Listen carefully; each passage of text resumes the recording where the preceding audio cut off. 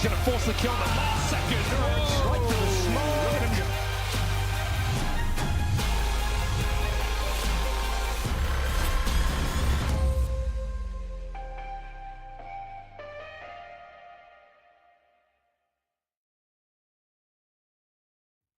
Welcome back, ladies and gentlemen, to another morning of the Thunderpick World Championship European Series 2. Yesterday, we saw teams being eliminated, we saw teams going through to the playoffs, and now we kind of reset all of that. We've finished Group A and Group B, and now we move over to Group C and D to see the next lot of teams that will make it through to the playoffs. My name is Freddie Renner. I am joined by the one and only Alan Hender. How are you doing today this morning?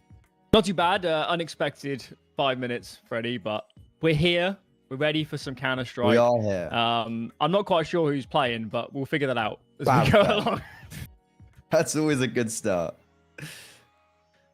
Yeah, so as I was mentioning, we're in Group C. You've got interesting names here, but like the name value of this group is quite substantial. Eternal Fire, obviously, we know them as the Turkish powerhouse. Monte, they made a major quarterfinalist. Reason, they've got a sticker in the game. But we're all here today in one group, and our first game up is FAVBET versus Reason. Let's go take a look at them first because they are an exciting one. They played in the UK. They came back to Counter-Strike in 2023 with a North American team. You know, sure, that was a random one. And then they returned back to UK Counter-Strike at the start of 2024, playing with Byfield in intermediate. They bounced around then with a multitude of teams. The most recent one in UK CS, even though they did come second in ESEA main and made the semi-finals in UKIC, it all kind of went to hell. And so that unfortunately didn't end well. But they're looking for potentially a little bit more of longevity with now an international roster, Alan. Polish, yeah. Polish. I haven't seen this 5 play. I know some of the players. SPARTA, I've seen a few times over the years, and Fnatic. I know those guys, but elsewhere, I'm guessing kind of newer names from the scene, more of a pugging background, or at least, you know, a lower level, maybe mid and advanced team that's climbing up the ranks. So, yeah, excited to see some of these new names. Reason being an org back in the space a bit more is interesting. Kind of best known, I guess, for early CSGO, some of the UK teams. And they had a brief stint with some Swedish players, some players that went on to play for Fnatic as well. They had Carrigan and Cadian at one stage. I think so. I mean, they're all over the shop, really back in the day. Maybe they had a Danish team. They did have a Danish team. They went to Copenhagen Games and like did pretty well. I don't know if you can actually find any of those things anymore, but like they had names over the years. I'm pretty sure you could. Certainly any Go event or late 1.6 yeah, sure. source would be available. Up against them, more known names, Freddie. We know these guys over the last couple of years. I always see this team and like, what's Marix doing here? And then I remember he does actually speak the language, so it does make sense. That was also my first. I think I think potentially we scrimmed them when he was trialing, and I was just like, what's going on? Like, what is this? Isn't he like from like Luxembourg? But yeah, I think Marix was actually a really good addition to this roster a year ago. I felt like he has elevated this squad. But it seems that they've only elevated it so much. Like FAVBET seem to be we're gonna make CCT playoffs, and that should be like a pretty good expectation.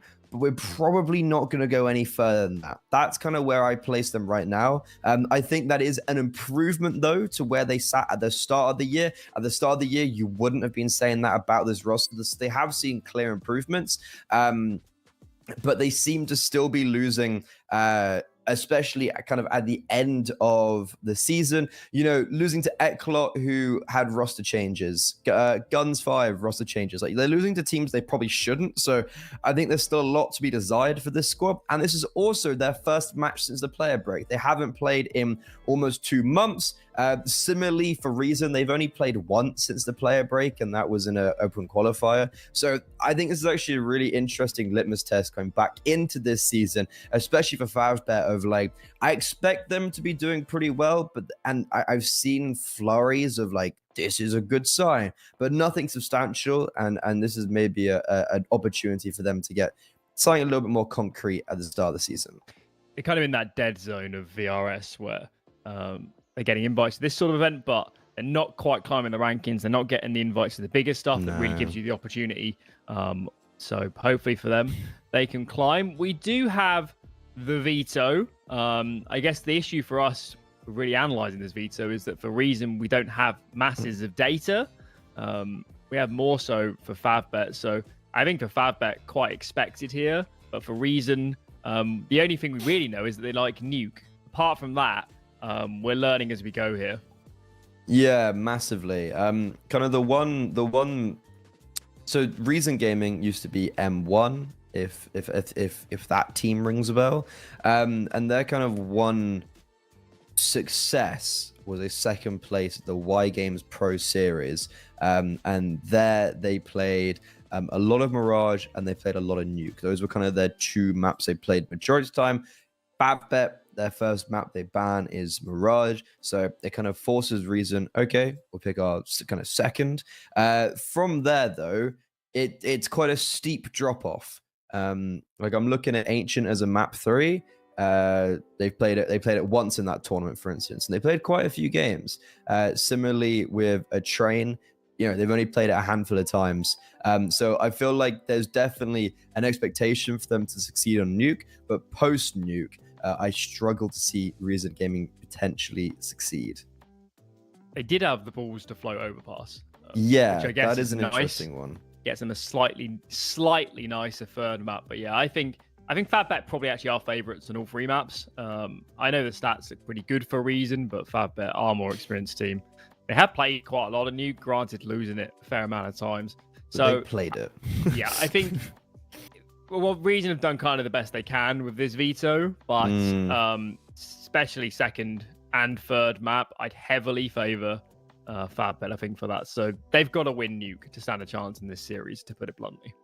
Completely, but this is also very early on in the tournament. This is only the opening match in Group C. The other teams, though, are quite difficult. Eternal Fire versus and Monte are no shrugs. That's going to be a very difficult matchup for whichever team wins or loses, to be honest. But losing maybe intensifies your position in this tournament a little bit more.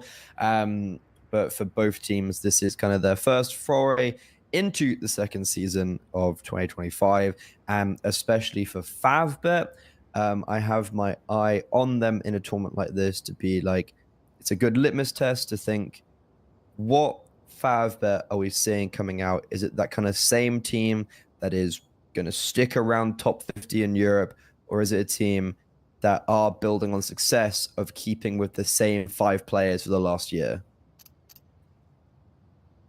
Quick drop out for Marix, but he seems to be back. So hopefully we can get underway in the near future. Nothing just yet. But yeah, I think certainly in the group these guys are in, Monte is probably the favourite, I would assume, heading into this one. But outside of that, it's not necessarily super easy to call. The Eternal Fire guys certainly have some good players, but a brand new lineup, I'd probably favour FAVBET over them. So, yeah, I guess it's really FAVBET, Eternal Fire jostling for second place. And then with Reason, they're the wild card. I just don't know anything about them. I mean, if they can get into the mix of those two, then certainly there is a chance for playoffs. Yeah, it's a bit of an odd one. Like, this Reason squad, you know, it's just a bit bizarre. They kind of came out of nowhere, and they get some pretty good names. You know, beating ENCE, for instance, like that's a really great result. You know, on Nuke as well, 13-4, and you have Suwonko dropping a 1.40 HLTV rating across that series, which is just kind of like absurd. And then how do you pronounce these names? What are Fnatic, I believe. Fnatic. Okay, that works. Fnatic equally dropping a very impressive like plus 129 HLTV rating against a team like ENCE. Like those results are no you can't shy away from a result like that. Like, that's just inherently very impressive. Let's see what they have today. All right, rock and roll. What have we got on the CT side? Julie's dropped to Tension, I think that one. Tension. See where he's playing, presumably towards Hut, Mustang, that sort of thing. But Ramp is the port of call. Smash says, no thank you, I don't want to fight that. Nade comes nearby, does a good amount of damage to pepper these players down. But what is the next move? Seems going all the way down Ramp and onto the site proper. The rotations are good. Best part, 3 players were here, and that's kind of the more operative word. Because Jackie gets absolutely annihilated. Smash does bring 1 back. It's going to be the majority retaking from double with a late prong of Bondic. Smash leading the charge, trying to make space for tension on those dual Berettas, and they will do battle successfully. Now, Bondic has to activate because his teammates are taking all the attention, and Fnatic, that is some very good awareness to disregard the players coming out of control. Fight Bondic, but unfortunately it does not matter. Tension with those dual Berettas on the rotation is able to claim 4, and FAVBET a retake that you would not have pinned for them to succeed in. Massive 4K to recover that round. It looks so good for Reason when they actually took the site. Started trading in towards control and double, but yeah, this man here with the big green out in round 2 sacks himself off body having head armor to get that. I'm not sure he needs to go for this, Freddy. I mean, I don't think Reason wouldn't never have had an amazing buy. So yeah, it feels like a bit overkill, bit of an ego move. It's almost more just like a 10 in the morning, like, haha, I can buy AWP second round.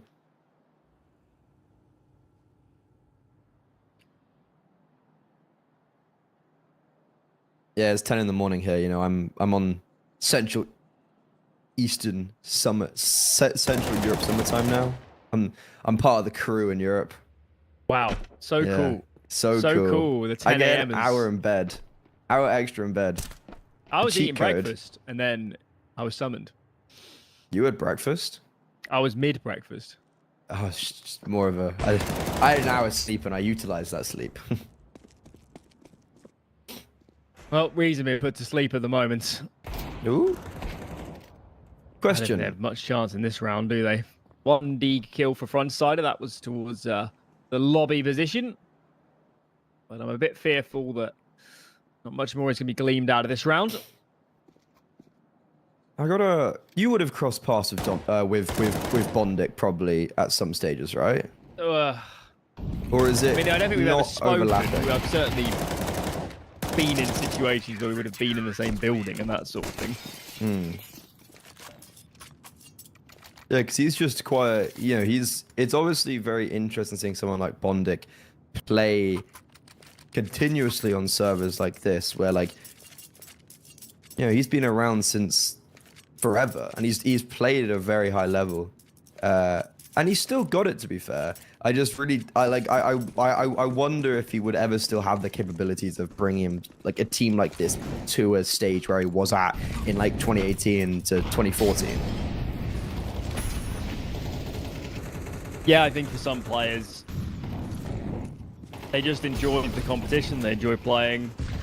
Obviously comes from somewhere in the world where maybe a lesser Western salary is quite good for him. So, various reasons. Tension there gets the pluck. And now even more information. These re-smokes going down. These players haven't crossed. The bomb's not down secret. This is not a good start to this round for Reason.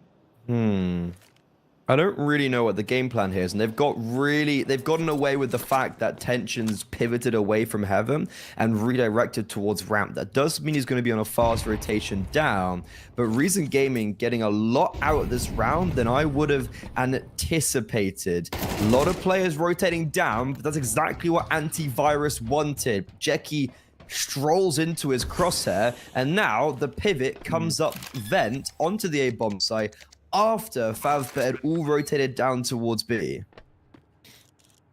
Save it is. Round falls apart for the CT side. Marix just seemed to get annihilated. I think maybe he's outside main or somewhere like that. But he was holding the cross as one of the smokes was... there's only one smoke to cross from red to secret. So that should have been an almost impossible scenario for Reason to get down without at least losing a player. But yeah, Marix falls and then everybody's rotating, and a bit of a mess really for FAVBET. You can't actually ask for a better CT position than they had with a man advantage and no way for your opponents to cleanly cross into secret. Yeah, I'm pretty sure they just straight up 4-man dueled Marix, to be honest. They just fought him and it worked out. Somewhat worrying that Reason are able to get away with a round like that. Fundamentally shouldn't. But it's all because of them able to pick off Jeki in the...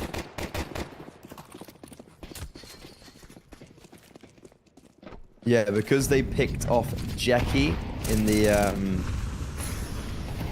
in the vents, it gave them a lot of leeway. When I think that was a bit of an unnecessary rotation from Jeki, seeing how a lot of his teammates are already down there. We didn't have to overstep the mark, but it's back to outside smokes of Reason Gaming. Tension still up and Adams with the AWP.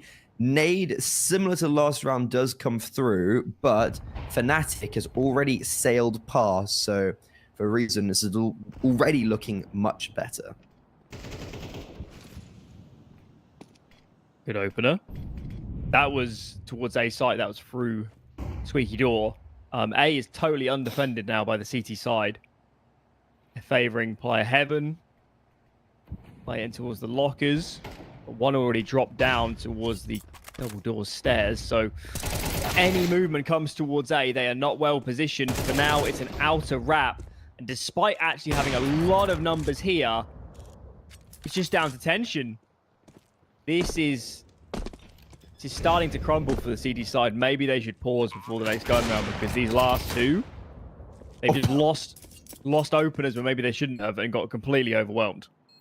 Sorry, it's a little sidetrack. That was quite a crazy. That's quite a funny shot from Tension with the Julies. But no, I agree. I think they have set themselves up correctly. The methodology of the round, I think, has been sound, but the execution has been far from it. And it feels like it's not a systemic issue, it's just maybe these smaller problems arising. Tension's dead. The question is, how many does he take away from the round? And it's none. That was a lot of flashbangs being thrown by Spavak. And that means the AWP and Tension's first death. And Eco is going to be pulled out, so I think we don't need to necessarily take a pause into this round. Maybe take this round and then pause. But yeah, I agree with, like, either way, you know, potatoes, potato, pause this round, pause next round. But yeah, Reason able to get away with these openers.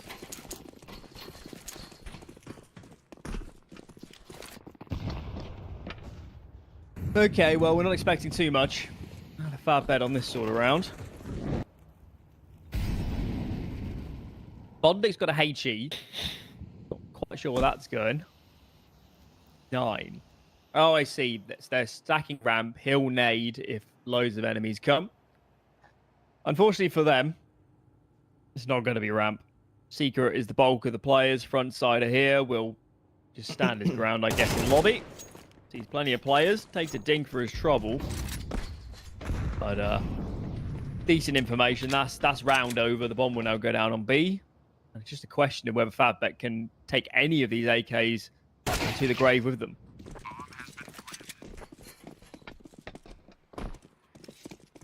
That's one.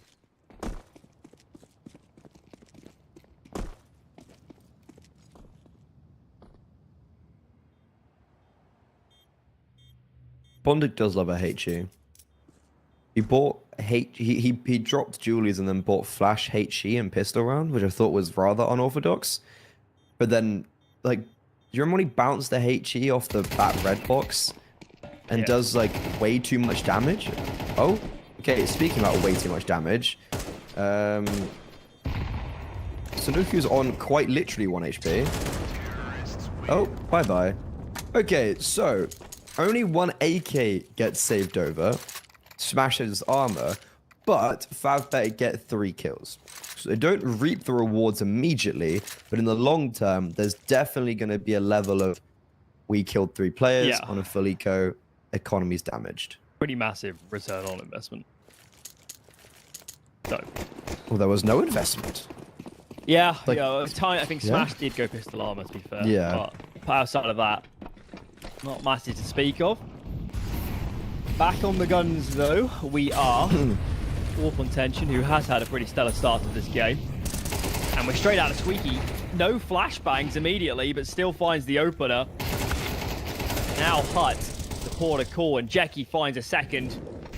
Heaven rotation is a very timely, so great hold from FAVBET. Big credit to Jackie. I think he did massive work there behind the silo.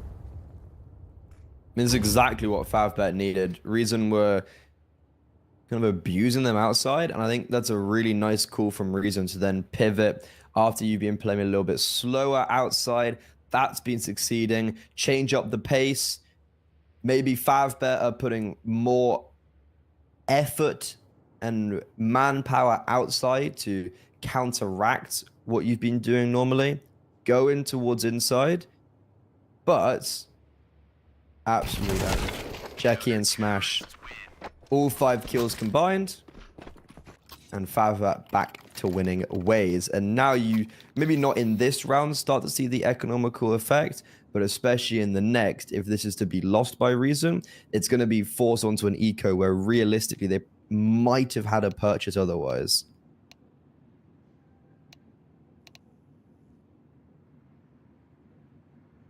Pause comes in.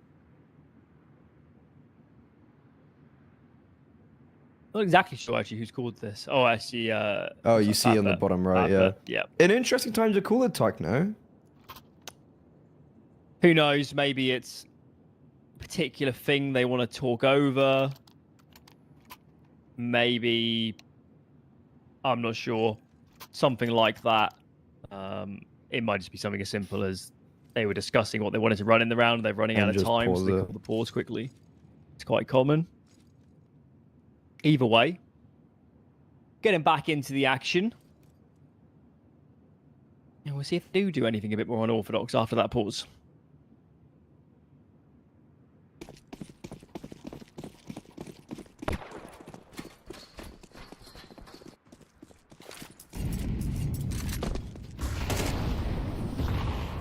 Back to outside for Reason Gaming. Tension's AWP is over towards ramp, and that's because Smash is making his way through secret. So Tension... Oh, they've actually just completely left ramp, and Tension's playing for outside. FAVBET are... They've seen these smokes, and they're fighting for it. There's a lot of pressure being applied to those players crossing, and that should potentially allow Smash to activate, but he doesn't get a single kill. The kill actually comes from Marek spamming through. So a very nice set round for FAVBET, where they come away from it in a 4 versus 4, and we've seen this one before. Frontsider just kills both players in lobby, and they run up the vents. Like a deer in the headlights, aren't they, FAVBET? Once they lose a player, there's so much movement. And Reason have done a pretty good job this map so far of just being decisive. They're getting so much ground so fast that FAVBET aren't being allowed that extra 5 seconds to react, and they're getting caught so much moving around. This is starting to get a little bit scary, I think, for FAVBET. They've shown too many weaknesses on these gun rounds so far.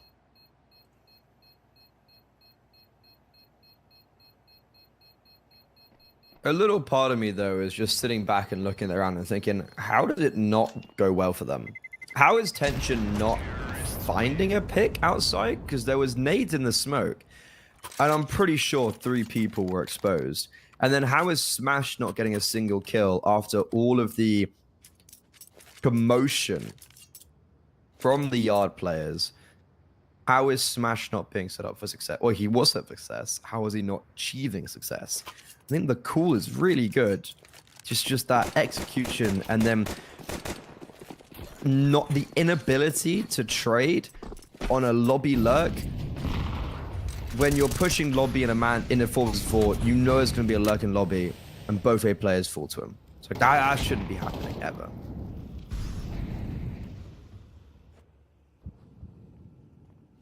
The reason picks Nuke, we know that for FAVBET, it's been a bit troublesome as of late, and maybe we're seeing some of those reasons. A lot of the things we're seeing could just be as simple as they're just not used to playing these situations together, or they're not as competent as they are on other maps. It could be maybe the communication's a bit lacking. Either way, it won't be long until they've given up a lot of T-side rounds to their opponents, so they've got to clean up their act the next 2-3 gun rounds for sure.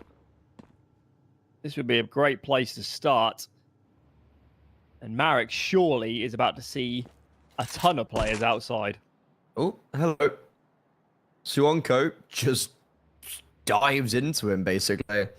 Luckily, Marek's able to get out of dodge in time, and also now conjoined with Jeki, but they're not playing together. Marek's is taking a very isolated angle, but if he thrives, it will bait in his teammates. Ooh, the timing, that is crazy. Fnatic moves just as Marek turns away, and it's all falling apart for FAVBET.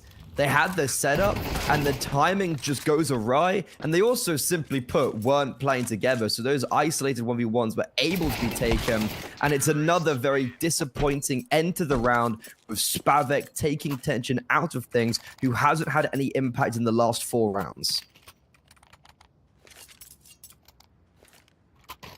It's getting tough.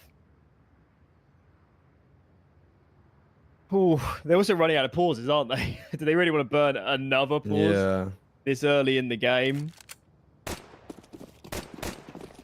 Pretty painful stuff. On the reverse, Reason just seem to be doing whatever they please at the moment. They're getting down secret, be it, you know, because of mistakes of FAVBET or whatever, good util from them, or they're wrapping out it all the time. They're kind of getting whatever space they want in this map so far. Taking full advantage. So, commend them for that. This round shouldn't be too scary for a Polish player. Just a question of keeping this clean and banking up even more money. What's crazy is that one of the better rounds for FAVBET in recent history was their USP round.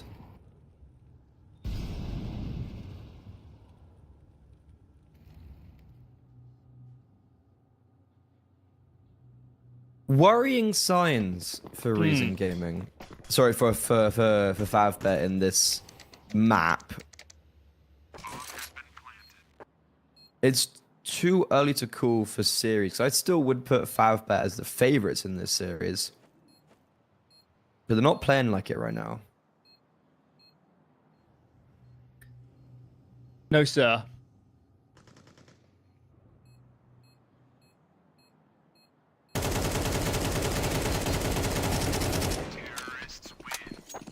Bit of a messy spray, but it works. You got 2. We take those. Storm is brewing. See it in the top left. This is, given that they didn't win pistol round, this is a fantastic C-side for Reason. They'd be pretty happy with 6-6, but I think we're quite confident they're going to find more at the rate they're going right now. FAVBET have got to change something. I think they can't let these players get out towards Secret anymore. They can't let them wrap out it for free. Yeah, I'm a little bit perplexed at how FAVBET are just playing basically the exact same setup every single time. This is a big change up from Reason. What? Frontsider has just run out onto the A bomb site with nothing more than a Molotov and a flashbang to support him from Spavek. In the meantime, we called it. They're just going down towards Secret.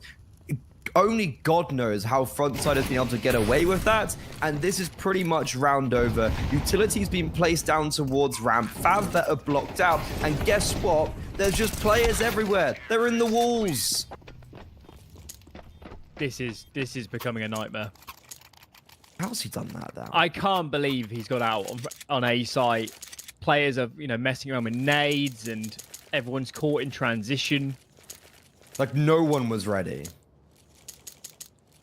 It was quite a change of pace, granted, but it's just a trend we've seen at all map. It's just everything seems to surprise FAVBET at the moment. Oh, this is a nightmare half. Half buy now as they look towards a full buy in the final round, but we normally talk about economic damage on these rounds, but we're getting to the territory where we just need some sort of round wins. At least we've got an opener. AK snatched by Smash. And unironically, this is their best chance for ages.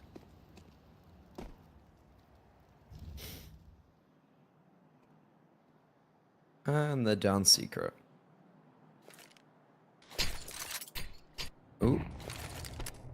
That would have been quite a good nade. I haven't seen someone nade Unbreakable Box before.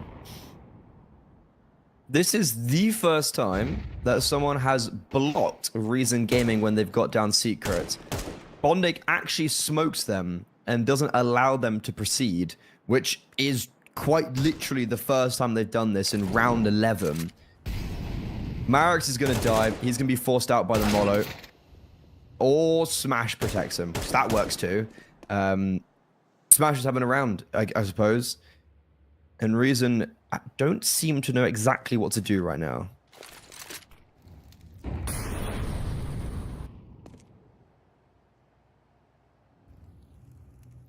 Guess they're just hoping for some decent duels and at least alleviate the deficit a little bit. Fnatic here goes looking. Does find his man. There's nobody else lower right now, FAVBET, and they'll be pretty scared to rotate vent. So it will be a bomb plant. If we can get some decent map control, this isn't a terrible position. Smoking out onto the top stairs by double doors. I don't think Reason should be too despondent about this. They got the bomb down. They got free AKs for them, lesser weaponry for their adversaries. They have the site. Control as well, double doors. There's nobody coming ramp. If they realize that, they can really focus the forces. Marix here has got to win this duel. Very awkward engagement, and look at that. Now we're in a one-on-three. Absolutely overwhelmed. 3-class kills, though. Brings this back. Almost the ace. And there's no time, Freddy. They have salvaged the round. Oh, that is a tough pill to swallow because everything goes right for... Everything goes right for FAVBET in that round. They mollo Sunuku out of Dark. They're able to isolate the player double. They do all of this while starting the round off on a low purchase. Tension and Smash finally have impact in the game, but it all comes down to the time. No kit, and FAVBET sit drearily with a 5-round deficit on their CT side of Nuke. And it looks like Reason are going to be attempting to go for a 9th. They've not really gone towards a Reason, but when they have, it's succeeded tenfold. And I wouldn't be surprised if they just go for another layered execute.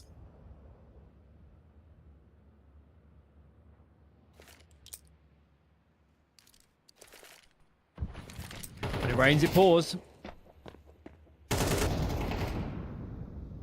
What a FAVBET have to do to win a round. It's been so tough. So tough as of late. Another reasonably standard CT setup. Can break these smokes. Spot player on the cross. Gets an opportunity. No connection. Frontsider here, as he has done all half. So eager to get into duels. Finally is felled by Marix. Smash gets down to Molly. This looks a lot better. These T-side players are quite contained. Ow. Tension dies ramp.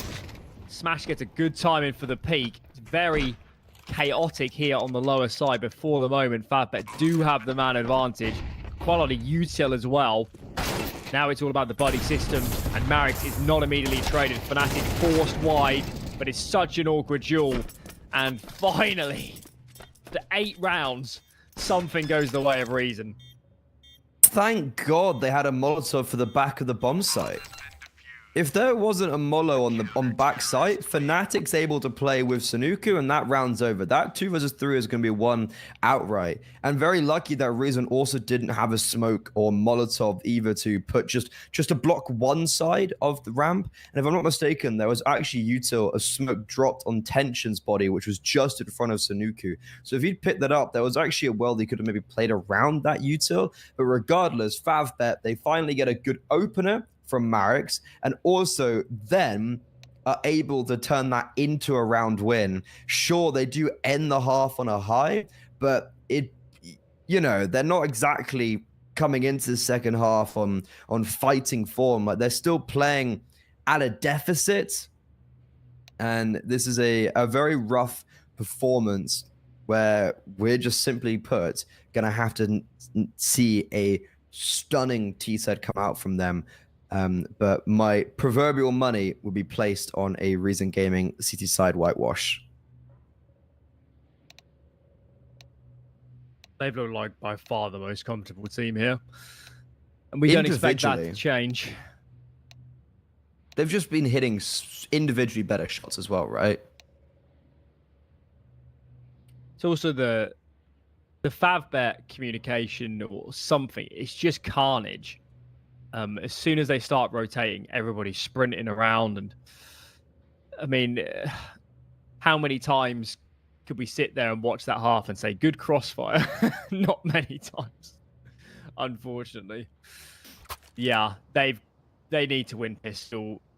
They need to maybe get some gun rounds under them early, because yeah, they need every advantage they can get in this map right now, because Reason look like the better Nuke team to me.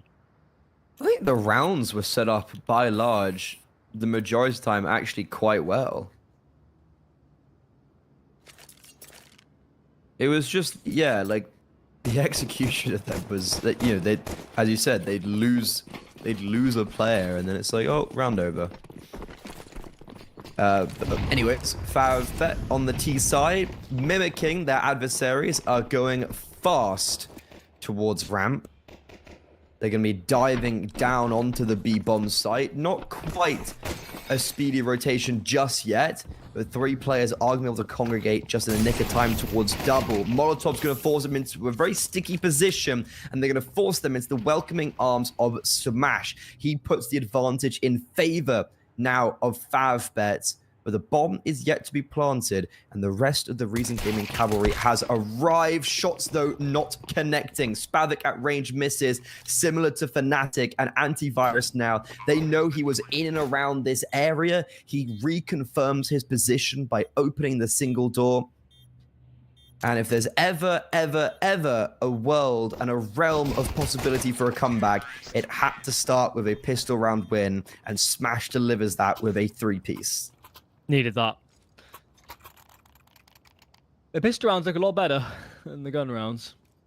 It's the only thing keeping them in this map right now. It's something. Yeah, that's Counter-Strike. I mean, a lot of people, and for good reason, don't love pistol rounds. They prefer gun rounds and more strategy, but this is the playing field we all assemble on. Part of the game. And Reason have decided we don't feel like a force by second round. We're going to save. And yeah, ramp stack is absolutely the call right now.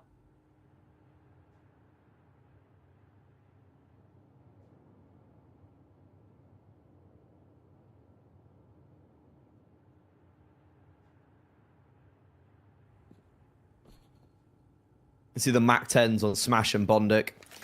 Send them out. Let them search.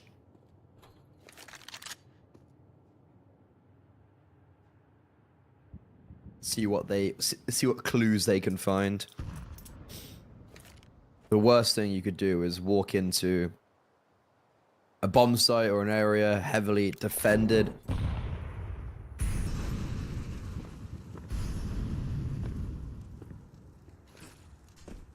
It's like Bondic Poke. He'll confirm soon enough. Save Smash will equally transfer over. That's He's very under good pressure. for money. Bondic, let your brother have the ace. Come on. But 5 Mac 10 kills. That's 3 grand. I think they'll hold on to them as well. This is a full bore bonus round in this one. Could go very aggressive if they like. Especially with this sort of weaponry. Let's see. Now this looks like pretty standard outer sort of smokes. Going down soup.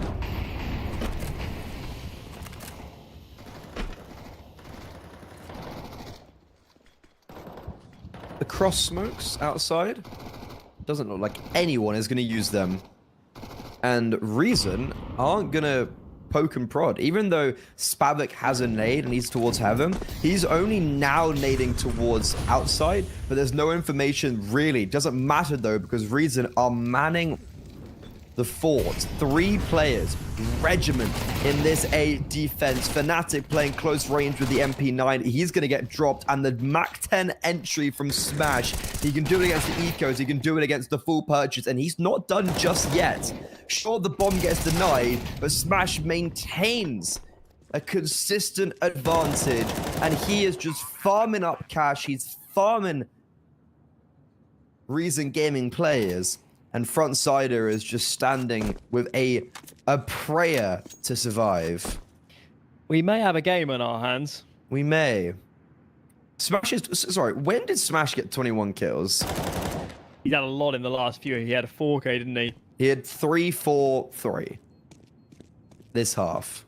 That's a pretty dominating start. His RWS is going to be crazy. Oh. It's nice. FAVBET did have a lot of money, and they were mostly Galils. And, yeah, 2 and Mac 10s. What is... Sorry, there's an interesting... Because this is, you know, this has changed in the last few days, weeks. Every killer CT side gets, everyone gets $50, right? Yeah. So those are rounds. Normally you'd be like, whatever. But is there now just kind of an extra ounce of... Well, we probably shouldn't have given the kills because that's, what, like 250 for everyone extra?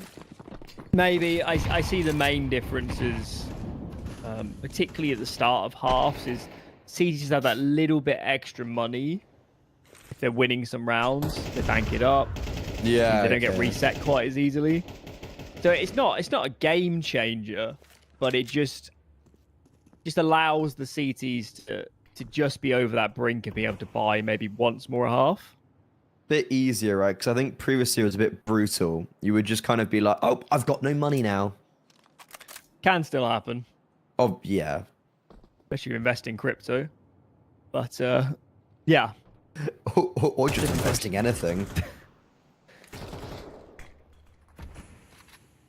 I'm still stunned the FAVBETs in this game, man. They were shocking on those CT Can rounds. I correct you? FAVBET are not in this game. Smashes. Smash is in the game.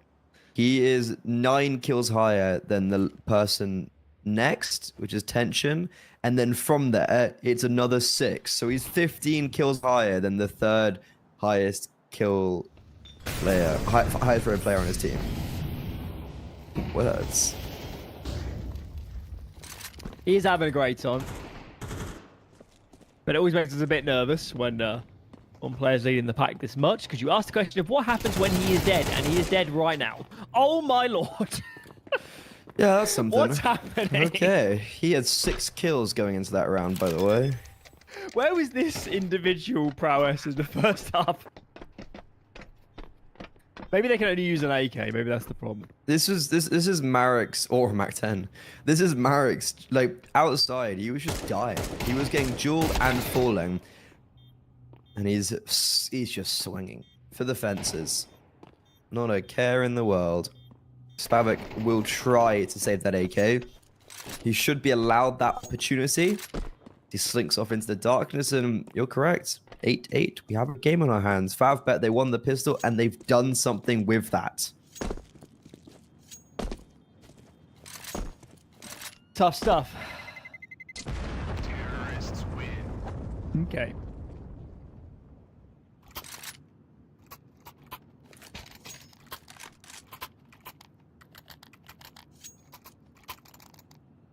It's Reason now that needs to start pausing.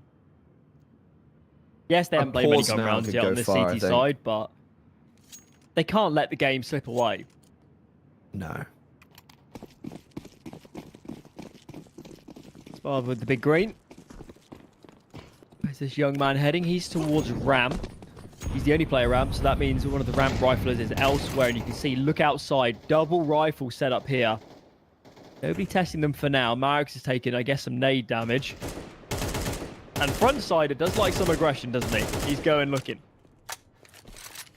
Well, Frontside was he was the one just walking out A by himself on the T side and getting double openers or getting a great. He was very aggro lurk player as well. Like his teammates would be just in secret and he'd be like, "I've killed everyone on A, guys." But his aggression, he doesn't get anything directly from it, but he gets information. He's going to be replaced by Antivirus, who's just pushed outside, and he's shooting them in the back. This puts FAVBET in a very difficult position where they're going to have to pivot over towards ramp now, right into the AWP. Jackie shuts him down and only allows him to strike one. Issue is, it's still a man disadvantaged position for FAVBET, and they've got no real utility to work with. And how has Frontsider got down towards the back of the bomb site? This man is possessed. He's just running around everywhere. He's faster than anyone else, apparently. And with great reaction speeds, Reason get back onto the board and reclaim the lead. Yeah, it took a bit of time, but now we're rolling again. Frontsider made a very quick call to drop vent. Yeah, after ramp was contested. Great reaction. Certainly was. Bit of help from teammates, I guess, as well. If they're making any noise towards control or decon, nobody's looking backside. That helps too. Okay. Second pause here for... Sorry, first pause actually for Reason. Not sure exactly why they'd be pausing right now. Potentially because they're a bit scared of losing this gun round, then maybe having borderline money themselves to invest again. Let's see.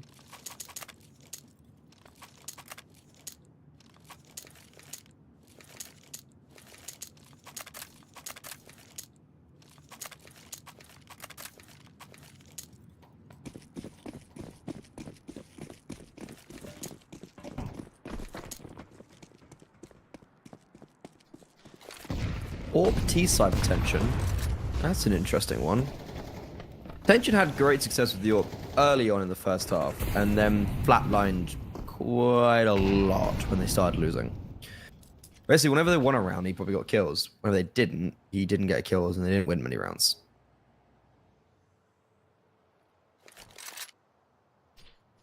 Bit more default heavy for FAVBET. In round 18, they try to go for an A pop, and unfortunately that was the round that Antivirus decided to get aggressive outside. A lot of space being offered up.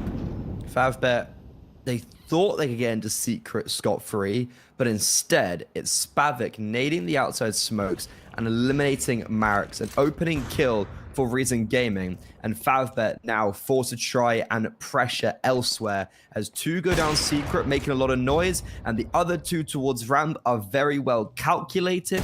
It's very understandable what they're doing, and Reason Gaming just read this round like a textbook, Alan. I bet it's in real trouble. They'd love a plant just to give them a bit more money to play with. But Jackie decides to go front and actually fight. Does find Sanuko. And all in all, Tension finds himself in a potentially a doable scenario. Doesn't have much time. He's got to catch Fnatic quickly and get to A, but he doesn't do it. And that is going to sting for this T side. They don't have a lot of money in reserve. It's going to have to be an eco. It was quite a valiant resurgence from FAVBET, but I feel like the wheels are starting to come off. Yeah, we've come straight back to the type of round where it's just like, oh, okay. Well, you know, it was a game plan, but it was just executed so poorly. Like, this is actually very reminiscent of the first half of great few opening rounds, and then just back to normality, where Reason look objectively like the better team, and FAVBET look a little bit lost and just don't look too comfortable, and they're jumping off silo and losing half their HP. Luckily, it's an eco. It doesn't really matter too much, but it's just still one of those things where, like, it's not really a great look, and for Antivirus, it's great for his ecos.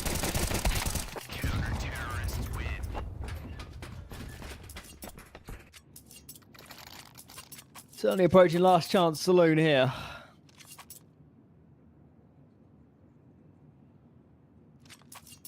FAVBET have won, what, two gun rounds, the whole map?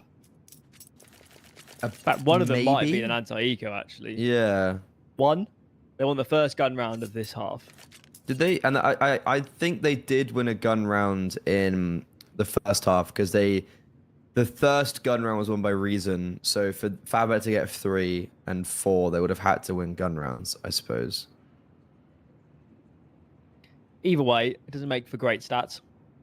No. FAVBET taking their pause.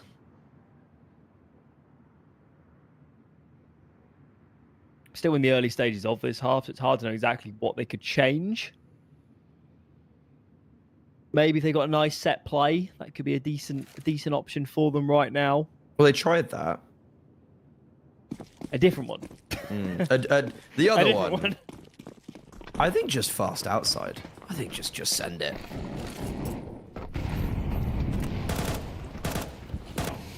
It's going to be something inner. It's going to be an inner pop or something of the sorts. Yeah. I mean, the inner pop probably would have worked last time around if Reason hadn't perfectly countered it. So it feels like we're actually going to go for the exact same round as round 18, but this time hopefully not as interrupted. CTs are not that well positioned for this. Their rotates are way off. They have managed to stall for a few seconds. If Antivirus can get into main, it's going to help a great deal. The team kill in the mix, which is highly unusual. Antivirus does make it, but only goes 1 for 1. Oh, what? And the HP is so low. HE grenade could do so much damage. Does the bomber go down? Just about. Player stuck behind Tecturus. And the AWPer here does his job. 12 for Reason Gaming. Impressive that FAVBET could actually get it into that 2 versus 1 situation. I exclaimed when they got those last 3 kills when they were in the 2 versus 4, because it felt like Reason actually had a pretty perfect hold. It was, as you mentioned, Antivirus had rotated towards Heaven. Kind of everyone was there and doing their job really well. And then FAVBET got some really clean openers, and then also a Molotov Martyrdom kill. That was an interesting one. But overall, FAVBET cleans up a very easy clutch, and Reason Gaming look like they're going to be closing out their map pick for a 13-8 scoreline most likely, but it's also very deceiving because this could have very easily been a 13-4. There's the opener. And now it looks scary. 3 players outside for Reason. They do not want to allow FAVBET any room to maneuver. Smash does find one. His teammate falls by the wayside. Smash surely is dead real soon as well. Bondic here goes for the lurk and gets absolutely assassinated. This is done. I don't think there was much support throughout the majority of that. I think Antivirus just swung. And fair enough, they've got the confidence. As I said, the scoreline's misleading. This game is way more one-sided than it shows. And this game could just end off right here. Front-sided towards ramp. Dinks, the only high HP player, a nade to follow up, lands on tension. And Smash on 21 HP. 1 bullet will do the job. And Reason Gaming on their map pick proceed with vigor as they take the 1-0 in our opening game of Group C. It was good, yeah. I mean, it was decisive. it was certainly a map where FAVBET were doing some unorthodox things, to put it nicely, and some bizarre moves, and individually they looked really out of it on that first half, but you can't take anything away from Reason. They played good Counter-Strike. They made their opponents uncomfortable. Frontsider just pushed every single time he could and just caused so many problems. It'll be very interesting to see later in this series if the map was a big factor here, but I'd be nervous if I was FAVBET because I would have expected to clean up this series, and they haven't, and they're not going to get an easy win now. That was our expectation. Sorry, I don't want to speak for you. That was my expectation, 100%. That I was like, FAVBET the favorites in this series. Reason they kind of had like one good result in a tournament, and okay, they did beat ENCE, which I think is a phenomenal result. But there's not much to take away from that. FAVBET, they're on upward trajectory. I hope to see that continue post player break. But for their first map after the player break, maybe it's just a bit of rust that they're shaking off, and let's see if they're able to then brush off the cobwebs as they now go on to their map pick of Train. He's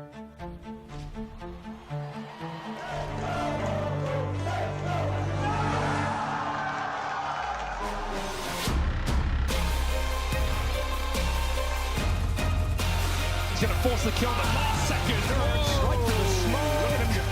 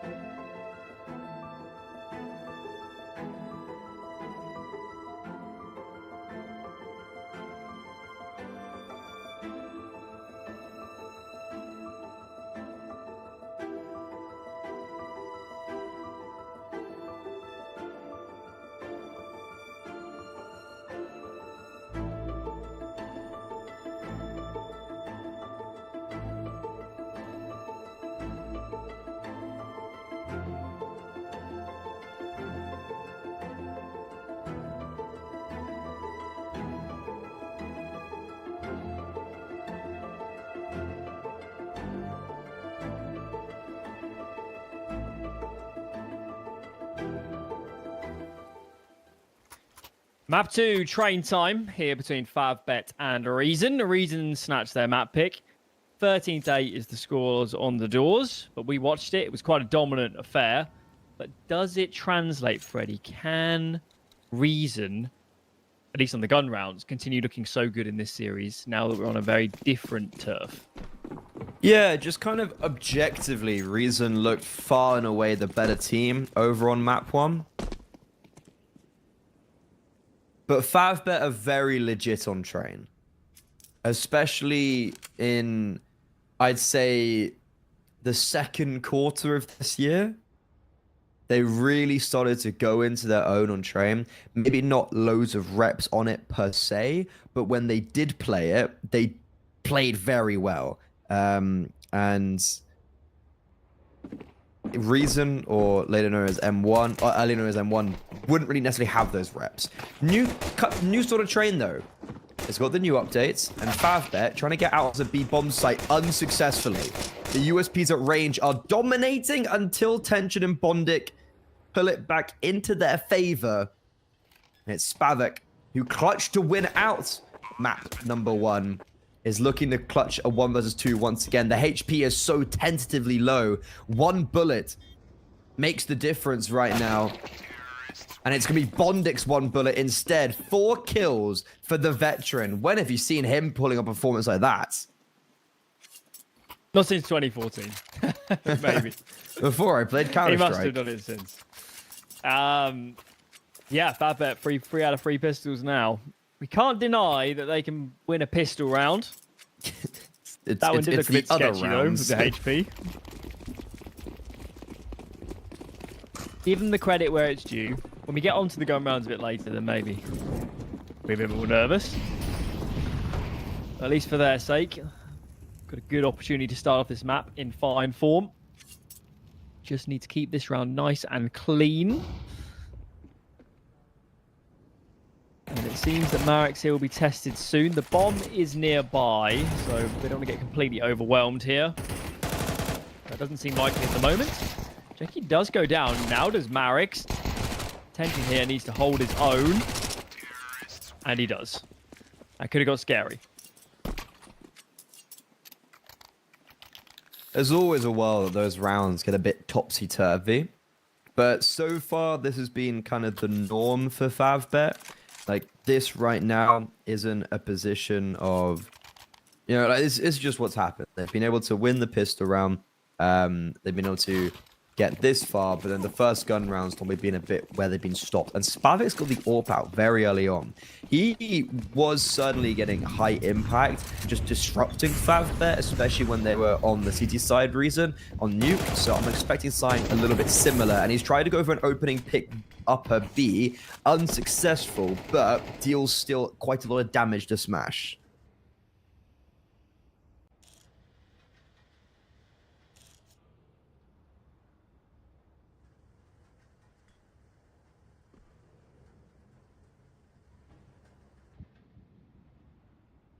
SPARTA to be tested soon. This flank is very timely. Oh my lord. Wow. Marex caught, nade in hand, doesn't get it off. Players getting plucked out of heaven at the same time. For those that miss Nuke, this is what it felt like. A lot of the gun rounds. And this is an absolute whitewash. No kills. Yep, I feel like we're back to where we are. Like, that round is just perfection from Reason Gaming. They have all the right reads. They have the right understanding, the right timings. Their aim just connected better in the duels. From back to front, it was good. Good going. And for FAVBET, it's just exactly what happened on Nuke, isn't it, really? First gun round on the T side. Not gone in their favor. They're now on the Mac 10s, the Galils, the Tech 9s. It's a ragtag purchase. And it looks like they might try go do the same thing as last round, but just quicker. Because it works so well. Yeah. But this time, frontside is taken very low. Sparva's on location, that AWP. There is a Ivy push in the meanwhile. Oh, oh sure. my lord, not again. But Max Max is is more trained for the aware. moment, but he's got to look elsewhere to throw his nades in the moment. He's also got a Tech 9.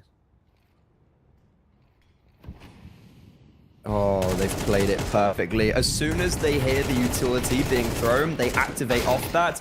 Sunuku and Antivirus, well, actually just Sunuku gets all of them. Antivirus is just a bystander. And then guess what? There was an Ivy push. What are you... He's getting absolutely mauled. It's just... It's so easy. They just hear the util and they go, okay, we go now. Yeah, I guess the Ivy push. The info on that is pretty mega.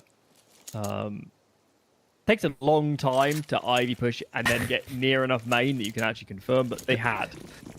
The thing is, they'd already got so far, I think, up. Yeah, they'd already got so far up top that they could confirm that as well. And I think they cleared out A main at the start of the round, and then just gambled like, okay, well, we didn't see anything there. We didn't see anything Ivy. We've heard nothing. And we've got the only information we've had so far is towards B. It's like a bit of gamble because of the lack of A main presence, but it works out perfectly. FAVBET out here praying there's another Ivy push, but no chance of that. I don't know what's going on with them today. It's just... Obviously, it was kind of CT side, the first map that was getting crumbling all over the place. Now it's T side here. The gun rounds look pretty brutal in terms of the first two. Here comes the Ivy move.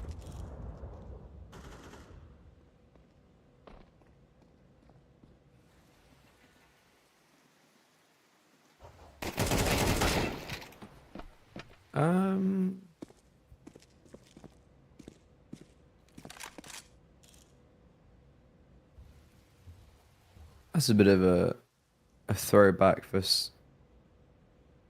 SPAVBET, because the Kenya stick on your Asimov, wasn't that like his thing? Magic stick.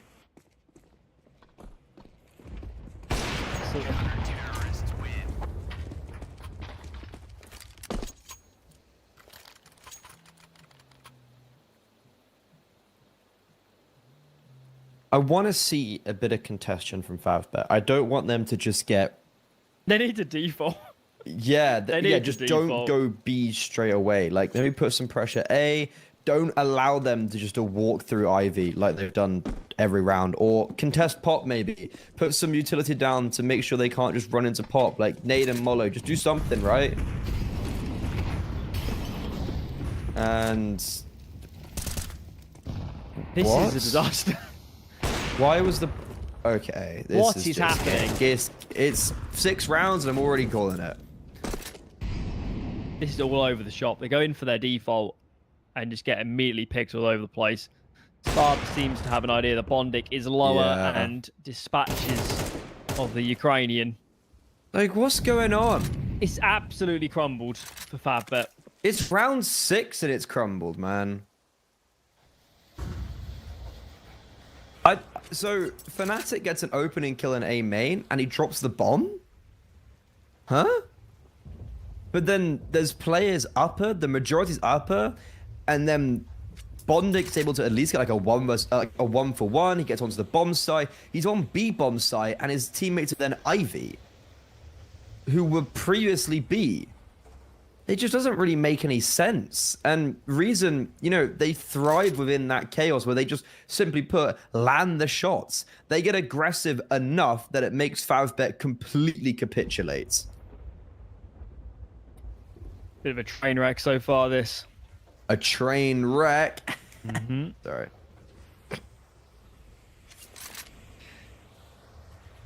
Not even going to acknowledge that one. It's just peak comedy, that's why. FAVBET need to pause. This is such a disaster. I think they're trying to be really smart. I think they're trying to, you know, we saw the 2B hits at the start of the half. I'm sure the second time they tried to hit B, the logic was, okay, we just hit B, it didn't work. They're not going to be playing more than one here. They're trying to mind game it. That last round, gun round that is.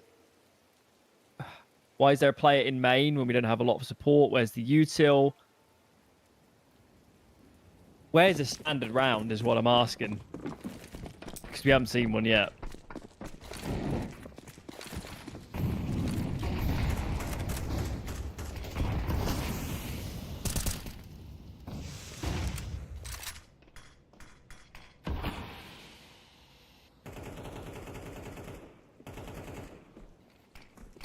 Well, it's a bit different. Fast out A. Marix is just neglecting clearing anything, and he runs to his grave. In the meantime, the main offensive coming through Ivy. Space has been granted. Bondic is in CT spawn, but he's on a solo mission. Frontsider clips his wings, and FAVBET have yet to really make an ounce of movement. Wow. And when they do, Fnatic is able to make that micro adjustment perfectly, and all 5 players stay alive as the iron fist of Reason Gaming smashes down upon FAVBET. Their time to kill is unbelievable, some of these players. Fnatic here has got so many instant kills. Pretty unreal. FAVBET, no pause, they're straight into it. We're only 8 rounds in, or you're coming into the 8th round, but they look dejected to me. They've only won a handful of gun rounds this series.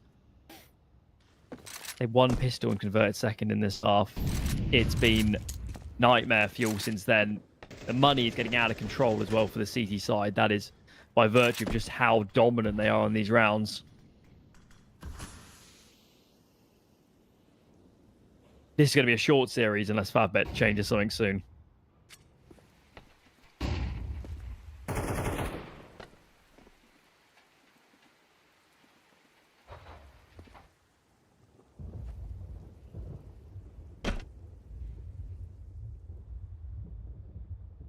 At least they have pop control. It's the first time this game they've had that.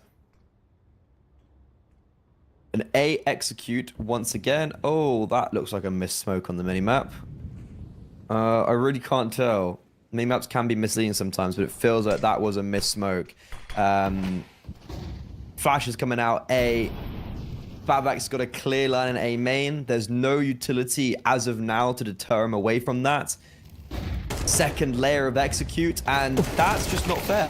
That simply is just not fair, Alan. Sunuku, fully blind, just taps in front of him, 2 bullets, and they connect onto a headshot. The kill to time is simply ridiculous. You've said it, and this round was the perfect example of that. Sure, FAVBET do get some kills, and there is a rebuttal, but by and large, as soon as anyone comes into the screen of Reason Gaming, they fall. But Tension, was that a one tap? 4 bullets left in the magazine. Time's ticking down, and there isn't enough time to get the bomb planted. Spavik survives and wins by that virtue. Yeah, I think they get a little bit cocky there at the end, but rounds are rounds. Reason are still winning them. Fnatic is so confident. He plays so wide on so many of these fights. FAVBET must be feeling like nothing is going right. Nothing is possible. They are throwing like, different options now at this, and nothing's working.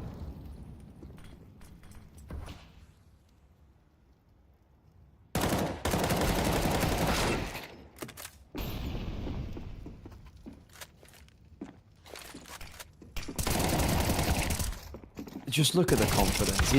He's got like what, 13 HP instead of, I don't know. To be fair, you can't really retreat there, but it's just more the fact that there's no other thought in Antivirus's mind there apart from I'm gonna push forward and I'm gonna take the jewels. No hesitation whatsoever. It's a low buy round.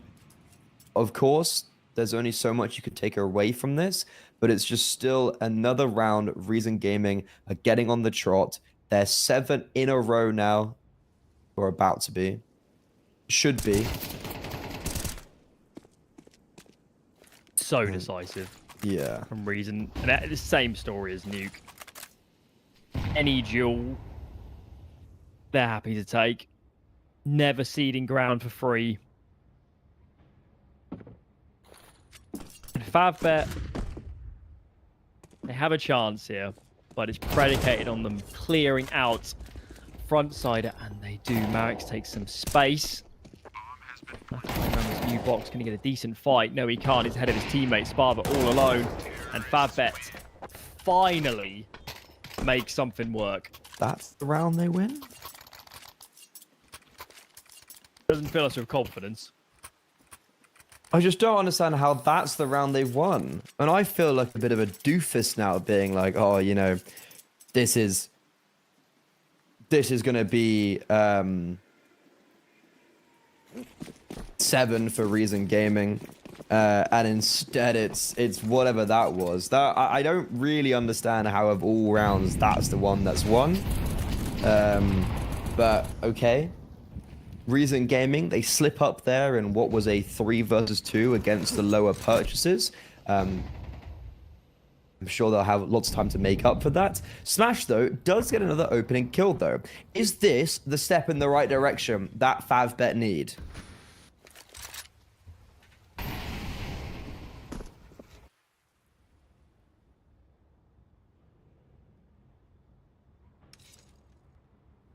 Smash peels off. There is some information here being gleaned. But it doesn't count for that much for a reason unless they can actually reposition. Now Antivirus starts clearing brown halls. Okay, frontsider can come off of B. Should be soon. So A is going to have 4 players, and FAVBET are so slow, man. So slow. 46 seconds remaining. Only now starting to make a move. Fnatic is caught, and that should help proceedings a great deal. Now it's all about the buddy system. Antivirus takes his fight. The bomb is being rerouted from Ivy. They're clearly scared to send it in that direction. 25 seconds to go, and fortunately, Smash gets his catch, so time is burning. A little bit close for comfort, but it should be A-okay. Should be fine. There shouldn't be a worry right now. Frontsider is most likely going to have to just slink off. Most likely just going to have to be forced to save.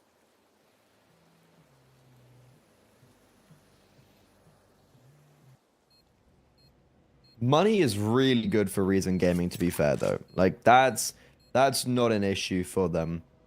They're going to be able to buy up, most likely, for the rest of the half. But that one slip up, the one slip up, which was FAVBET able to win that 2 versus 3, seemingly has snowballed a little bit into now this T side just looking competitive, where previously it wasn't whatsoever.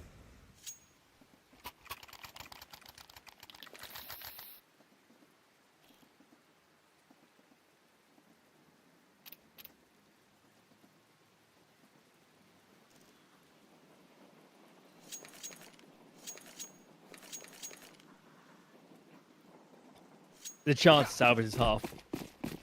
4 rounds isn't too bad. I mean, granted they did win pistol, but rounds are rounds. At the end of the day. And Reason, I don't think they're going to change their tune. I think they're going to stay very aggressive. Obviously, the last couple rounds haven't been winning quite so many duels on the aggression. But this time, Antivirus has his space. He's got main. Quite confident to play 4A as well. You can see frontside is just jiggling bottom ramp on B. For the moment, FAVBET haven't done too much to scare Reason, force any rotations.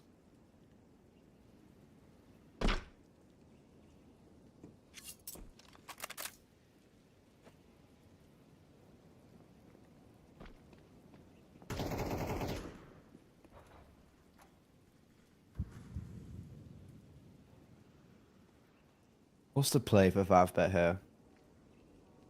They don't have a huge amount of map control.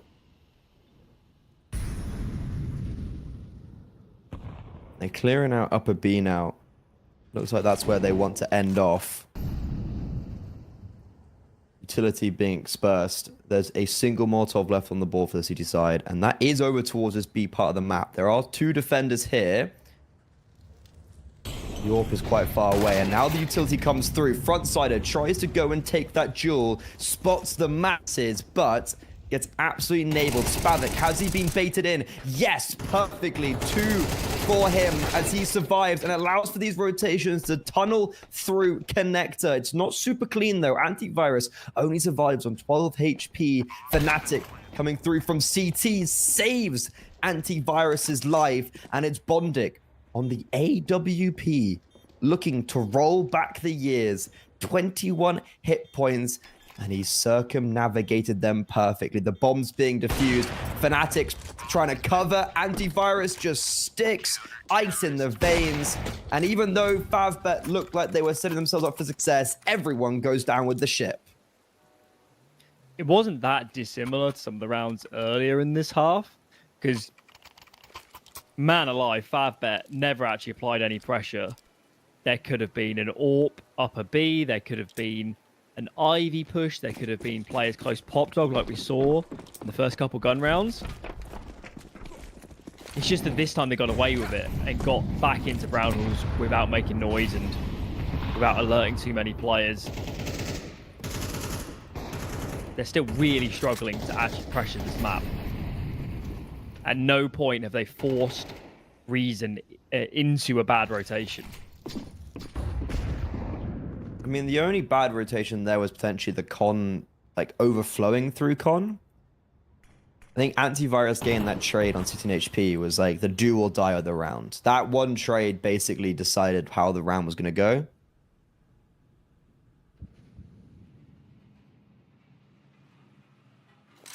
But 5 for FAVBET, Alan, I feel like makes it contendable. 5 here is a very nice end to a pretty rough half. I think for me, it's the fashion. It's the... FAVBET just are not playing good Counter-Strike. They're not playing good team Counter-Strike. And it feels really slow and indecisive. So yeah, they'll be in the game. But there's still a checklist, isn't there? Probably win pistol, maybe some early gun rounds, tidy up individually. And I'm not sure all of those are... I'm not sure we can assume all of those. Yeah. This round's interesting. FAVBET chose to have Smash fake towards B, Molo towards connector, but it feels like that Molotov connector should have come way later to not allow for SPAVBET to rotate over with the AWP, which he has been able to do so quite easily, so he's out in the action. But these opening entries have been, for once, pretty flawless for FAVBET. Reason Gaming actually just succumbed to their might. And now it's Frontsider and SPAVBET in a 2 versus 4. It's the final round of the halves. They have to go for this one. There's not going to be any reason to save.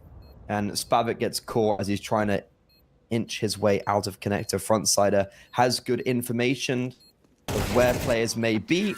But there's so many on the other side. As soon as he strikes, the rest swing. 5 allows the possibility for FAVBET to make this game competitive. They're not out of it. I'm still less than convinced by their CS. I would agree. Yeah, the one other factor is we don't really know what Reason's going to look like on the T side of a nuke. That's quite a big question mark here. We knew a bit more about their nuke. We knew their nuke better than their train. Their train T side could be troublesome. They might not have brilliant options. They might succumb to the issues that FAVBET had here, where they just get stalled out about mapping, about kind of space and applying pressure. Certainly, if you're a FAVBET fan, that's what you're hoping for.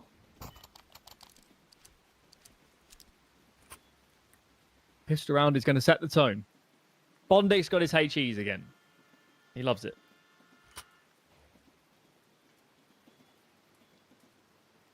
He does like a HE on a pistol round. And to be honest, it actually worked last time. So, hey ho, who am I to judge? Yeah, it's exact same kind of round from the CT pistol and Nuke. The setup, that is. And Marix, Marix needs to get into A main, and he needs to win this duel. He does the opposite. He loses the duel. But then Jackie at range, just tapping away as they're floating through Ivy, Pop Dog rather, he just demolishes them. And Jackie is not finished. FAVBET, they are ridiculously good on pistol rounds. 4 for 4, and yet they still trail. It's kept them in this map. What a round. Monster one from Jackie. Every pistol round, someone has a round. Like, Bondic had 4 in the first pistol, he's got 7 kills. Jackie had 4 this round, he had 6 kills before it. Like, on Nuke, someone had a round to get the pistol. Force buy for reason. They're straight back into this. Certainly, having seen some of these individuals now, we know they can be punchy, so it's not a given. FAVBET going to close this. And here comes the hit, exploding out of Pop Dog, now gaining ground. FAVBET have ceded a lot of space here. So the frag seems to be going their way through the smokes. Bomb does get planted, but we're not getting anywhere here. We're not getting any sort of after plant. Matic finds one. But that is it. 3 kills on the SMG. It's an extra... Maths. They might buy again. If they got 3 kills or more, they definitely would buy. Yeah. But I'm not sure. The lack of kills on the other side would make me question a purchase. Especially when you're not chasing rounds. Like, you don't have to do anything abrasive or unorthodox to try get yourself back into the game. It feels maybe a little bit silly to then throw away the rounds. It's 7-7. Reason look like the better team. Maybe a little bit unjustly 7-7 scoreline. Feels very comparable to Nuke, where you look at the 13-8 ending and you look at it on the scoreline on paper being a close game. It feels a little bit unjust. But Jackie is making good work so far in the second half. That's 7 kills as of now in 3 rounds. It's exactly what Smash did on Nuke. He had like 4K on the pistol and then back-to-back 3Ks. And it was like, oh, since when did he have 22 kills or whatever?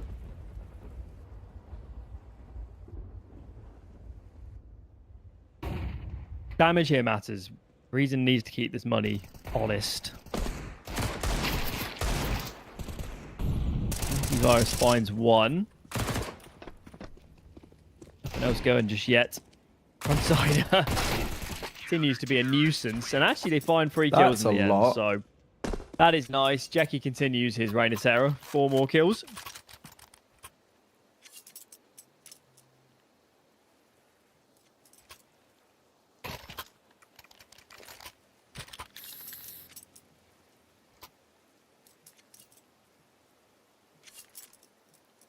He's going to set the tone. Yes, so Jackie is playing well. Who else? Because these 3 rounds of basically Jackie. And it's going to be fast. Very right out the gates. Reason Gaming charging out of A main, but very solo. Fnatic goes basically by himself. He takes a nade to the noggin to begin with, and then the spam from Bondic to follow up. So his early pursuit, very unsuccessful. And there's going to be potentially an attempt to just sidle out of the B bomb site. But in the meantime, Jackie's pushed towards Ivy. Sanuku's fallen. That's confirmation to FAVBET that it's probably a play over towards the B bomb side. Frontsider has got an opening kill though. That's worrying, especially considering that Antivirus has found another at range. A convincing 5 versus 3. Now thrown into disarray as Reason Gaming set themselves up in a 3 versus 3 post plant. Wild. Oh, what's happening? I can't believe this round has fallen apart. FAVBET, man advantage. They're playing retake B. player frontside just walks out and headshots. Player playing so safe at the back. Now it's on Marix. Oh my god, they've won it. He's actually won it. Wait, is there enough time? Oh my god, there's enough time. What is going on, Alan? What is he doing peeking? Why is he peeking? I don't know. I don't know. What is going on?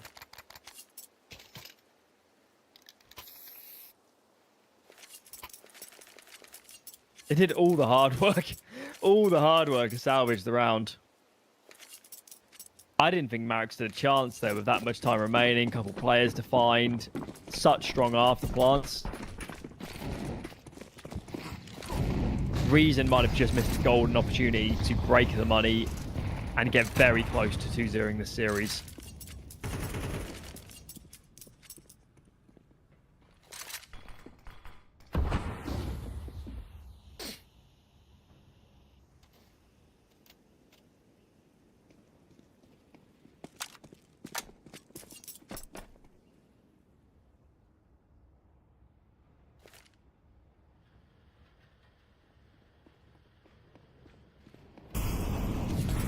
Well, it worked out with B last round.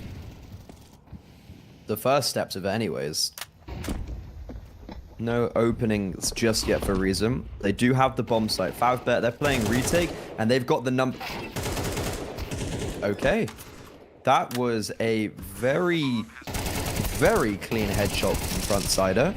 And Smash just charges in and takes down 2. Okay, it's all falling apart. Very similar to the last, but maybe a little bit less egregious. Reason, they're able to get the openers, but then the round falls with them. Antivirus is the final alive. He's charging down into enemy Lions and is proving to be a bit of a nuisance. Unfortunately, there's nowhere for him to call home as Tension finds the second in the round and they hit double digits. It's not totally dissimilar Counter-Strike. From Reason to what we saw on map 1. It's very headstrong. They're just so intent on fighting, and fighting. A bit more restraint though could be nice, or at least getting aggressive together equally would make things better. No, that's too far. That's too far, Alan. How dare they play as a team? It's a style of Counter-Strike, right? We're on Nuke, we're like, oh, this is bloody beautiful. And then when it stops working on Train, we're like, ooh, this is really bad. Like, when it doesn't work, it looks really bad. It's picking when as well. In a 5v5, you got to try something. You got to make some moves. But when you've got an afterplan, you've got decent positions. The game changes.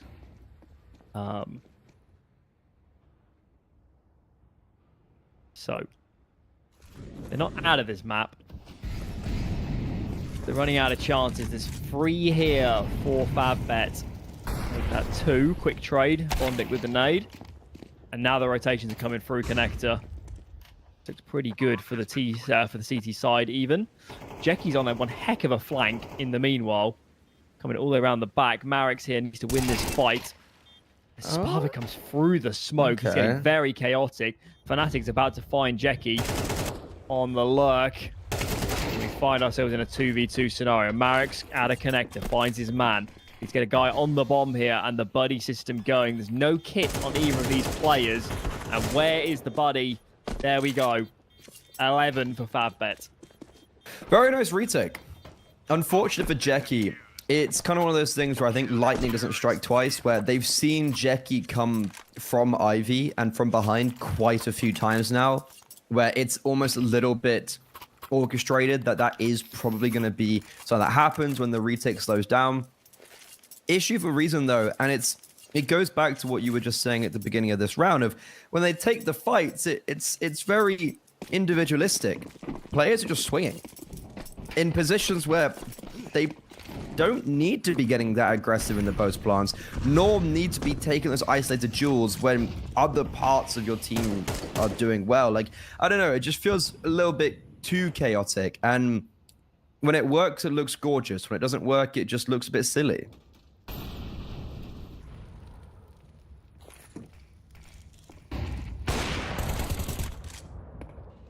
See, that's how you play as a team. Crumbling.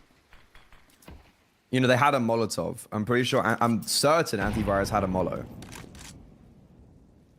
Why use nades when I can run? Ooh, yeah. Born to run. You actually run faster when you have a flashbang thrown. That's science. Well, they did manage to conjure up a pretty decent scenario a couple of rounds ago in this sort of deficit.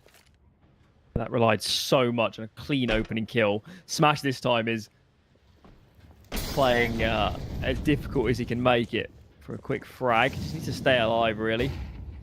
Backs himself towards CT spawn. Sanuko here goes looking. Finds himself a one-on-one, but can't connect. And now this should be impossible. There's just so many numbers for this CT side. They got util on Jackie. Put that maybe on the bomb or towards ramp. Ollie landing now. Just go in together. Play it like a T side. Execute perfect. All 5 are alive. 12 rounds for FAVBET. They're back, baby. Yeah, this game and this series is really turned on its head because now Reason just look really poor and FAVBET look fantastic. Have they lost a CT round? They haven't, have they? It was 7-5. Oh, Christ, yeah, they won pistol, and then there's just been so many close rounds that I think I just assumed that they had, but yeah, no, you're right. They haven't lost a CT round. What a like. You were very. You didn't have much hope. No, even with I 5. didn't. And I was trying to play a little bit of devil's advocate, but deep down I also had no hope. And yet here we are, both proved wrong. But now this is when Reason Gaming get an opening kill towards Ivy, and they double down. Spavek just runs through utility, it appears, but then he overextends and he penalizes. He gets penalized and kind of minimizes all of his success. Like, how is Tension able to get away with this? Why is Tension playing an AWP solo and they're just walking through smokes? Finally, you know, if you do it 3 times, eventually it will work.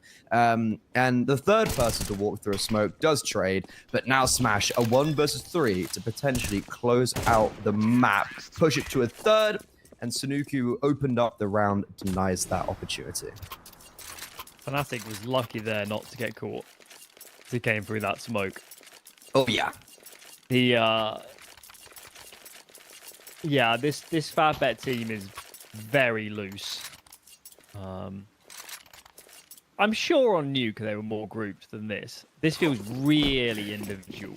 I mean, like, to be honest, if you look back at what happened over on map 1, like, it was frontsiders running out A. Or that, but like they were at least grouped going secret. So I mean, like, at least when they're going down secret or doing their A pops. Yes, we had a couple frontside of mad rounds, but by and large, there was. At least I know when we're going down secret that there's going to be a second player to trade. Here, it's all over the shop. Even that last round, it's like no one played together.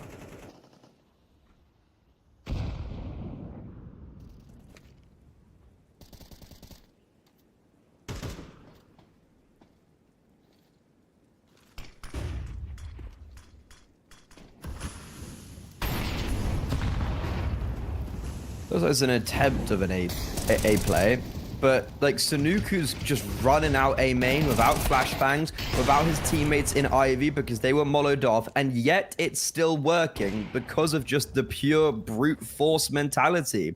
The entries are coming in their favor. Jackie is in the known towards Ivy, and yet it doesn't matter. Spavek, a 1 versus 3 is required. They know exactly where he is. They're closing in upon him. Smash swings out and just gives up his life. Jackie trying to play around these new boxes. No Spavek's on the other side, and Spavek picks the wrong option. Thinks that Jackie's trying to flank him, but instead, he actually didn't move a muscle. FAVBET, they force us to map 3. They force us to Ancient in our Group C opening matchup. Because I've seen the best and the worst of Reason in this series. They are so headstrong with these fights. They had a lot of after plans actually in that second half where they could have won it. And a couple of duels would have decided that. But yeah, monster CT tie from FAVBET. You were right at the end of that first half. They did just enough to stay in this map. Their pistol rounds, no doubt as well. quite a big factor. So I'm a little bit at a loss for where this series is heading. I don't know what happens, man. I mean, FAVBET can't continue winning every pistol round. Surely that has to change. I don't know. I really am struggling to predict who's going to win this. Well, maybe a pistol round win for Reason Gaming can change the fortunes for them, because I think it actually is just the pinnacle of that train was the fact that FAVBET won both pistols, and the first half was more of a necessity to keep them alive in the grand scheme of things. But with that, our first versus 3 of the day, it's going to map 3. It's going to Ancient. You do not want to miss it. Be back in about 10 minutes.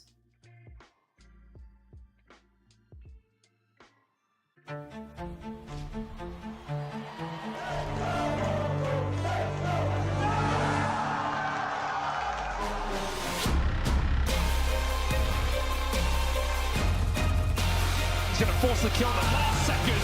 Right to the smoke. Look at him.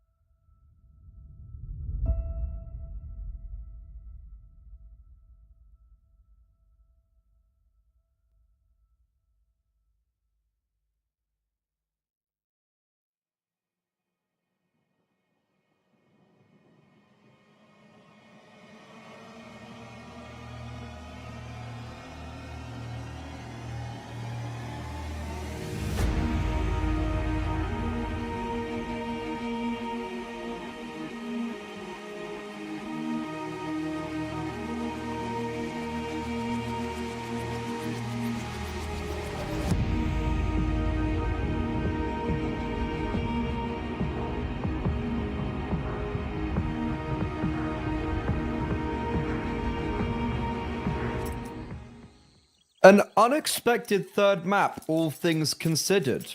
It felt like Reason Gaming were going to be closing this one out in a somewhat tidy 2-0 fashion, but that was not the case. And now we enter Ancient. We've watched 2 maps, and we're coming into this third and final with more questions than answers. How is this going to play out? Marix goes hard. 2 kills for his duel. He's making a third. He has silenced this round. And the FAVBET absolute spree of pistol wins seems set to continue for the moment. Just Sinuko. He's low HP. Will soon have the bomb. And Marix has decided to fully reroute and join his teammate. Does allow a plant, but I think I'm behind this, Freddy. Play together.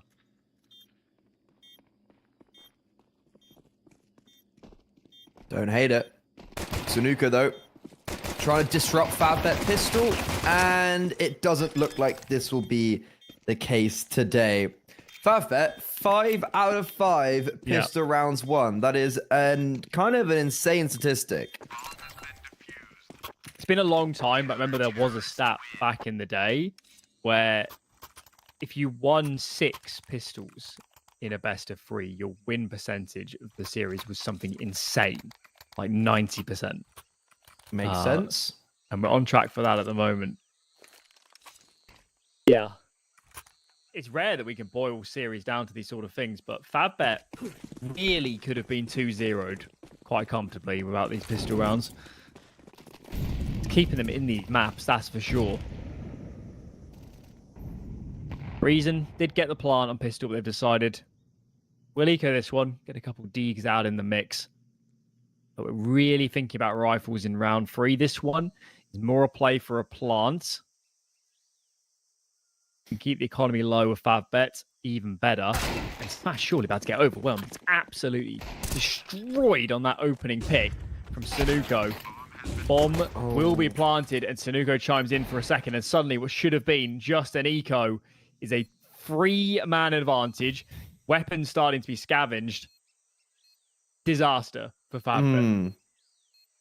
So this is actually a bit of a change-up, because even though FAVBET maybe haven't been doing too well at, like, let's say the first gun rounds, for every single pistol round they've won, they've at least been able to like convert maybe let's say the first 3 rounds in total.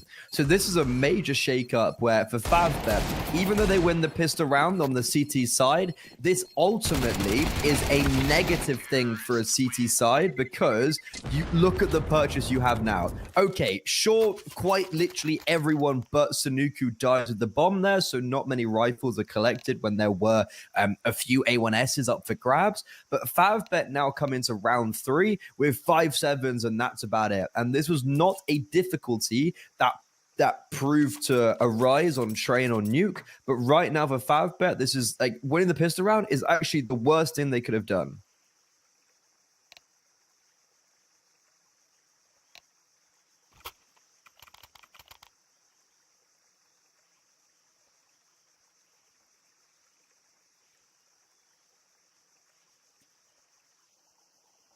Let's see how FAVBET react. It's the first time they've been in a position that looks anything like this.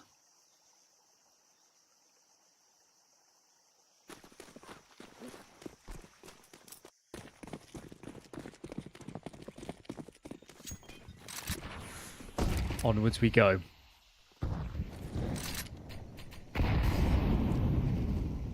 One-sider.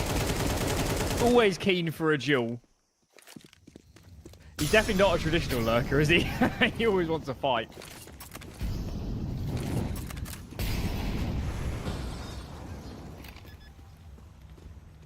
Life's too short to not play for fights, as tension proves. Yeah, this very simple round for Reason Gaming. Maybe high risk to just go onto a bomb site when you know you're up against a force. Probably a bit of preparation went into that one. And FAVBET looking to save these 5.7 armor pieces because it doesn't look like much. But next round is just going to be ordinarily a full eco. So if those weapons do get saved, it just means that there's a little bit extra firepower and potency in what would ordinarily just be an eco round. And unfortunately, it looks like Bondic is actually going to be the only one to prevail as FAVBET now relinquish the lead.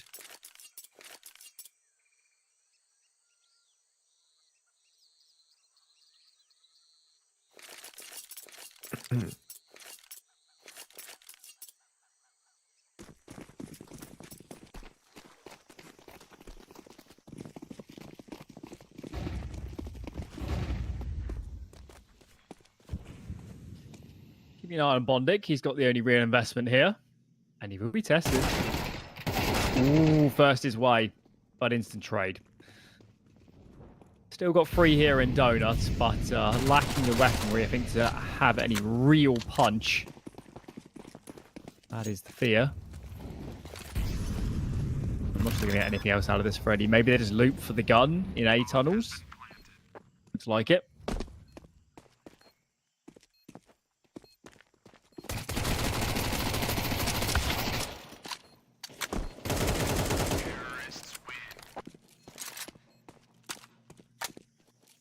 A nice clean round.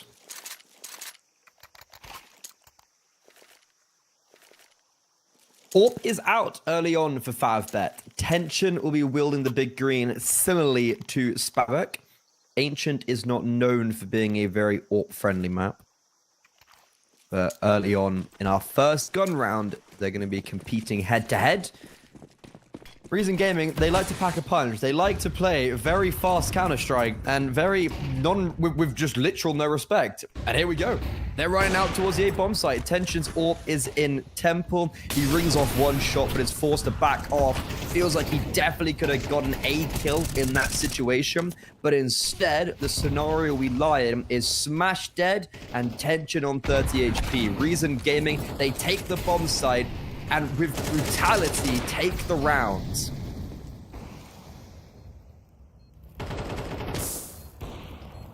I'm getting Nuke vibes. I guess even half one of Train had this a lot, where when Reason ratchet up the pace, it can be overwhelming to deal with. Sanuko, this map is really off to a blinding start.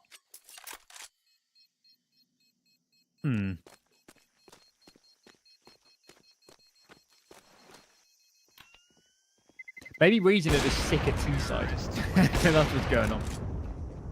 Whoa. Oh my. Ooh. At least there's some success of FAVBET. I mean, it would make a lot of sense that Reason are really good on T-side. Because of just how they play, right? Like, that would make sense. To me. But it didn't really prove to be the case on Train, right? They lost the T-side.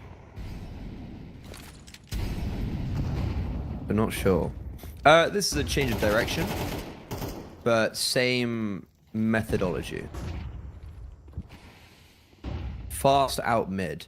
And just a defying amount of information taken away. Right, it's just smoking in towards Donut. Not allowing any breathing room for FAVBET, and yet they've still made the right call. 3 players are on B, and the execute looks like it wants to head towards that bomb site. That's a really well-timed smoke from Jackie.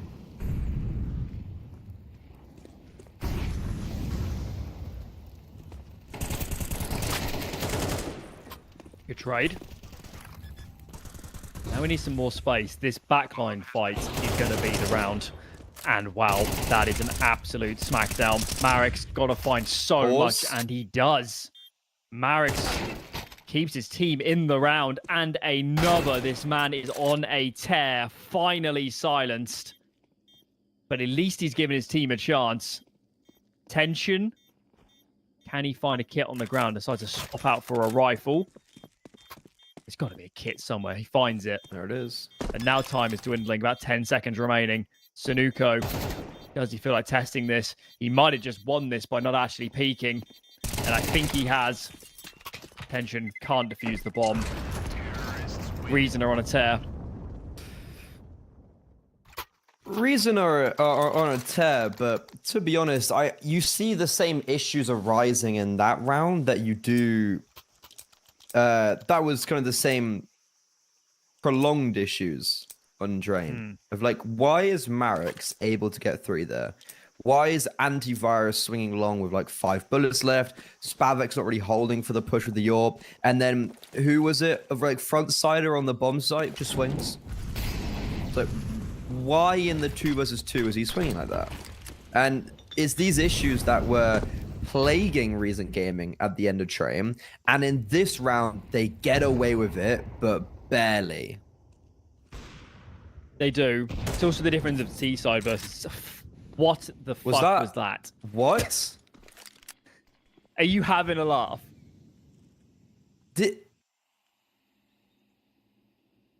I don't know if that was a pre-fire or an actual reaction, but... We've seen Sanuku do that more than once, by the way. If you remember on Train, when he just jiggled, like, pop fully blind and just went boop. That was mad. Okay. Oh.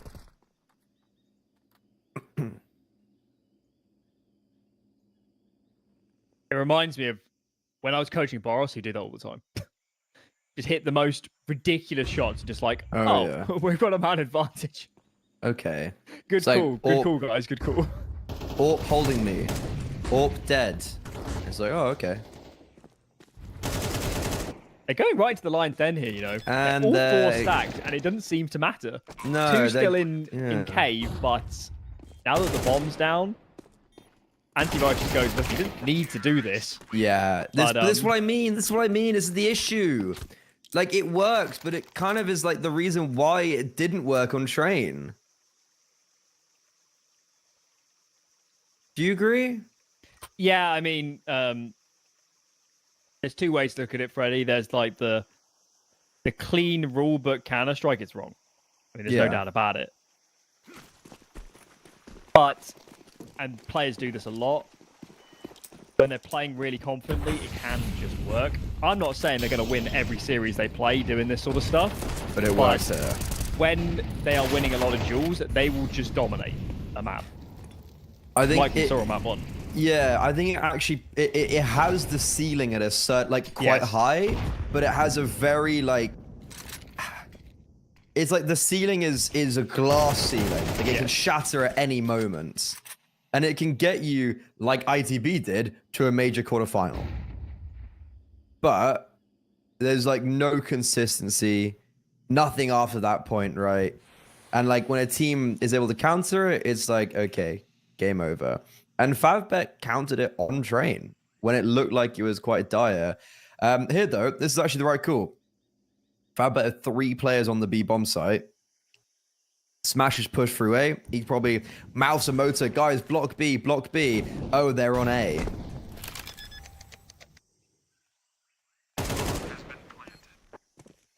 Unlucky.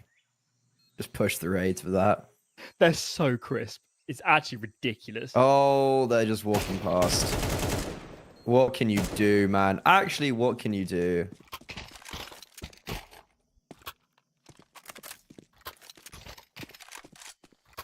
I will say well, 2 things.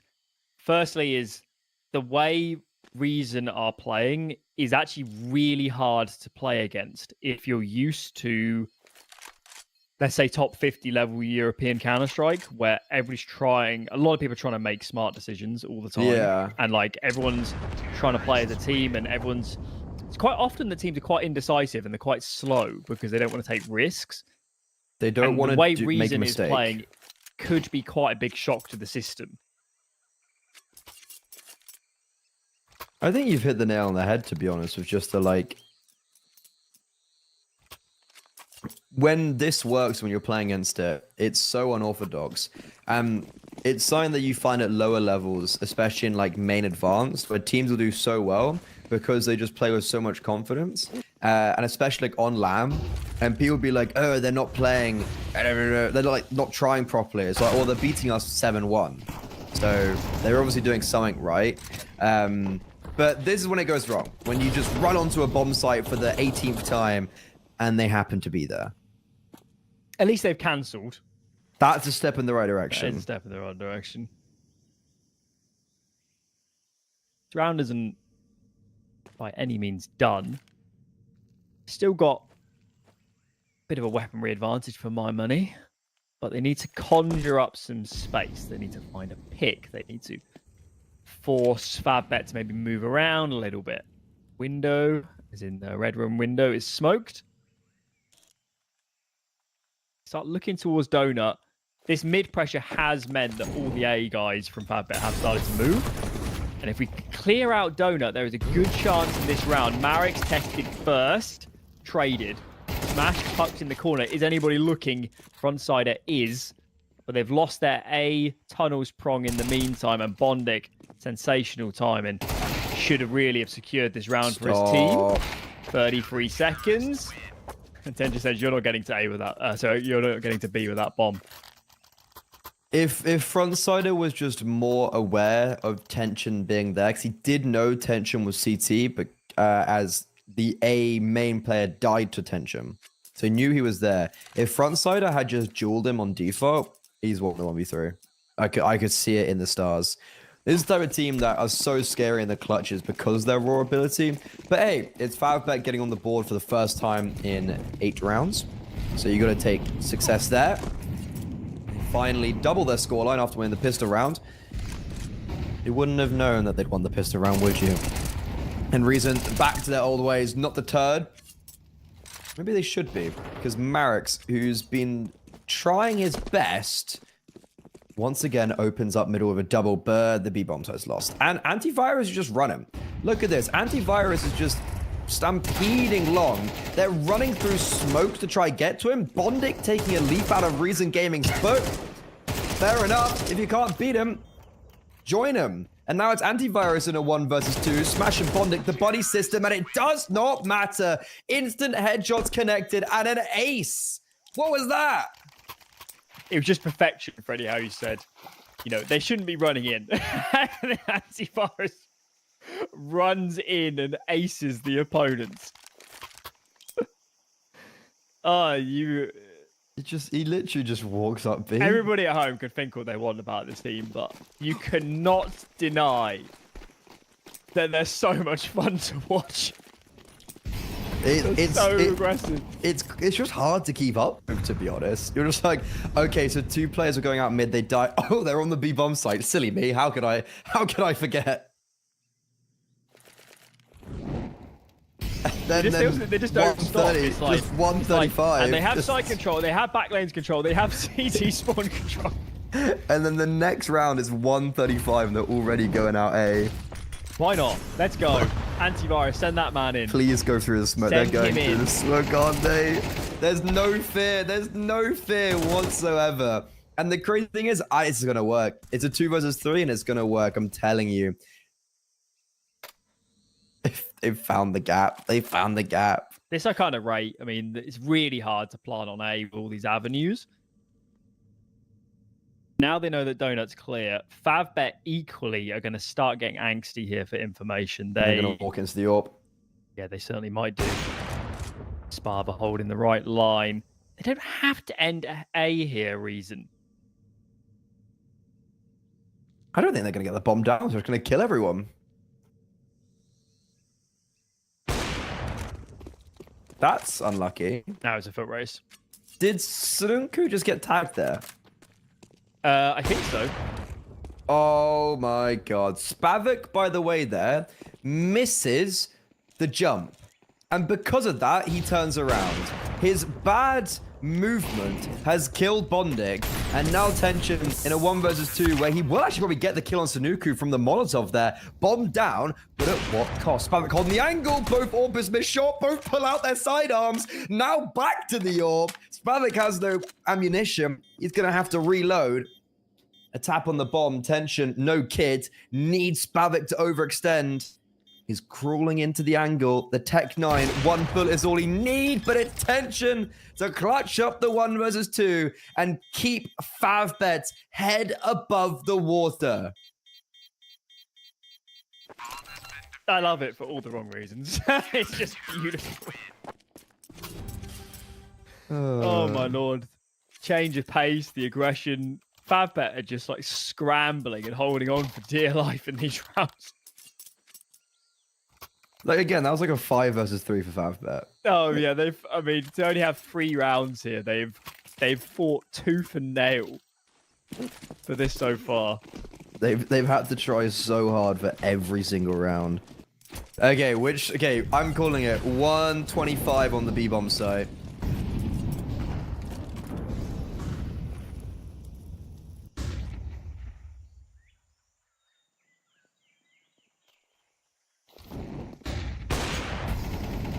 FAVBET seems to have a decent read here, and what does it matter? Antivirus is already on the site. I called it. The bomb started mid, by the way, and they've just gone B anyways. We need some util for this side. Nah, they don't need util. Oh, Please. okay. It would have helped. Wow, live and die by the sword to Reason Gaming. Another 30-second round.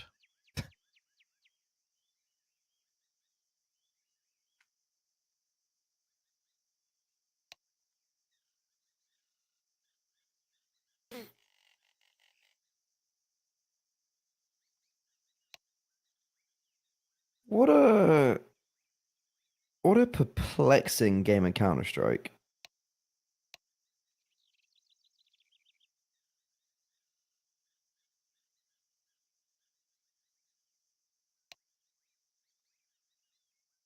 There's an adage which goes something to the tune of, to a hammer, every problem is a nail. And to Reason Gaming, every situation demands a push.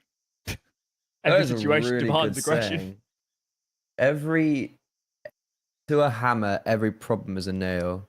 I think that might not be exactly right, but that is definitely. I understand that's just the like, tone. yeah, every problem you just gotta whack it. Yeah. Gotta hit it.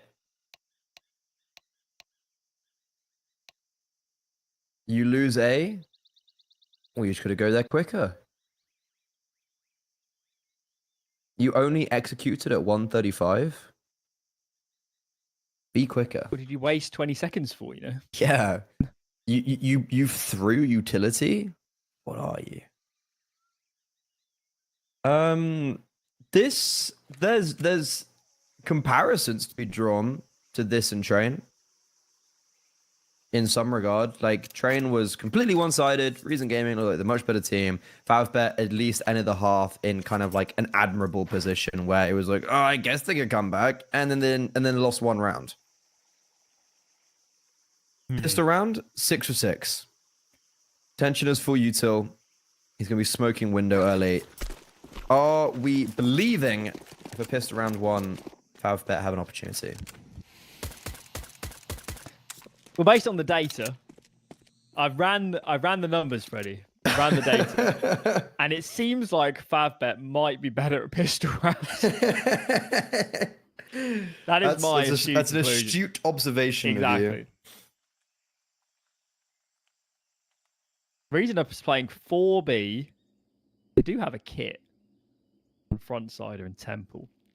On A, this is going to be their best chance. 4 on location. Right? Frontside is not that far out. He can win actually hold the flank. Antivirus opens. Fnatic's in there. Yes, this is what I'm talking about. 1 man left to find. And at the dying embers of the series, Reason win a pistol round. Probably the most important pistol round to win as well. Well, I guess lose for FAVBET. Maybe. I did an interesting interview with you'd know Whiffin. Yeah. Yeah, he was like, we suck on pistol rounds. Like, and I think the exact quote was like, I'm watching Wolfie drop 30 with rifles, but as soon as he has a pistol, he loses his hands. And it felt like a little bit with Reason Gaming there. Like, we've been applauding their individualism, right? Pistol rounds is literally just clicking heads. There is just it's literally all it is. And yet that was the one round they were struggling on. You'd almost think that that would be the one round they succeed the most in. Maybe. I mean, the stack there was a pretty big factor. That was, Obviously, that was a huge thing to overcome. So maybe there's a lesson learned there that they should take some more risks. How they're calling their pistols in terms of the CT side stacks. Ooh, this is dangerous for everyone involved. Especially us. Trying to work out what the heck is going on. Oh, I forfeited that right a long time ago.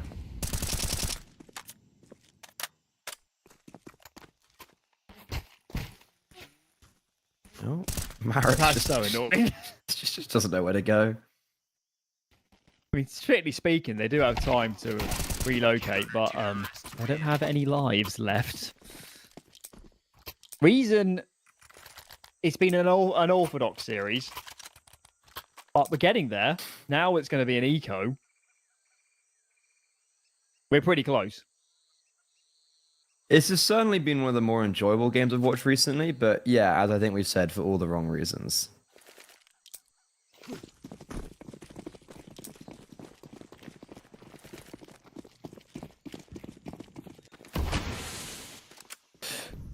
A 4 spy, by the way, that was for FAVBET.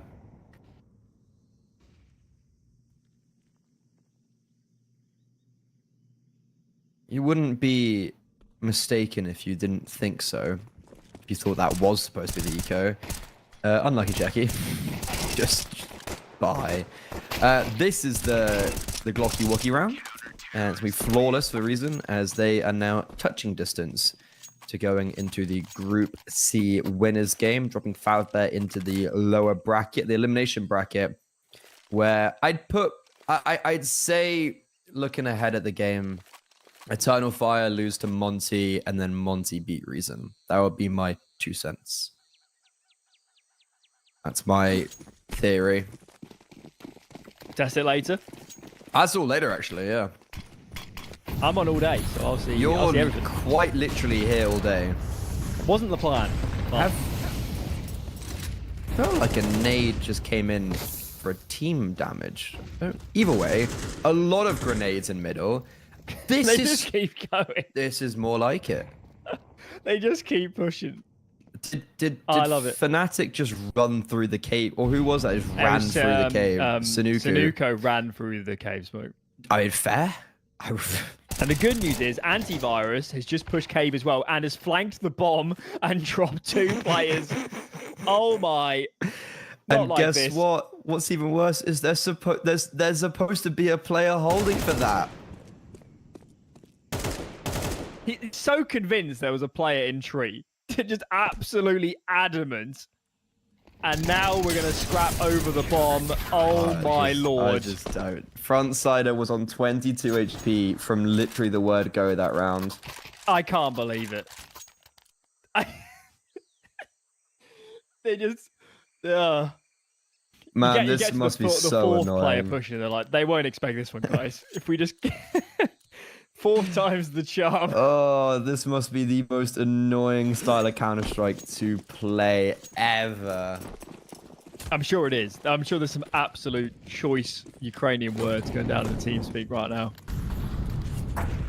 This is the type of game where you lose in this manner and you really just feel like I'd be very upset. And they've all lost their HP from one nade.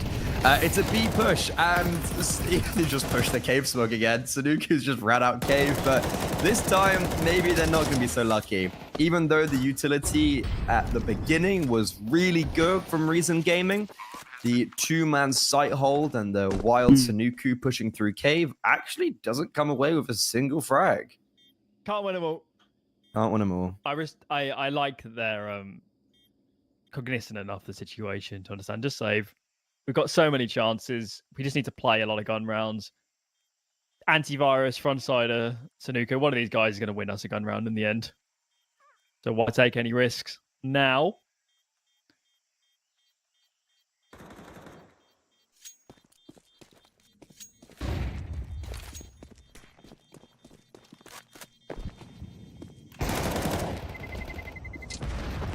That's not good.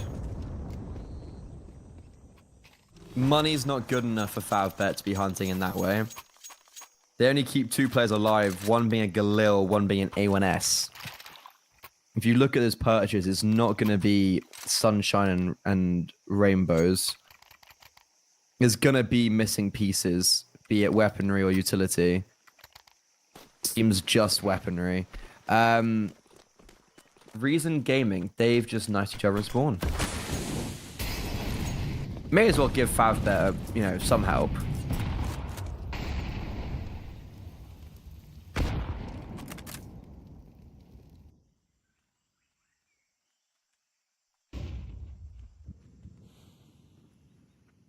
It feels more passive, which is quite jarring, actually. I'm expecting at least what somebody woke to start nonsense pushing. is this?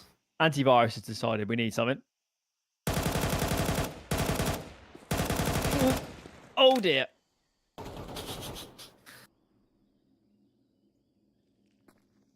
Okay, well, we're playing from a deficit now. Time to take a bit of a risk if you reason. Maybe stack a site. It wasn't at risk. They're not risk averse, so they'll do something. Guarantee you that.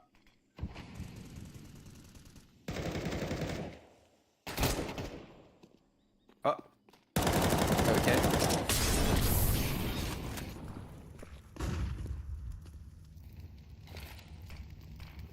They do well here just to play free on one site. Save if they get it wrong. It looks like they're going to get overwhelmed here on B. Actually, this is the bomb. Oh my god, this is the bomb. God. Thank God Smash had his rifle out and was ready. Wow. That could have been a catastrophe. That could have been the end right there. If Smash had fallen, that would be a 3-on-3 with them also like not looking at Spavik, right? He would be able to come through maybe from behind. Ooh.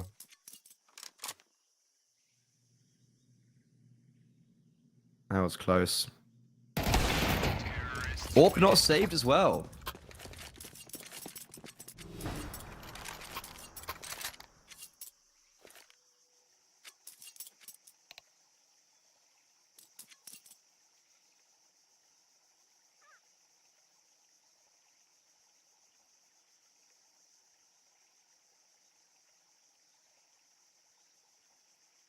The money's right on the edge. If they'd saved one gun, they would be buying. And It doesn't matter. I don't think they're fully buying. I think it's Hero M4. Which is a curious choice because the logic behind, okay, frontside is just fully bought. They really going all in? No. Somebody's told frontsider that this isn't really a buy. The logic behind this sort of investment is that you keep the enemy's money low. Well, that doesn't matter when you're on 12, so I prefer when teams just full eco this stuff. Yeah. Get more gun rounds. I don't always see the point of like... Yeah, I really don't always see the point of these kind of like, oh, we're buying a little bit, but not enough to really make it matter, and then it's going to actually then turn out to be a deterrent for us next round. Detriment for us next round, rather. This game's a deterrent to not play Counter-Strike.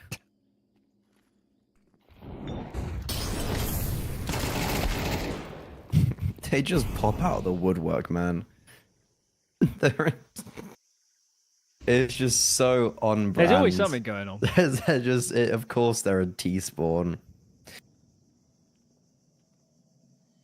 Like, okay, Alan, if you've got 2 players pushing T-spawn, do you A, play retake B, or do you B, push cave 1 by 1? I mean, yeah, I will say the guy in cave was screwed either way. So, yeah, it really didn't matter. But yeah, I mean, if we're talking general philosophy for reason, that isn't really a factor for them.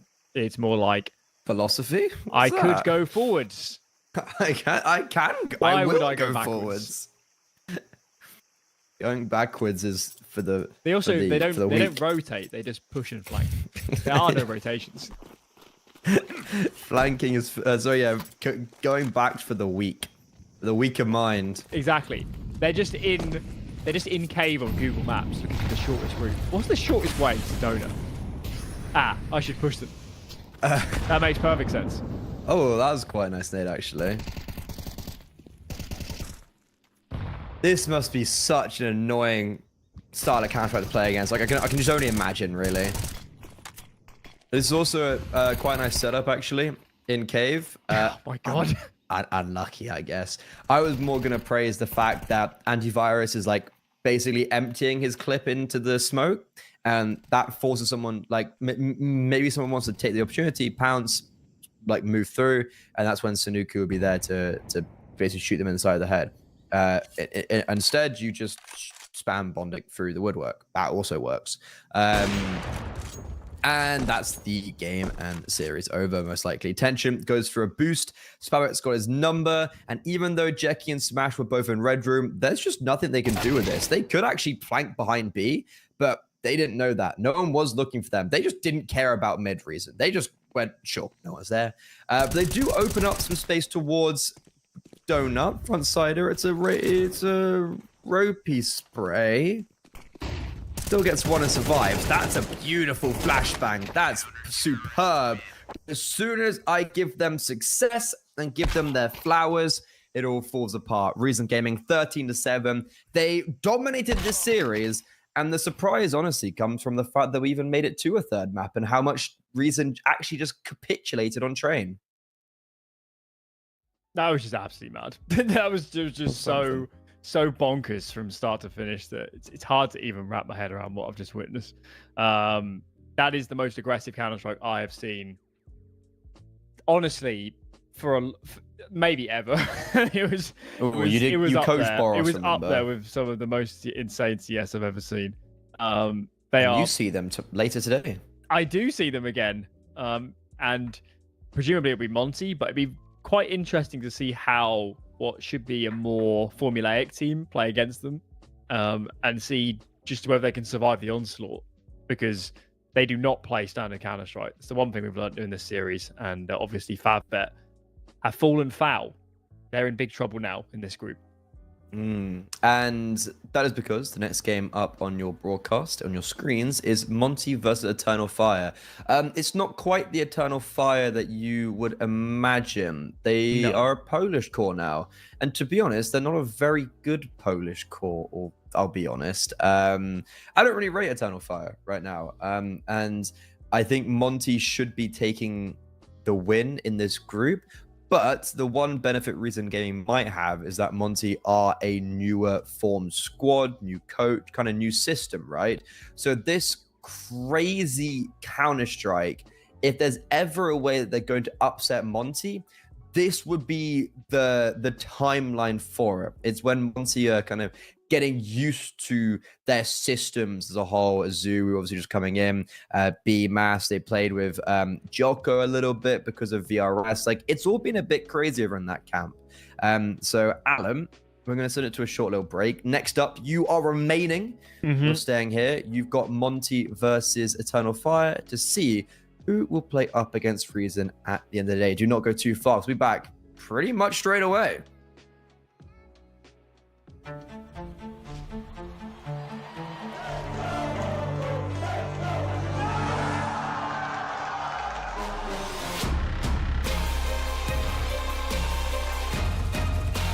He's going to force the kill in the last second.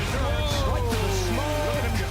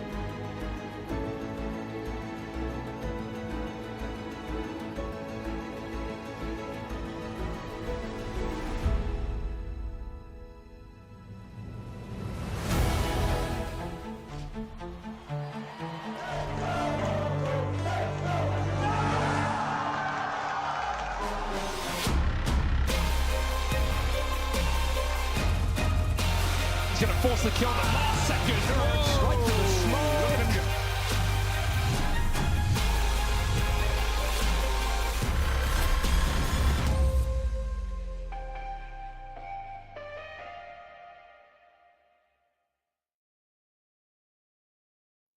Welcome back to the European Close Qualifiers for the Thunderpick World Championship. I'm Tate, I'm joined by Alan. We no longer have the RuneScape man, Ranar. Alan, I know you're happier with me being here, aren't you? Please tell me yes, even if, just lie to me, Alan. Yes, very happy. Yes. It can't possibly be worse. But you know what will be better though? The matchup that we've got coming up for you guys over here. As much as that last one was enjoyable, I'm also looking forward to seeing exactly how this one goes out. It'll be Monte versus Eternal Fire. The winner of this will be going up against the Reason team that just took out FAVBET earlier on. Monte, of course, and Eternal Fire, both maybe in a lot of ways household names, but not filled with household names. No, at least not what we're used to. I mean, the obviously Eternal Fire, traditionally the team that is now Aurora, remade a new Turkish team, now have moved towards being a Polish-Turkish mix, which is a little bit left field. And then Monte, some players we know, but as you say, it's not quite. If you'd missed a year and a half of Counter-Strike and you came back, you'd be like, what is going on with these teams? Where have my favorite players gone? Where is Xantares? Where is SDY? What is happening? You'd be very, oh boy, very confused. This is going to be such a good match if you're just coming in after a year and a half. Like, why isn't everyone watching this? Why is training in the map? Would be your first question. It's like, thank God Overpass is here, though. At the very least, we got something that I remember. Interesting thing about Monte, though, over here, Alan, before we really get into the lineups and everything, is I do really enjoy this idea that Monte now coming in with another international team, which is once again trying to be a little bit of a shooter's paradise, are still going for what, you know, Reddit would be praising them for a year and a half, 2 years ago, and be like, hey, look at how much they're grinding and look at how many matches they're playing every 3 months. Monte's been playing the most. Eternal Fire's been playing the most matches. It's incredible. This is why these guys are unreal. This is why, like, tier 1 teams are losing to them. It's not just about volume, is it? No. Well, yeah. I mean, it's tough, though, in modern Counter-Strike when the DRS is so important. You kind of do have to go through the blender and just play a lot of Counter-Strike. But yeah, if you only play officials and you play 2 a day for 3 months, where does the practice factor into there? Where does the breaks? Where does the theory sessions? Where does the reviews? But I can answer that for you. They don't. And you don't end up playing a lot of Counter-Strike.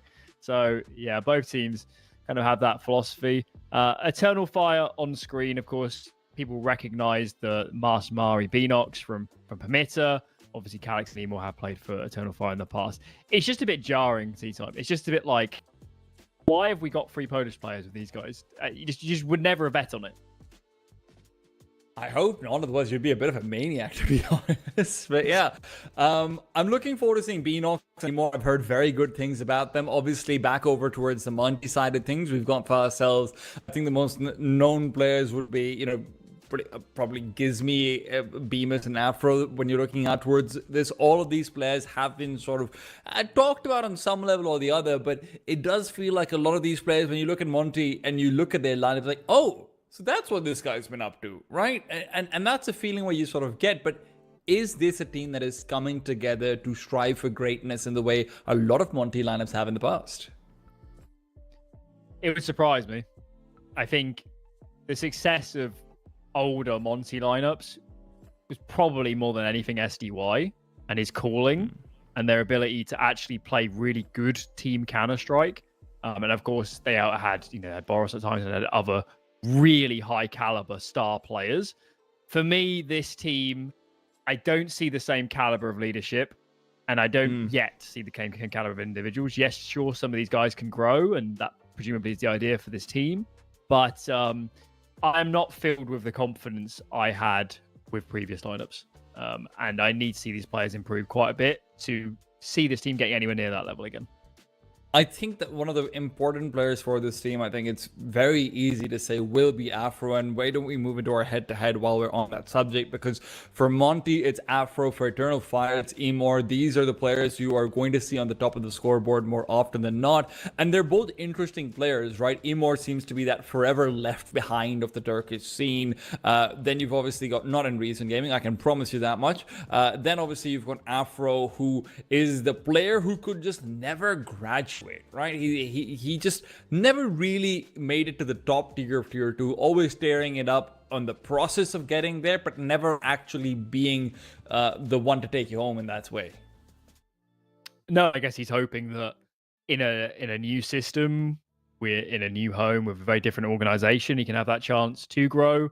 He's had some chances. He's certainly been around enough of the French players where I'm sure he could get a leg up to a higher end team. If he really was a superstar player. So I think, maybe Afro's hit his ceiling. Maybe he doesn't belong at Tier 1 Counter-Strike. Obviously, I'd love him to prove us wrong. But you're right.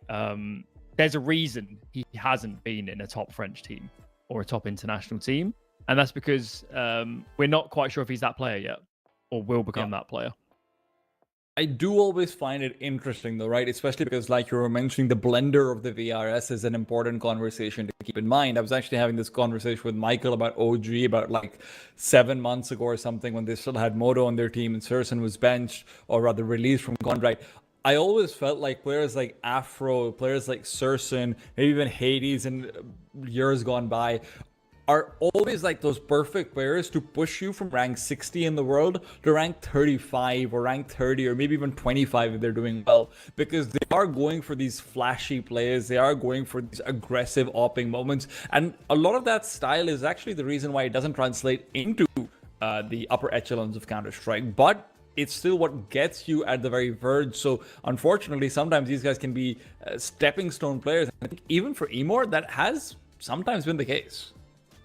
I'd agree. I think particularly for AWPers, the game, as you get to higher and higher levels, becomes more strategic. It becomes more, there's more utility flying around. You have to make better decisions. And it's on the AWPers more so than anyone minus the in-game leader to make their own decisions and to call into areas and read the game. And I think that for a lot of AWPers is the problem in terms of jumping from, unless you're really skilled, in terms of jumping from, let's say, outside the top 30 level to inside the top 15. That's tricky stuff. And I think for both of these AWPers, that might have been a problem in their careers.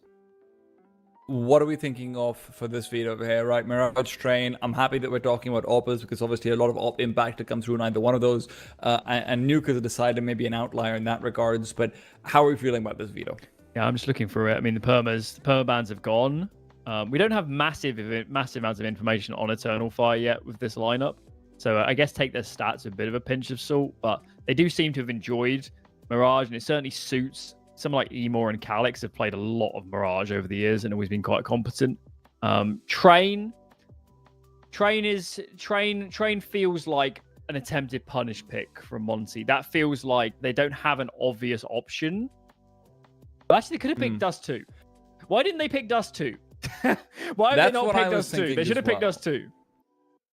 Why have they done Dust 2, Eternal Fire has been struggling on that a fair bit. So Monte's actually been getting very experimental with Train recently. They've actually picked it a couple of times or allowed that to be picked into them. And they even found some success against teams that I kind of rate. Like, they destroyed Passion UA on it earlier on as well in the year. So I think that there's reason to see them try and make their game around this. But it's also a very complicated map to actually get into a place where you can leverage it. Maybe it's like an Afro specialty, something like it. Just a good feel for calls, better spawn-based calling that lets you actually maybe get past that lack of IGLing, superstardom. I use that term very loosely when it comes to SDY, but obviously a very veteran player. Do you think Train's maybe something of that? Yeah, I'm just actually diving deeper. The stats are a bit deceiving. Recency, very recent with this exact lineup post player break, they have smashed on Train. They've absolutely dominated the last 3 goes. I still see a compelling argument for Dust 2 over it because Eternal Fire have just been so dreadful on it and haven't shown much inclination to go near it as a team. So I think they were the 2 options. they think they do have a little bit to prove on Train. They haven't got masses of data on themselves or Eternal Fire on that. So I guess if they do well today, tea time, then we'll start looking at their Train and saying, wow, okay, they really can pick this in every series because they're just so confident on it. I'm glad that that's what you're going for, because that's sort of what I had in mind as well, right? Because on one end, I would prefer Dust 2, but that's also because I have a personal bias, right? I like teams that like to play around with the veto. I like teams that like to try and punish into the veto.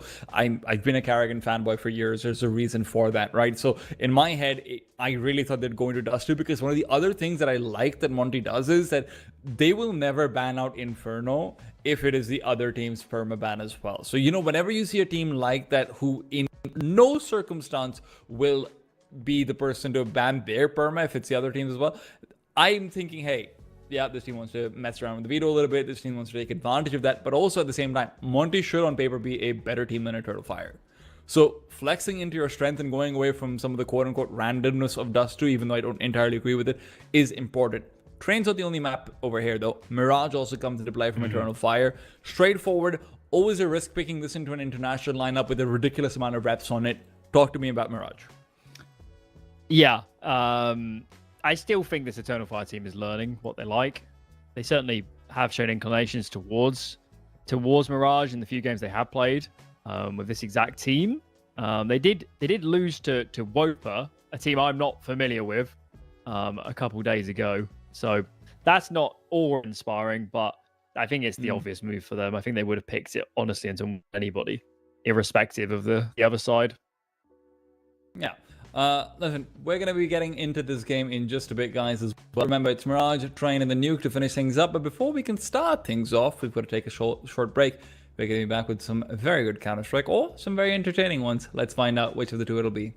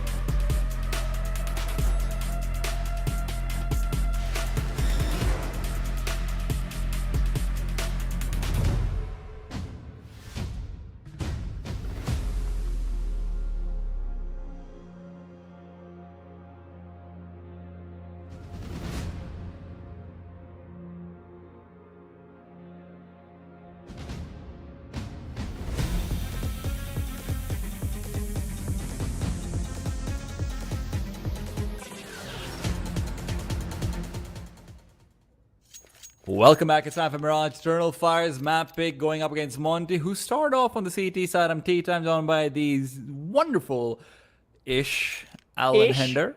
Wow. Listen, I see in Counter-Strike, wonderful is not always a good thing. Not anymore. Not anymore. Not anymore. Indeed. Right. What do we got cooking? Ooh. Oh my lord. Afro with the opener. 2 players off short for Monte. They're in the right place at the right time. They can drop this bomb.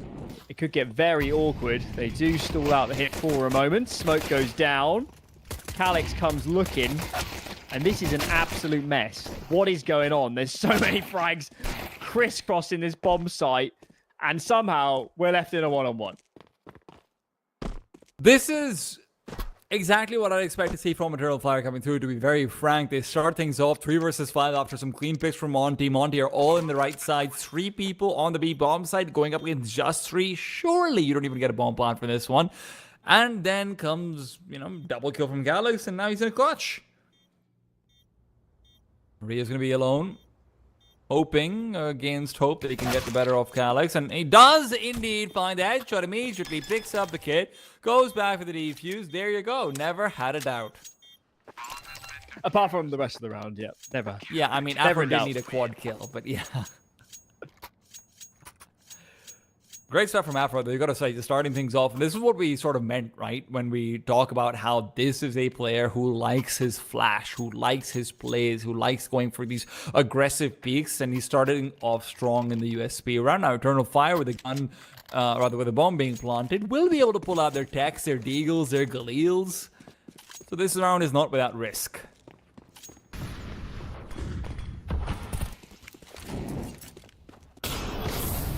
Three players starting B for Eternal Fire.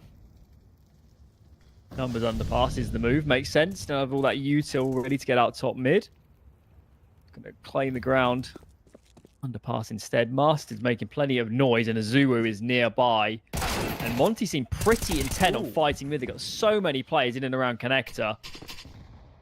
But with Azuwu clearing top mid, I think Eternal Fire needs to pull the pin. They can't get out mid now safely. Ryu spots out Beanox as well, and with that elimination and Emor being low, Eternal Fire probably can't go anywhere safely. It has to be some risks that they take at this point onwards. Mari will switch out for the Galil. Gani look for the hunt. Gizmi will have no proclivity to take a peek, none whatsoever. If, and it's a big if, they can find Gizmi quickly, this site is on. But I'm not sure they're going to clear the platform. We're quite late in the round.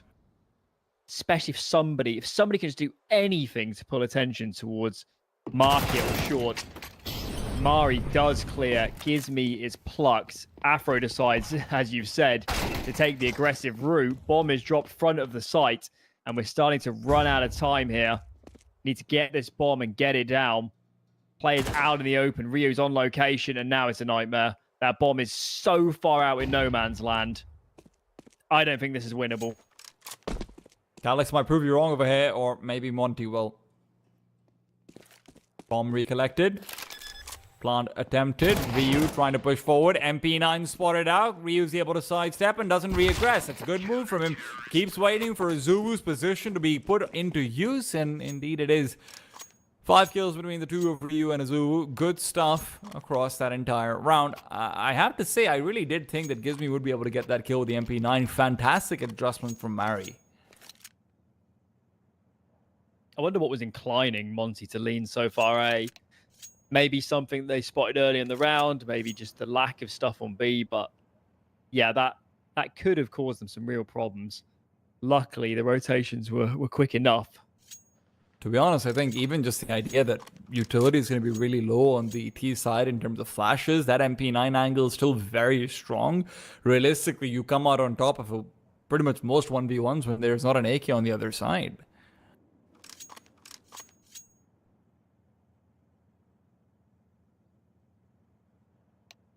Seems everybody's on the server, so this tech isn't too long. Hearing some pitter-patter in the chat.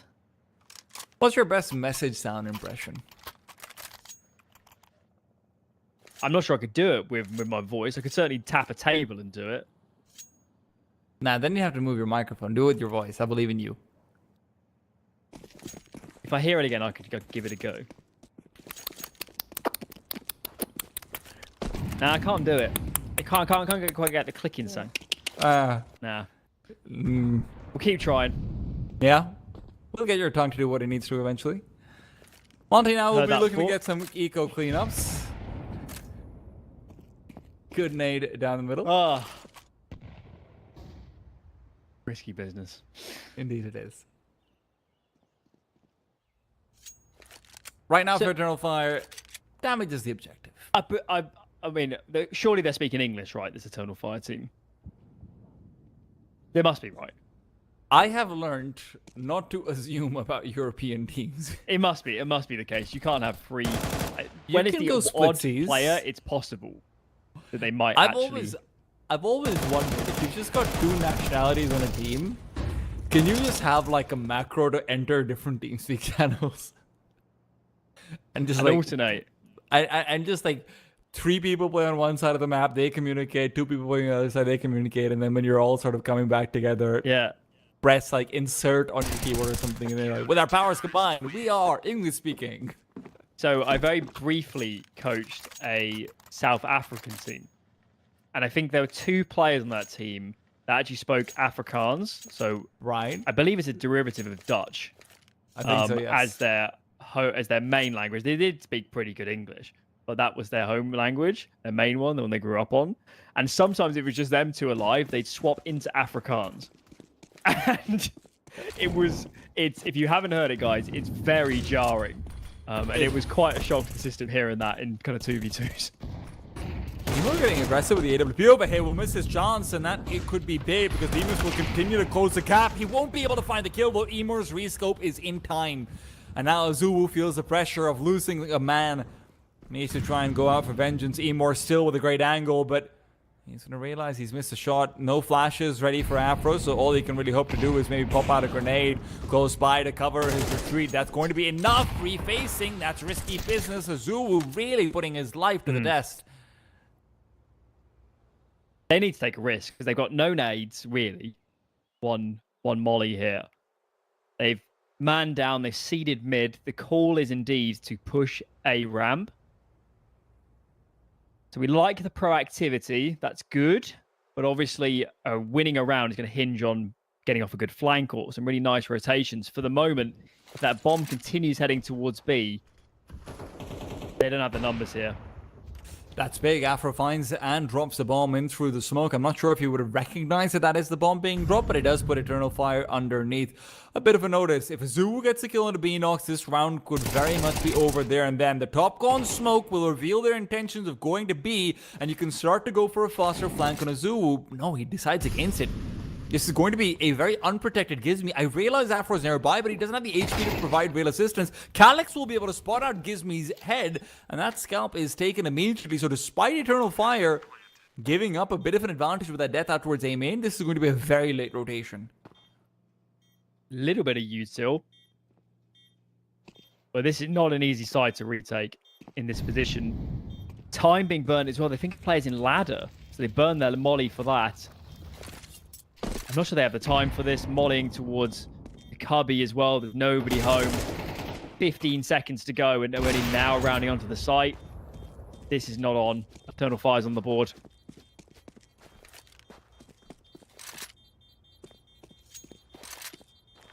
Gotta say, man, the amount of fake that they're putting in Gizmi, I don't mind it, right? You need your anchor, obviously, to be somewhat, especially on something like a B side, you need it to be a player you can absolutely abandon. But also, in a position where you are actually leading players back to the B bomb side, I would have loved to see Afro be in more of a committed position for a trade or to be played off of maybe just a late rotation, right? Timings don't work out very often, but yeah. Gizmi so far has not been given any solace on his island of B. The lack of nades is also quite glaring. I mean, if he has one smoke in these situations, he could do so much to buy some time. So let's keep our eyes on that as well. See if Monte is learning as many nades early. Yes, he playing to his tune, very aggressive. And what is happening in mid? Everybody's fighting. I like it. Beanox reveals position. Beanox will not be in a place where he can actually do anything. This round hinges on Calyx and Calyx alone. I don't just say that because of Beanox's struggles on the scoreboard. Although that does help. In the case of Monte. The question is, do you read into the island of Gizmi again? They can't do it again. Surely not. Surely not. Position is good from him. But at the Definitely same time, with the wasn't amount of gonna play Van again. flashes... Yes, I would hope so. With the amount of flashes that are available to the Malin, this could be a 1 versus 1 that really doesn't go his way. And Eternal Fire have a lot more time than maybe you'd think, and even a lot more room in the map. They've gone in through connector. The problem is the bomb is in ladder. Ryu goes back. It's a really hard one actually for him to read. He can't tell right now where exactly players are heading, and Calyx finds a massive gap. He doesn't have the Monte, time for this. I'm not sure anybody's going to be looking this direction. You're right. Time is a problem, but this can get very frisky. If Calyx can find players' bench, this is possible, but he needs to do it right now. And a player's tucks. Perfect. That was always going to work, man. They had a bait set up there. That was exactly how to play it. Now, very nice to see, but at the same time, Calyx unfortunately going for a play which, if he had the bomb, that's a different story, right? Because then your short player can try and play off of you a little bit more so, but without the bomb to actually come in and creep in from behind, even if you cast them completely with their pants down, it has to be full silence, and that just wasn't going to be happening in that position. Monte continue winning waves. Eternal Fire's round win is a blip in the radar, but that radar might be broken very soon. Eternal Fire want to try and go for another force by AKs in hand, and Zuwu on a railing. Flash is good, Bemis is better, and that kill is great, even if it is eventually punished. Bemis is happy with the 2 for 1 because Zuwu is there to make a 3. It's looking good. Punches in for another as well. Ari here. What can you do? As Monte is starting to get off to a pretty blistering start. There's not going to be a plant in this round. Only the 1 kill for the Polish-Turkish hybrid. And surely they have to eco now, so Monte are well on their way to a good CT side.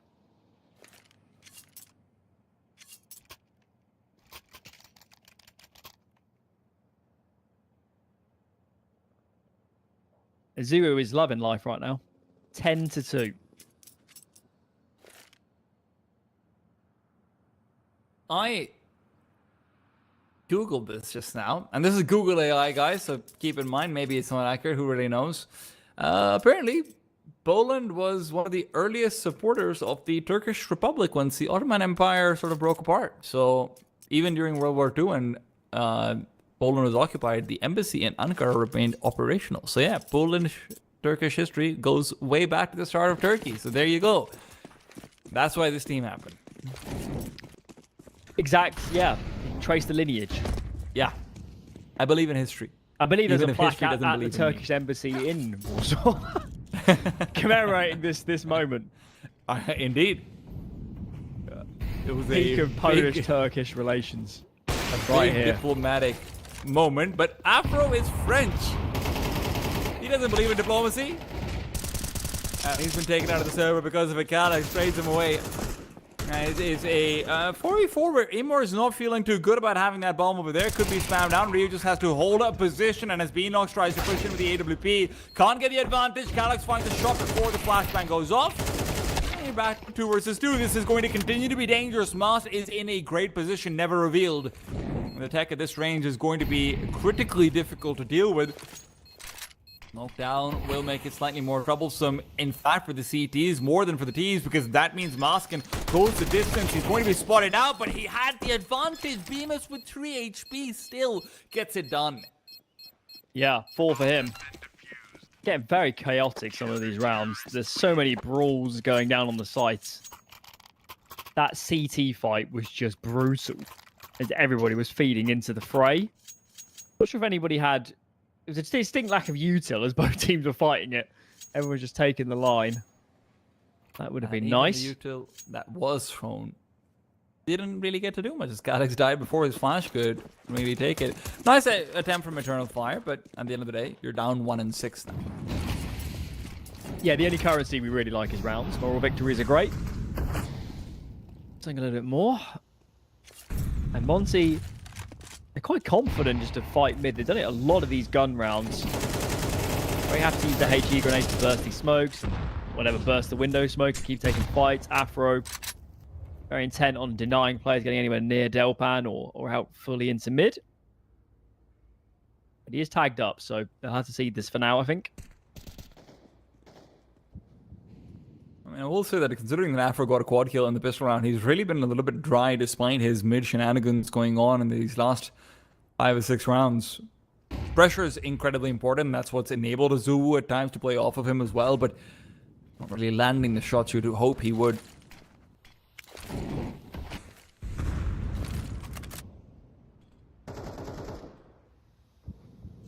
Nice Being switch so from proactive. Azuwu. Yeah, I like it. Oh my goodness, he gets the kill. Take him away from his island and he will drown you in his spray. That is great stuff. And now with Azuwu coming in hot on the heels of this bomb, Bemis only needs to delay. That smoke will make it harder to do so, but Azuwu, that bomb's gone. It's looking really good for Monte now. Very fluid how they're moving between fighting mid, and they're not scared at all to push the extremities. Always a worry Nice. picking Mirage into Monte.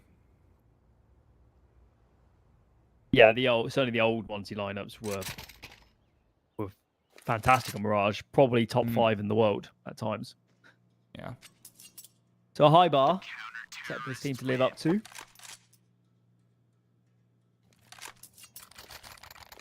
Of course, the DNA of this team, you can trace the lineage back to the older lineups, but it is quite different. Of course, one of the newer additions to Monte is, in fact, Kakafu, who came in after the player break. Obviously, the Austrian coach, mostly of notoriety from Big when he was over there. Wasn't able to get the most done for the most recent iteration, but obviously someone who's been around the block for quite a while, and where we are commenting on, obviously, the difference in what was, I think it was LMBT who was coaching them before, as well, when SDY was IGLing. You know, getting a solid coach IGL combination is also incredibly important. Got a fair few younger players in this team as well. Gives me Azuwu and Ryu. Have some growth to do inside and outside of the server, and obviously having someone that's been around the Tabsons of the world can impart a lot of knowledge. Yeah.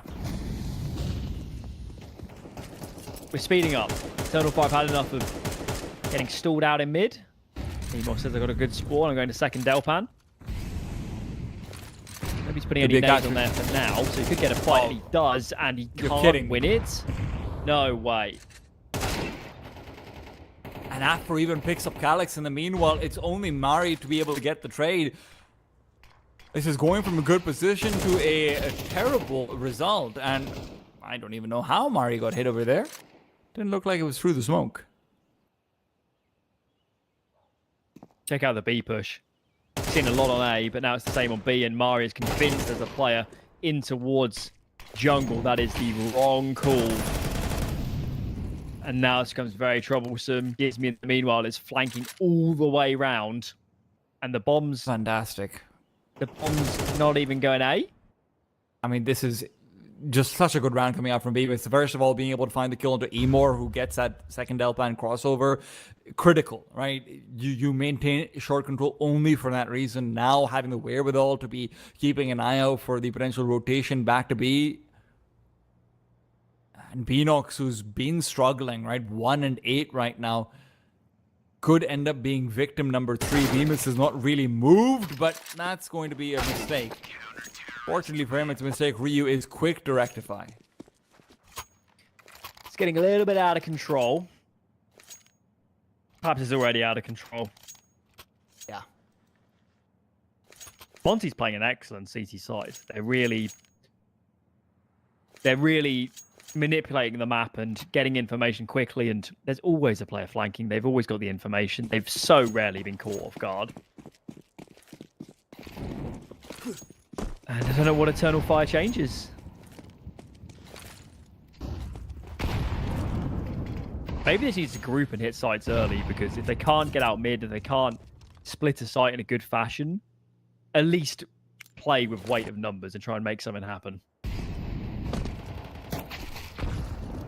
Oh, Azu, another quick kill found. Of course, it's him. 13 and 4, and he might not be done in this round.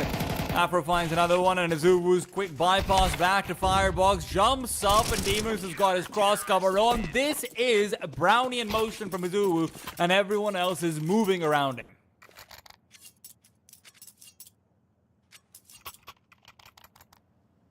I wonder how much of the audience knows what Brownian motion means. Yeah, sorry, guys. Even though I haven't heard that term for quite a long time. I was really into science once upon a time. I mean, it's quite apt. He was kind of bouncing around like a particle in something. They were quite random. So annoying. So hard to get on top of. Azuru is so far ahead. He's got a comparable amount of kills to Eternal Fire right now. And Bemis is only one behind on 14. Those two are absolutely ruining the Polish-Turkish picks.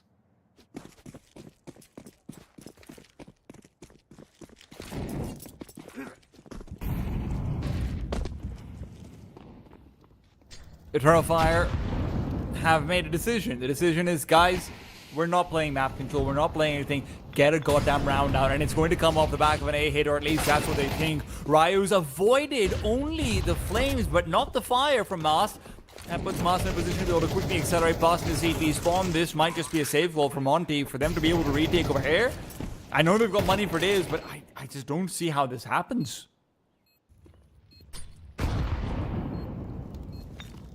They got enough to go for it, but you're right. I don't see how you get into this round. Not being helped by this stair shenanigans. Have we got a molly for behind default? No, we don't. A lot of damage through the smoke, but this isn't going to come to much. And whilst there is no point in saving, there's kind of no point in running in for nothing either. So they're just going to sit back. A bit of damage attempted from Bemis, of course. It's only significant if you can get yourself another 2 kills. And look, with the bomb going off, that's actually exactly what he finds. This is a really well played round from Bemis, even in the loss. Look at the money from Eternal Fire. Surely there's more than one Galil here. Or at least some util sacrifices, 2 Galils. So yeah, worth it. It's a small difference, but I can aggregate. He's got money, right? So there's nothing to lose for him. Afro's got Last a good round. Yeah. Last round of the half. There's no one Palace. Afro's got it already. See if they choose to go further. Ramp in the meanwhile it's cleared. They have made quite a lot of noise there. So if I'm Eternal Fire, I'm speeding up in mid. Zoo's position once again perfectly placed. Mast will be taken down, and he was the instrumental factor for the last round, I would say. Gizmi's taking his time to get into apartments and aggressive. Very aggressive. Almost deep into the second room. And when Demon's rotating over, this feels like a very well-positioned CT side. Very well played on A. Afro is holding the line in Palace. He goes over his rifler. So they've cleared ramp and Palace. There could be a player deep ramp, but they're quite confident there's no execute coming soon. That is for sure. Because when Demon start aggressive, they want to try and find the single player in ladder room. Azubu finds one. Little do they know there's another one. Beanox comes in from behind. The bait and switch will not work. Bemis still gets the kill again and again. Caught off guard, but still always ready for a frag. Azubu. Rotation's been fast. They should be expecting it, but do they think he's already behind bench? They don't check it. They don't clear, but his HP means he can't stay for an honest duel. It's not a fair fight as Emor takes him down. The assist is enough, but it's never a fair fight when you're down 2 versus 4. Calyx will be the instrumental piece. If he can catch both these players off guard, it's big, but it'll be one that he settles for. Ryu will go back and move into the fight that he doesn't find. Calyx will have the better of him taken down. Bemis, spray continues. Ryu gets the kill, and again, it's Monte to recover this B bomb sites. 10 rounds on their opponent's map pick in that first half. That's how you play CT Mirage. Take notes. Everybody watching? It was dynamic. It was aggressive. Eternal Fire had to fight for mid so much. Yeah, I mean, I'm sure Gizmy would rather more more B leading rounds, but he did his job in the overall setup, and obviously the team as a whole paid off.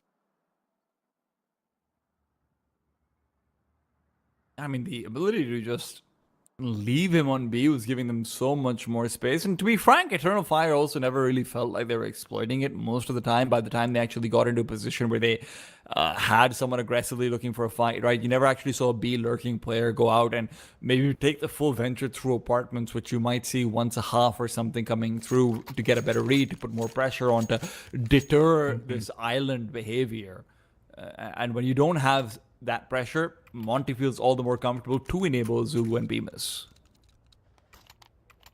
It felt like Monte were always making the first move. They were always the more proactive team in every round. Yeah, often the second and third moves too. That was done. Professionals. They do got the moves feels like Monte. Needless to say, Eternal Fire's got to win this pistol round, or it's done. Damn. Hard-hitting analysis, boys. That's what I get paid for. You get paid? Really? I thought we were all lowballing.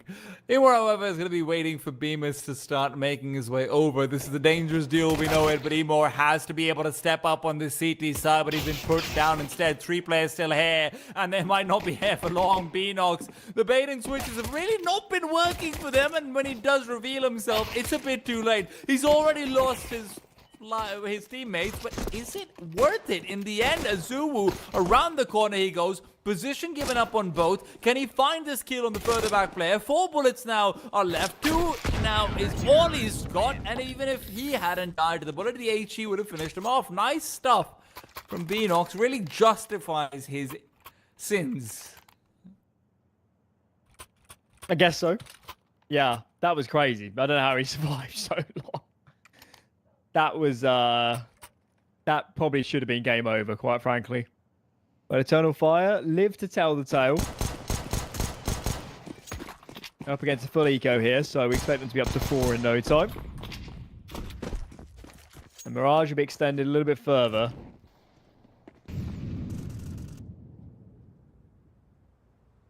Be nice for their individuals just to play some rounds out without feeling flanked or bottled up, or because that was the whole first half for them.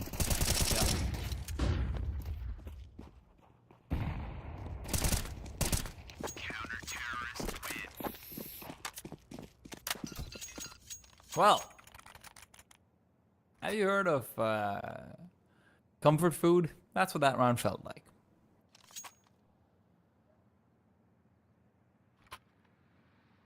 Sure, you might not feel the best afterwards about it, but it makes you happy in the moment. Get a mixture. I feel like UK comfort food isn't actually that bad. American comfort food is not what we're gonna eat on a daily basis. I will ask you what UK comfort food is after this round, because it does feel like we're gonna get some fighting words from Afro. Good damage early on. Calyx not feeling too happy nor healthy.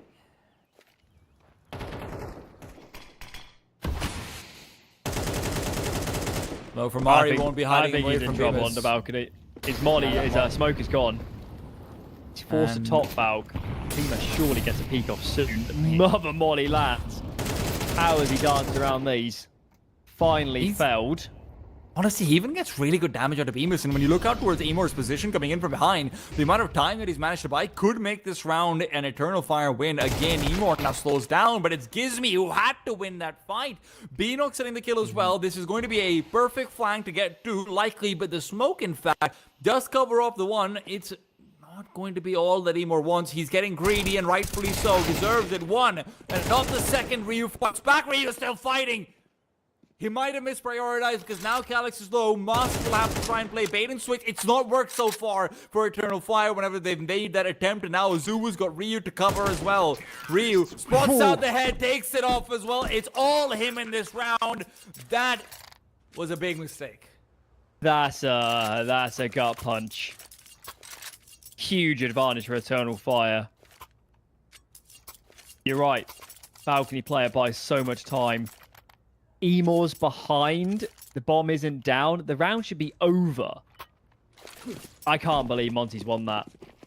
Yeah. Wild. And Eternal Fire, despite the clean eco and everything that comes with it, do not have money in this round to feel comfortable. They need to take fights, and Afro is just winning them. Beanox now is caught out behind this one. He's hoping, praying that no one comes to peek him. Bemis low again. These last 2 rounds have not been good for him, but Ryu will step up. His countryman always ready to assist. This CS is brutal. It's decisive, it's aggressive, it's take a fight on one area of the map, then move. And Oh my these God. guys aren't even saving. I don't know what there is to save. And I don't think Mas does either.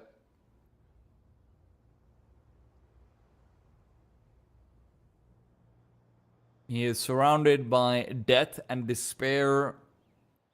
In a battlefield they opted into, Mirage. Again, I will sound a little bit repetitive, but Eternal Fire's own map pick. Exceedingly cautious for a 5v1 right now. There we go. Hey man, I get it.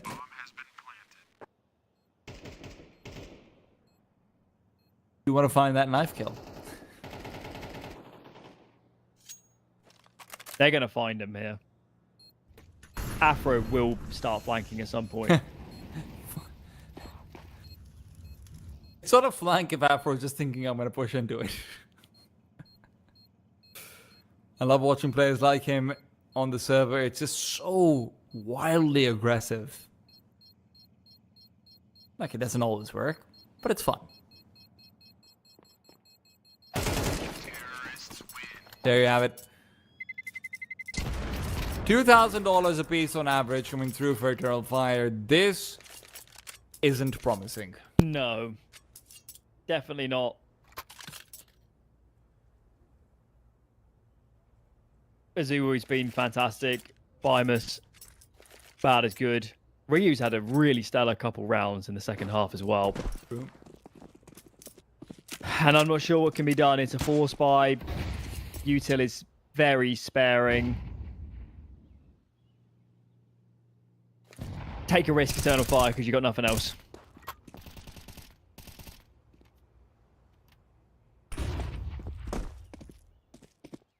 Well, that risk will look to find a kill into A main. When it's unsuccessful, there aren't that many options then available to them.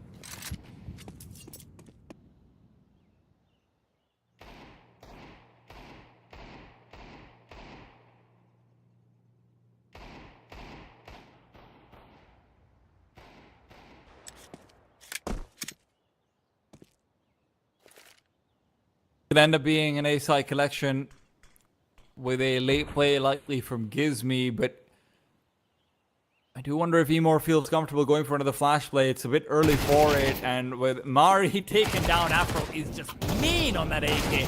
Emor gets one, and it's actually a second from Galax. Game is on, very much so, and Gizme's late lurk is going to be too late to do much over here. Beanbus has played this effectively a 1v2 with a timer on it. Molotov makes things go from bad to worse, and suddenly Eternal Fire looking quite good. This is a really tough puzzle to solve.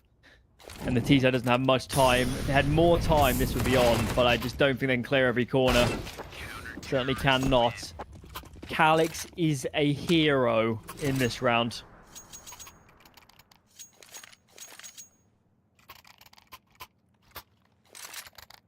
I remember an A-side hole from Calix. That was a good one. That AK kill was savage. It's true.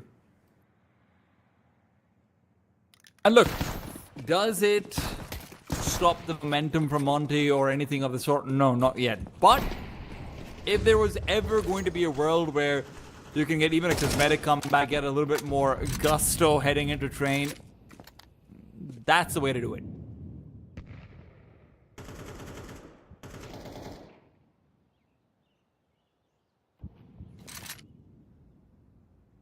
Got Afro on ramp, praying for an overfacing CT player.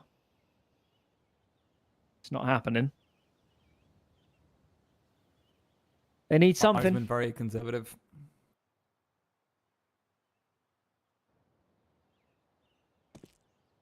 Unfortunately, it does feel like at some point ARCRED just needs to be the one hard scoping forward and hoping for a kill.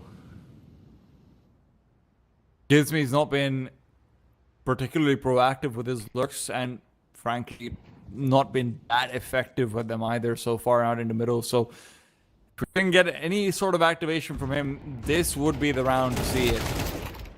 Flash overhead will mean you trade 1-for-1. CTs are happy with it. You've got Calyx covering the cross. No smoke to try and disable that cover. Mari spotted and spots, but Beamus will be the first one to shoot. That is fantastic. Suddenly, back to a 3 versus 3. Calyx's head is now on the ground, and with 2 players recovering from CT, Afro would be perfectly postured to make this happen. A flash overhead will be dodged. He repeaks, he misses. That's critical, but Gizme's there to cover, and Beamus wanted to put the cherry on this little cake, but Afro will still have that opportunity. Monte take it home in that 4 versus 5.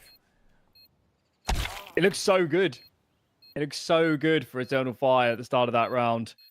But they just prize it open. It just feels like Monte have so many more ways to win these rounds. Strategically, they are the better team.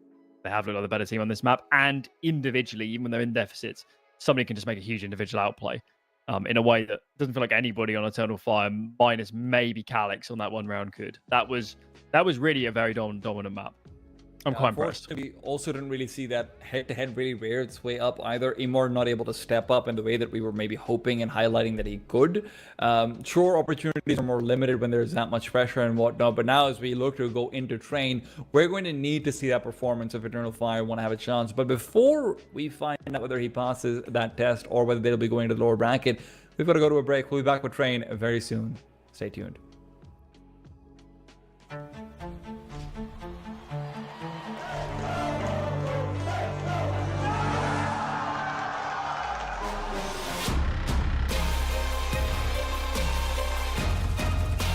He's going to force the kill in the last second.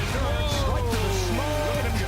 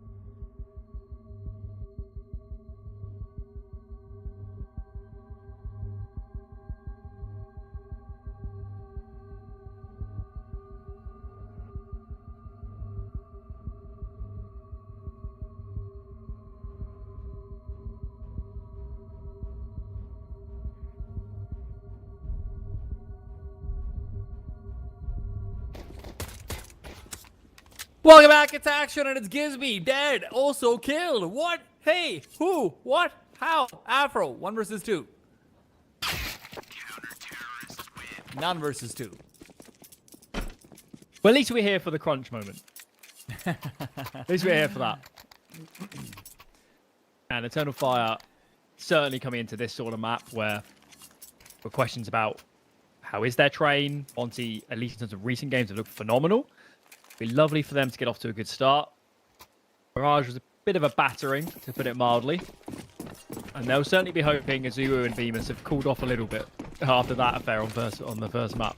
Yeah, Bemis was only just flirting with a 2.0 rating, 1.97, no big deal. Mast, however, in the meanwhile, as he gets aggressive, will not be required to finish over you. Eternal Fire on the CT side are hoping that they can collect maybe 8 rounds or so. That's what I'd sort of put things at right now. If you want to say you've won the round, if you've won the half. Do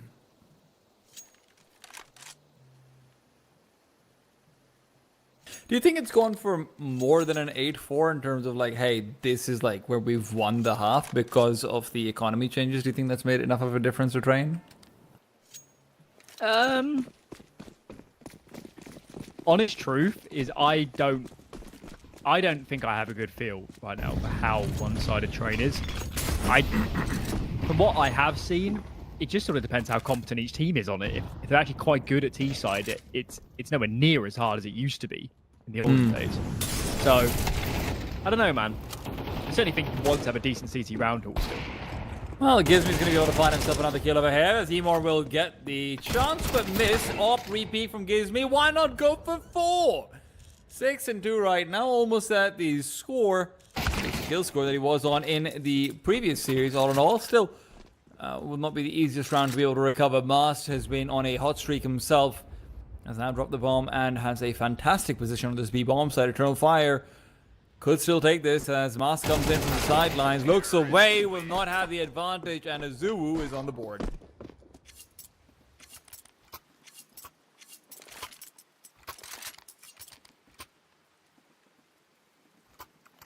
Mega stuff.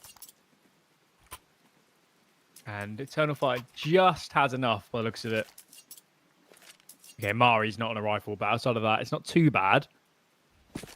Back of head armor is AKs.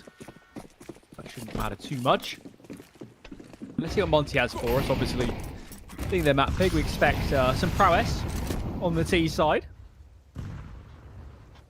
And heavy B default for now. 3 in that direction. They're clearing out the brown halls.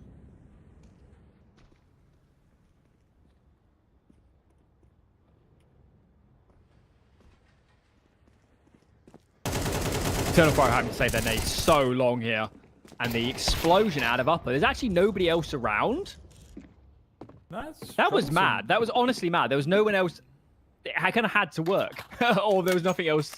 There was nobody nearby for Monte.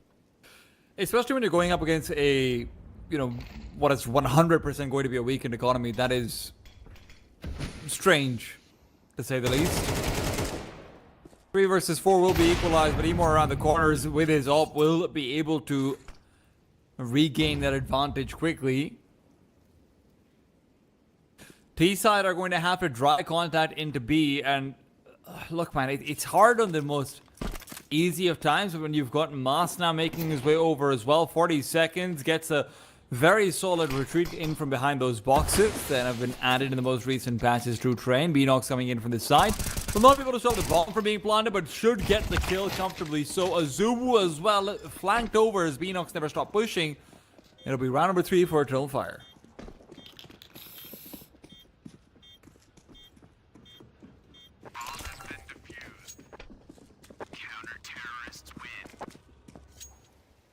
Gotta say, Alan, I am happy to see that Beanox has been activated a little bit earlier on as well.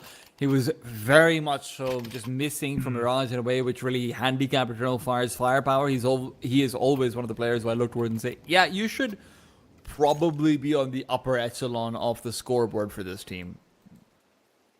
Yeah, I mean, he's certainly a player for the last couple of years that you've kind of wondered when he's going to get a bump up to, the ENCEs of the world, these sort of teams. For now, remains in this sort of squad. Mask dispatched by the aggression. Azuo is a long way ahead of any teammate. but he's gathering a lot of space. Now his teammates can join him from the Ivy side.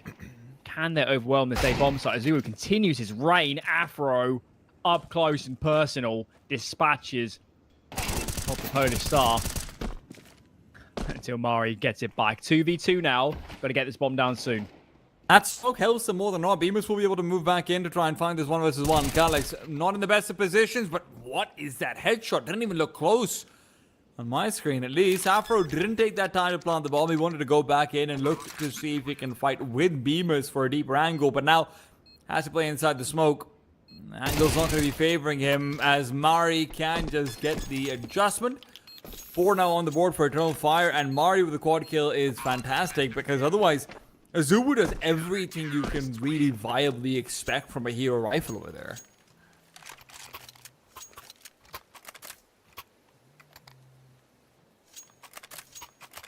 I think he rightfully might be asking his teammates, like, where's the backup?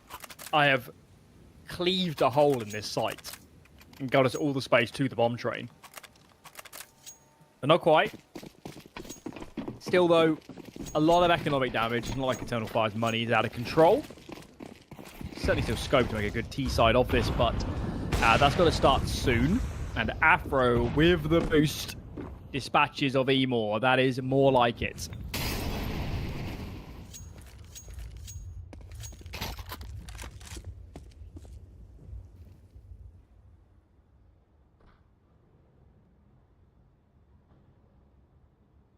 Position from Ryu and Disney has to be held. Mouse will go out alone, and there is another one where that came from Beanox. It's a hard fight to try and double up behind. Did feel a bit sunk costly, but when you're down so many men, it's either that or you move back to see if you can find an angle to save. You think sunk costly is a good objective? I don't know. Not one I hear very often. It's got a good ring to it. Sunk costy. As opposed to sunky costs. Yeah. That's how they speak in banks, I've heard. On the trading floor. I am actually trained in economics. Would you believe it? Hey. Galax is a dead man. No, he's not. And suddenly this round is alive as well. Bomb is on the ground. There's no way to be able to cross over towards it without going past the AWP of Mari. Mari himself gives it up. The incendiaries are good. They're great. And the smoke might be down in the right position, but look at where Galax is already. The smoke will be popped. The time is low. A 2 versus 5 could be visible here in front of you right now. Azubu makes his way over from behind. Gizmi will get the critical kill. And the question is, where the hell is Ryu going? He was holding, so he's kind of inside a B holding connector. I do kind of get it, but equally, with that much time left, the biggest risk was somebody coming, maybe even actually had a main or something, and dropping the bomb. That was a very chaotic end to the round.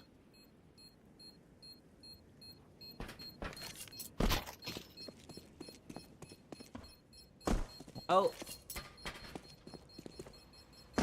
Monte get the round not as cleanly as they probably deserved after Gizmi's initial triple. Terrorists win. But deserve is a fancy word that doesn't mean very much in Counter-Strike.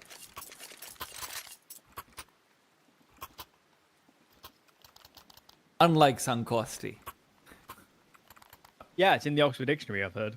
I put it there. I scrolled it down with a pencil into a It's one of copy. those new kind of, they do those words of the year. They Yeah, get where it's added. like, oh, lit.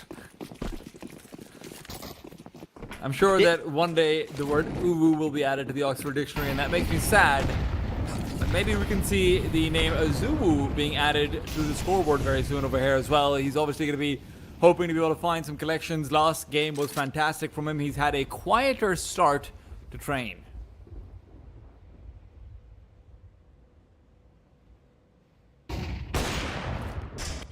The only people that really care about the new words in the Oxford Dictionary are professional Scrabble players.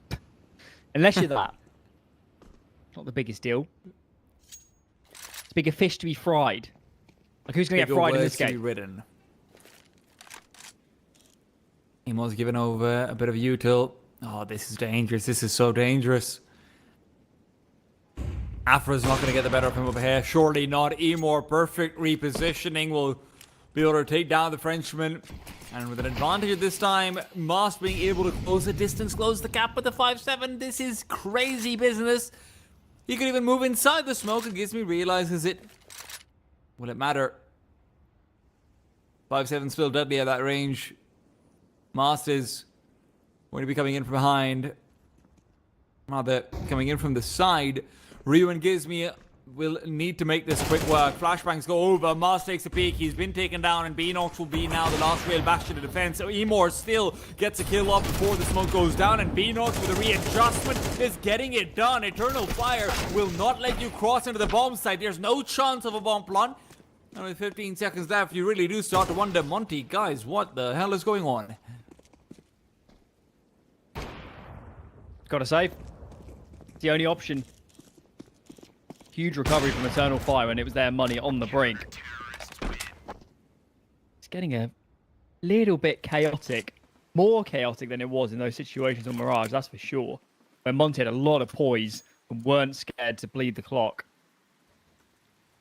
Getting away from them here. We're not finding the trades. Getting caught off guard. Losing opening picks.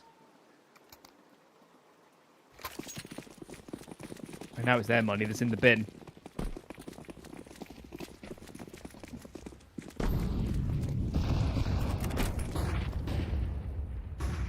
Can Afro pull off what Emor just did? Get a fantastic rounder. A little bit harder on the T side when you're trying to get aggressive, but listen, man, if there's an angle to abuse, this would probably be it. Using the flashbang early on is certainly going to reveal intentions, and having the P250s swing by will finally take Mari away from the angle. Not to say that Mari's been anything less than the hottest pair of hands in this entire server right now. 11-3. Been great. Why did you ever say that about me, huh? You need to earn it. That's the problem. Why? Why can't you just lie to me? Maybe Monte's Mirage was a bit of a lie. Tough love. And it will be tough to get any love on the same bomb side. Masters over here ready to stop them from really reaching out too far. Mari's the one to get one. Mari's the one to get two. And honestly, the way things are going, he could get them all. Gizmi barely lives. And Ryu will be very much the same.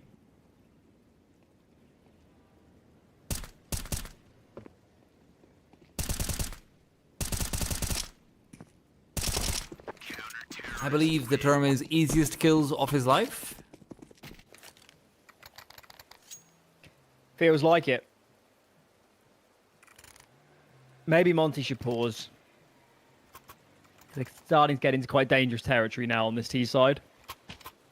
The money's also, it's not incredible for the CTs, but it has banked to a point where with a couple saves, they will be buying again. That pause indeed comes in. They've really struggled to get past maybe a minute in the round, still in a 5-on-5. Yeah. Outside of, funnily enough, the one round where Azu pushes Biddle with the Galil and it's a 5 versus 3, then they lose. Yeah, they did lose that one, actually, yeah. Mari had his fantastic quad kill.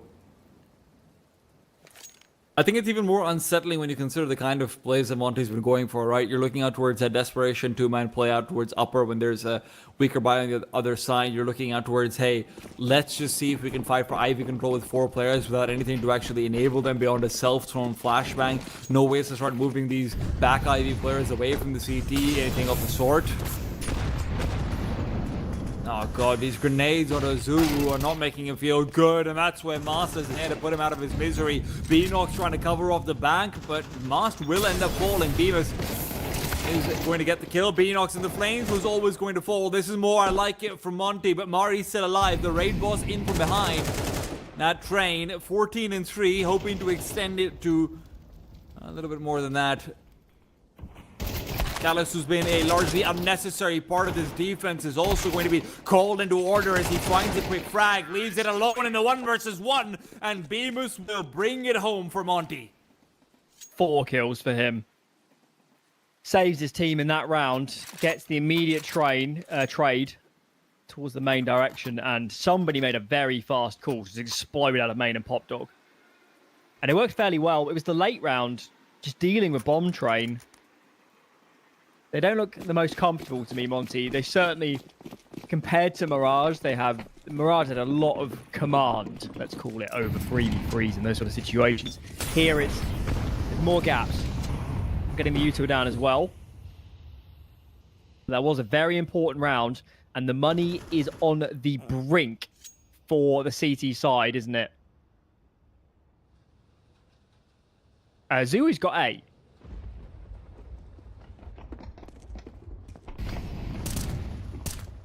Oh, Alex felt like he had a real chance over there, but as the CTs are going to start to make their way moves back over, they have a lot of retake utility, I will say this. The two smokes and block off both the entrances out towards the upper side. Mari's death makes it more complicated, and Emor, get out of there, buddy. CT economy isn't great. I mean, this is a ridiculous attempt to even go for at that point in the 2 versus 3. It's been a long road, this T side, but I think Monte's back in this. Some good few rounds to really get on top of their adversaries, but now the money is broken. BMAS for me is getting a lot of high impact kills right now. He's the biggest factor in terms of keeping Monte in these rounds. And yeah, pretty much nothing brought up here by the Turkish-Polish squad.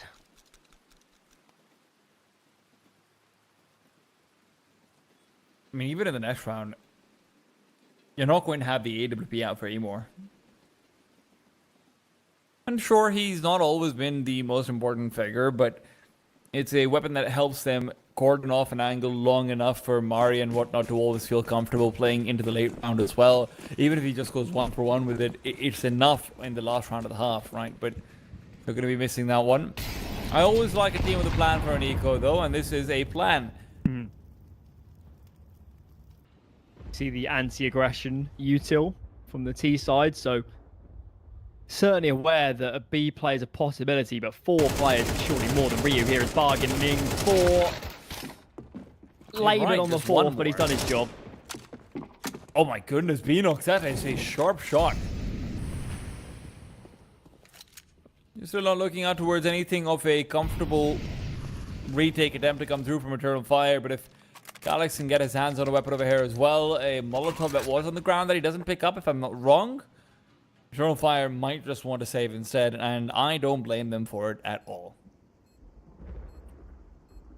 Still, given the way this was looking, Monte up to 5. 6 looks very possible. Does this save?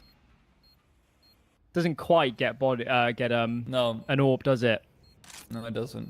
I mean, Beanox can drop one because he's getting 2,500 from this round. Yeah. Up to 5,300. Yeah, just $100 short, unfortunately. Needed one more kill.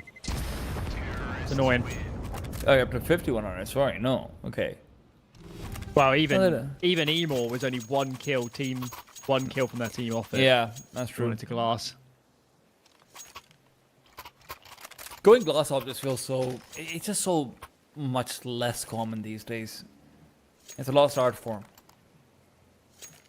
Yeah, I think breaks very quickly to grenades.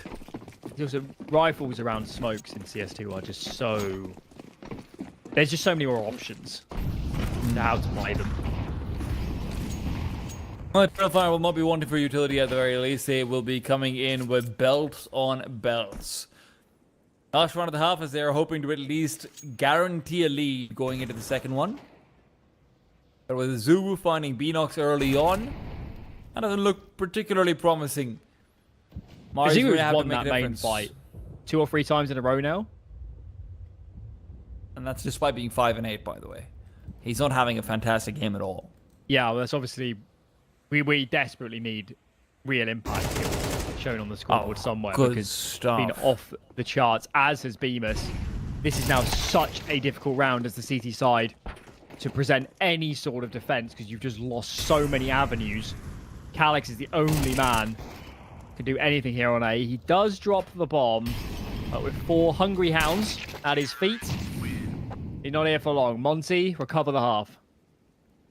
Impressive stuff, man. 6-6 coming through, despite the fact that you're in one of your anti-force buys, you're not doing particularly well. You're losing out of the pistol round. You're the T side of Train on top of it all, and you lost out a 5 versus 3. Look, the numbers are a good sign. You know, 6-6 is where you want to be then.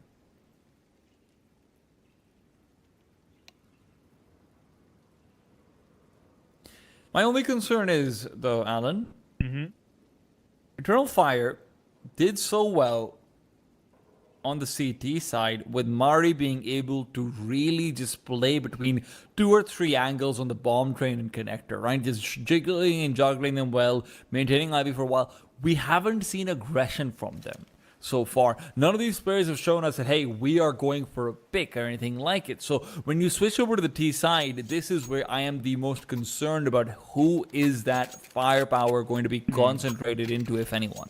I mean, certainly based on what we saw on Mirage, Eternal Fire was so stifled getting into a spot where they could get a good fight that it just completely ruined their T side. So it'd be interesting to see now we're on Train whether, albeit a different map entirely, a similar sort of trend plays out where Eternal Fire never gets into main, or Eternal Fire can't get out of Pop Dog and force some chaotic engagements. Pistol, though, to kick us off. And the Julies, a pair of Julies, on Azuru. Where are you? He's kind of mid-sight right now.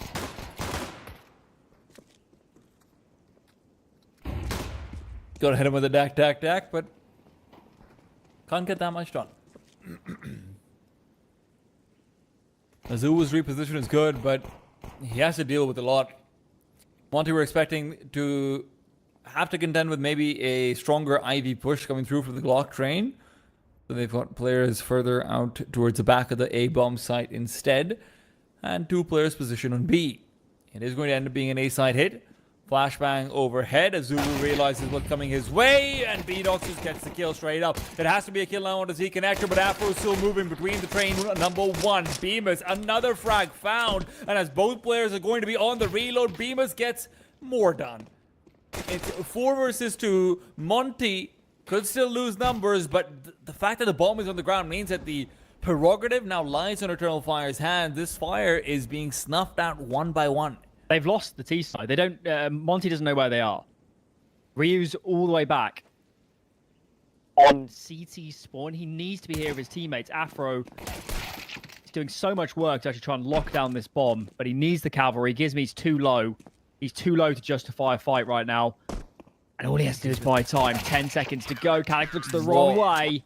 And that is pistol round for Monte. They are now in a great position. Nothing better than this. No bomb planted for Eternal Fire. You almost definitely have to save over here. Pick up the 8th round. Easy peasy.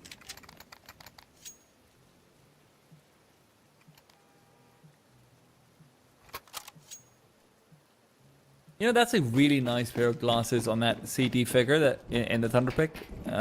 Little, you know, left side thingy.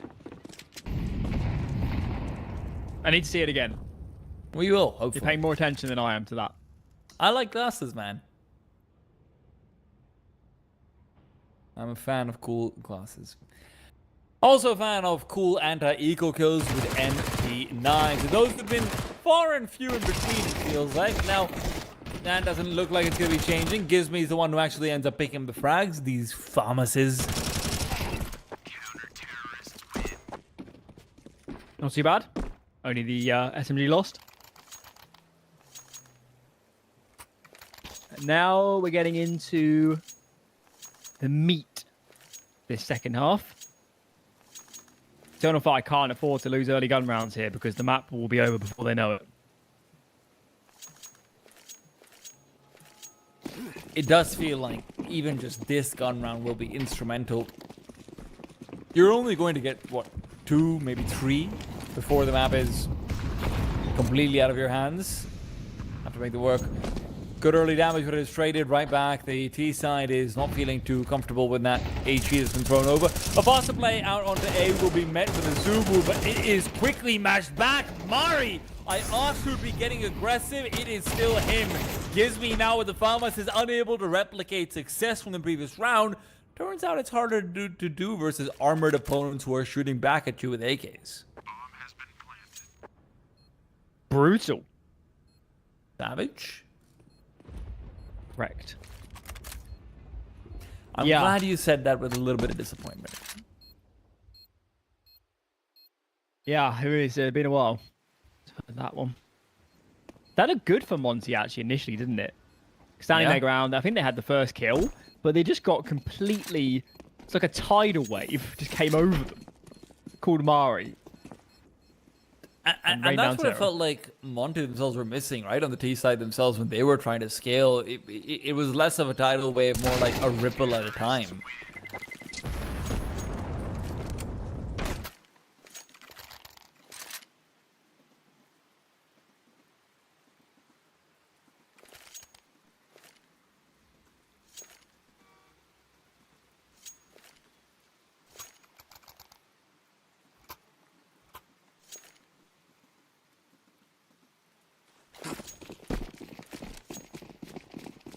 Alan, Yeah. as much as I have said that Eternal Fire only have a couple of gun rounds to make this work, I've got to say, we can't forget Monte was really struggling in that first half, and struggling in the second half is a little bit more risky. A very different game. Afro, still aggression is good. It is going to be met with Ryu, and Afro picks up another one. Gives me nearby, will spot out the bomb, and Monte will stop them in their tracks. This one looks over. There's a case here for a T-side save. A lot of time to save, and Afro says, nope. No, sir. Free for him. Been a bizarre series for Afro, hasn't it? 'Cause it almost feels like rifling, and he had a great pistol round, didn't he, on Mirage? Indeed. I don't feel like I've seen him AWPing, at least having massive impact on the AWP all too often. It's more other weapons. I do remember multiple shots being missed with the AWP on Mirage. But also some very pretty shots with every other weapon. And that does seem to be, unfortunately, the tale of a lot of operas these days. When you're looking out towards that tier 2 side of things. It's definitely not been Emor's day. CT side train is where, I mean, granted, CT side Mirage is pretty good for an AWP as well, but it's not like he's been playing, you know, Vertigo or something of old. Vertigo Cobblestone, some possible maps to AWP. That is chances. Cobblestone had like some fun triple AWP setups. On which map? Train. Cobblestone. On Cobblestone? Yeah. What? I remember. God, what was that? I can't remember. It was one of the CIS teams that used to do it. Like back in like 16 or something. Like Vega Squadron or someone Maybe someone like around that left level. field. Someone around that level. Yeah. Where do you even play free AWPs on? You'd have to play the don't long side of remember. A. You have to play the long There's obviously B. Yeah, you right? play B on the platform or chicken. And then long A, and then one guy who's just running back and forth trying to combat. I didn't say it was good, but it was fun. yeah. Don't use this at home. Caution me, it's not necessarily recommended. This though, could have been traded. Gives me stuck behind E-Box. Has his teammate nearby. If Eternal Fire can get another flash down, these guys are pretty exposed. It's actually Monte trying to force the issue first. Util all over the shop, and they have been crunched on. I mean, the timing for Monte to chuck out that utility could not have been worse. They're caught with the grenades in their hands. Flashes start popping in their face immediately afterwards. The re-aggression timing, like you mentioned, just was something Eternal Fire was too ready for.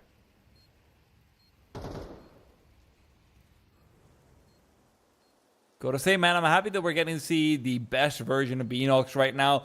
Obviously, some of his shine has been taken away from Mari's, dominating performance.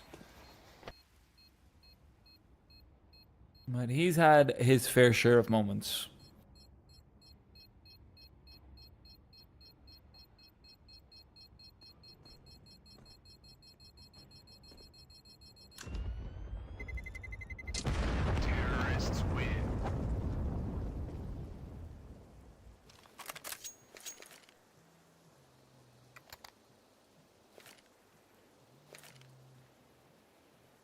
It's got to be a save. Got to be from Monte. What do I know? What do I know? I can't believe they bought here. Because Eternal Fire, if Eternal Fire gets a plant, they will buy no matter what in the next. Thing is, I'm not sure I'm with this. I'm not sure I can get behind this buy. do they have a buy in the next round? If they say they do, right? Because like, if you can afford pharmacies and utility, then you definitely have a buy. Yeah, I see what you're. There would have been one player sacrificing. The difference is, here we've got 5 players sacrificing. Look, I would just really like to see, at the very least, you try and do something with this which isn't early aggression. I know that sounds weird. Whenever you have a lower buy, you're thinking, hey, early aggression is sort of how we get a kill, maybe switch out guns and everything. But Monte haven't shown that they have that in them so far, right?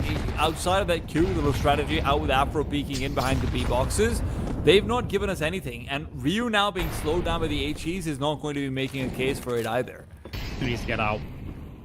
And he will be able to do so. That was getting pretty scary for a moment. And he needs some teammates. Eternal Fire are going to play contact. They're going straight, and Ryu's got to get numbers here, and he doesn't. Monte need to save. This round's over.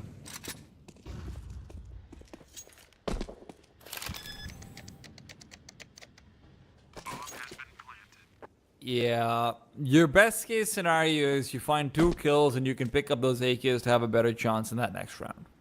Right now, that's absolute best case.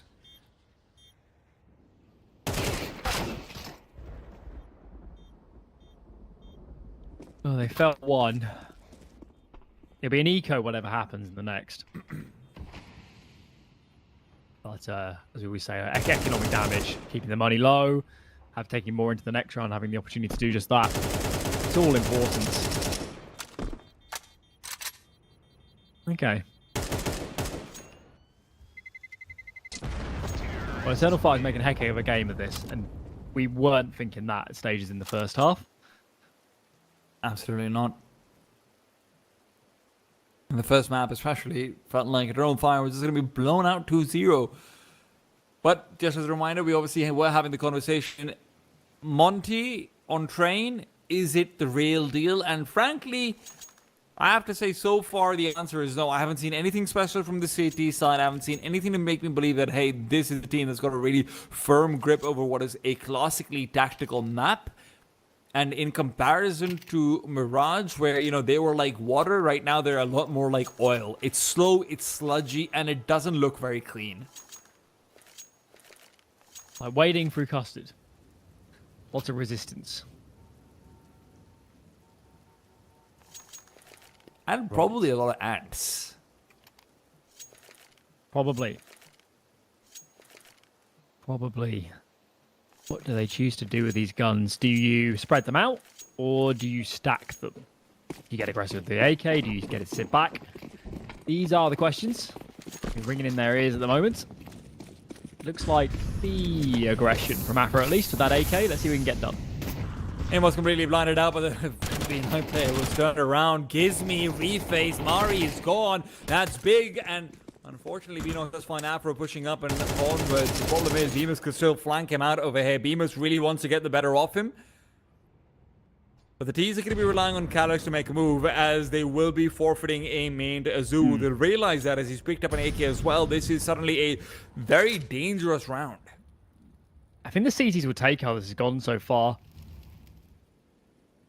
Kind of helps on a force buy to sow some confusion and force Eternal Fire to rethink their choices and reroute. Monte, you're worried shows about himself with that smoke.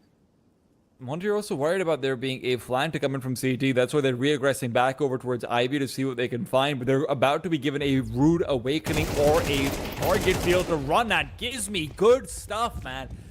Second kill with the Farmers now found. Azuwu's been given a position to play from.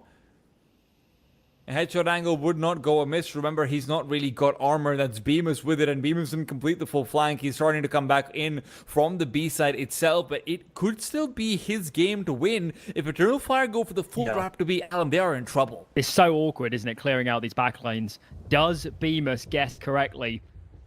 Shadow advantage is gone. He's going to give himself up. No, they don't spot him. And with the Zubu going down, Bemis just barely misses the timing as well. I think they saw him. Yeah, they did. It's a decent try. We could certainly see as that played out, there were moments where that could have changed very quickly. But Eternal Fire, rounds are rounds. They got the lead. And now should come the real buy round from Monte. Money's so good for the T side as well. This is not easy for Monte to get this to overtime now, let alone win the map.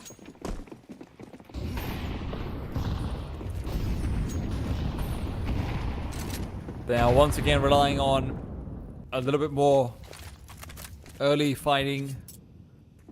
But it's a fight that's not being given to them. And when you've used all of your utility in that first 20 seconds and you find nothing from it, I don't know how you play the rest of the round now. Bemis, excellent first kill, and Ryu's there for the second. Bemis can now even come through with a double up. Ryu's the one who gets the frag, but got assistance in from behind. 4 versus 2, and where you ask how they're going to find a round, well, it's just by some straight firepower. Feels like Bemis is getting all the key kills in all the big rounds. So important they dealt with that, the upper aggression here on B. It's going to give him 10. Calyx, I guess he's just saving. No real intent here to make a move. So, getting a real game in our hands now, aren't we? Just what we needed. Now, Alan, you did say at some point or the other that Beanox has been this player who everyone's sort of been thinking, okay, he probably does get the elevation. Yeah. Right? Into an ENCE, into this, into that. What's been sort of holding him back so far is what I'm wondering about. Because I know you're much more keyed into like sort of that tier 3 players coming up and into tier 2 than I am as far as Europe is concerned. So I'm kind of curious because I haven't really heard his name being thrown around too much. Yeah, I mean, it's just this tends to be the case that the better 1 or 2 players on every team eventually gets poached, and been a bit of a surprise that Beanox hasn't been in that. Yeah, I mean, I haven't spoken to anybody in the know of who he is as a person, right? Which obviously would be that's the gold standard. That's what you really need to know. So I'm not sure. It could be anything. It's at the end of the day, there's some luck involved as well. It's who you know, these sort of things. It's not a given that Beanox has any issues, and he's still, I imagine he's still not that old, so he certainly could still make that jump. Well, getting a big win over here with him leading the charge would be important for his prospects. Eternal Fire, of course, do not want to let this guy go. He is a real candidate for pushing their brand forward once again, a brand that, up until earlier on this year was, top 5 in the world or something like it? Mm-hmm.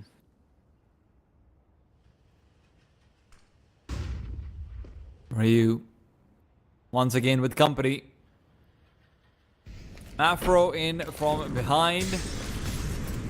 Molly, Flash, the works. It's all coming over. Ryu trying to peek in from behind. Doesn't find anyone playing catwalk. Now he receives backwards. It's going to be a call for the CTs to start aggressing into A main. They could miss the timing to rotate back into B should this be a commitment for the latter bomb site. But Eternal Fire are taking a lot of time. They're happy with having wasted utility. This feels like it's going to be a very complicated end to the round for Eternal Fire. Masked is quite committed here to Pop Dog. And of course, the result of Mari outside of A, player and Pop Dog, you've only got 3 around the bomb right now. And if they don't win opening duels, this can go south so fast because you just don't have the players to trade. Gizmi's going to molly Mask out of this. 20 seconds to go. It's A fake. I don't think it's going to convince anybody. I mean, they need to start rotating back, though. Look at how far in they are. And with Mas getting the kill, he can stop off rotations, even if it doesn't convince him. There's only one left on the side. Afro needs to get it done. And while the bomb is being planted, it would be ideal if he can pick up the Opera in from behind. But Mas is getting the kill for free. He runs out of bullets. That could have been round over there, and then Afro gets his requisite one. And now with the double rotation back in, Beanox is good for one. Amor is able to find number two, and Afro's all alone. He was hoping for company, but company's been interrupted, and Monte, it doesn't feel like they will be able to replicate that past round success, despite how complicated that take was from Eternal Fire. Ryu just doesn't get enough kills, and Afro left alone is not going to be able to pick up that mantle either. You know, it did kind of work. The 2B players for Monte were on the move. Mostly, the big reason for that was the kill around Pop Dog. So the idea did, I give him credit, it looked incredibly complicated, but it did somewhat have the desired result. They're so close now to getting us onto Nuke. And Monte are going to force. Are we surprised? No, this one's a better force than the one they had earlier. Yeah. That's for sure. It's also, once you get down to these sort of numbers in terms of the scoreline, is you have to start doing the maths of like, do we save here for one good buy, or do we force semi-good and then force again? And once you start running the numbers there, it teeters more towards buying, doesn't it? Just so you have more than one chance. Yeah. Problem with putting a couple of eggs in a couple of different baskets is sometimes you just go hungry at the end of the day. Calyx is hoping to feed them some bullets, though, and he's done just that. My God! Calyx is unleashed in A. Get out of there, What are you buddy. supposed to do? Fight back. Brutal.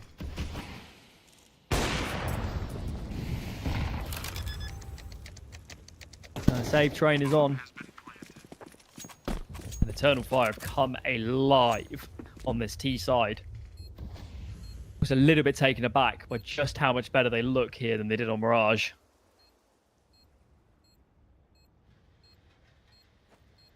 This is a map where they're meant to go comfortable.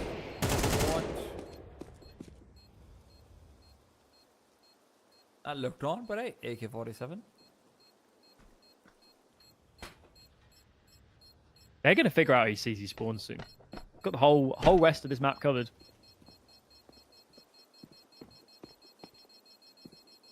A lot of noise being made over here as well, but Ryu reads it well, and it will adjust in time. No! That is bad. That's really bad. Bad to worse, yeah.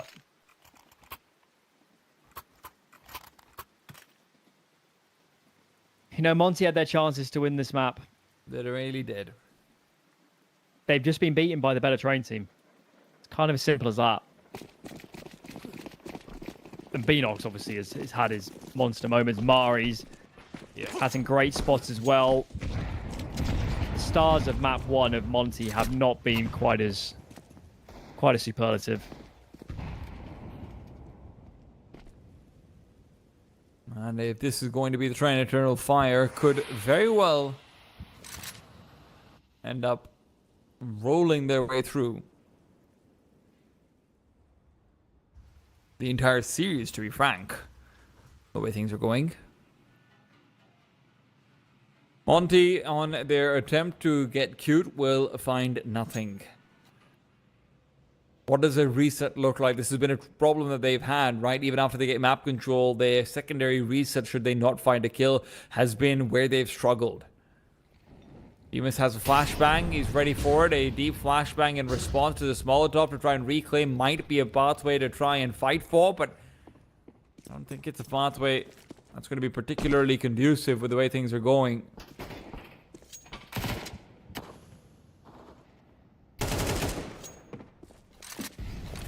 Double entry again. Eternal Fires has just been so incredibly good for it. Gives me taken out of here as well. 5 versus 2, and it is all down to just Ryu.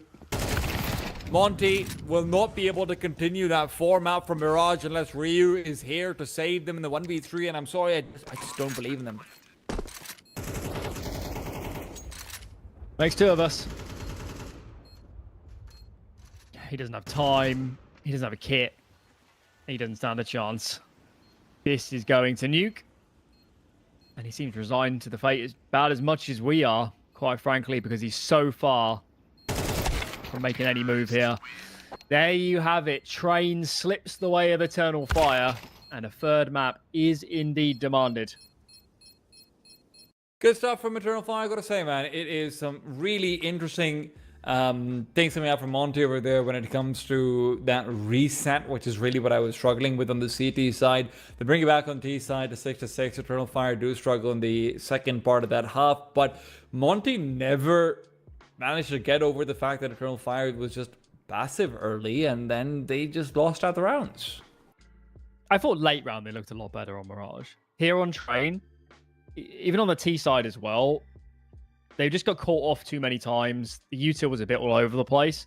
They don't look as well versed to me in late round scenarios on Train as they were on Mirage. And I think that probably lost them the map. And they would have won this map if that was more tidy. Let's find out whether they've got more in store for us on Nuke. The Decider coming up soon after a short break.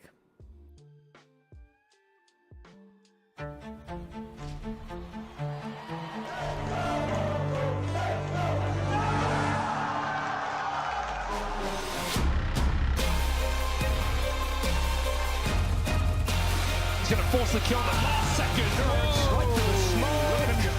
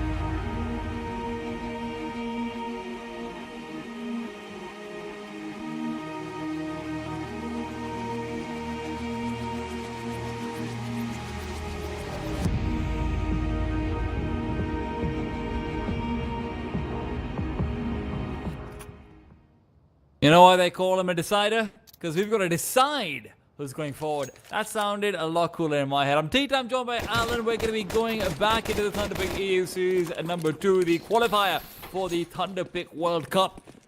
Let's see whether Eternal Fire can continue that streak of form from Train, or will Monte fight back? Afro certainly seems to think it's going to be the latter.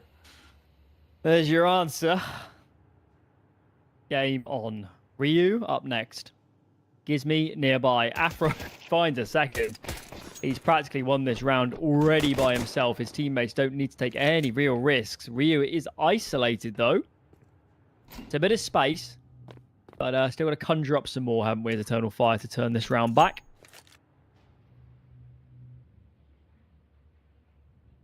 Zuu, who was a little bit more quiet out on Train, is hoping to get things off to a hot start. Unfortunately, it is just a pile of hot, steaming bullets in the wall. Yeah, that's what I was saying.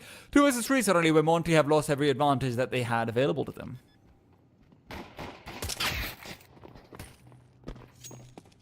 And maybe more where that came from. Yeah. This shouldn't be winnable. Especially with these spots now. And the Glock. I don't think that helps.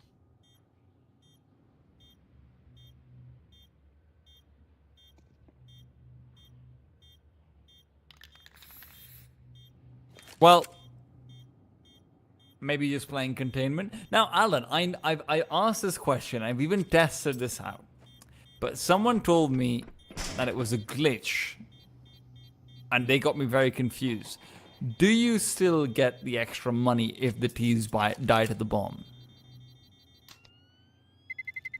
I believe it's die at your hands. But I don't know that. It doesn't happen often enough for me to notice the difference. In the beginning, I'm pretty sure you got an extra $50, and then someone told me, oh, that was a glitch, and they patched it out. So I've been confused ever since. I've got a feeling the wording is it's for every player you kill. But that is a bit ambiguous. I mean, yeah. Does it count if you get killed? Because you have to kind of contain them to kill them with the bot. I don't know. Some real scientists to figure that one out.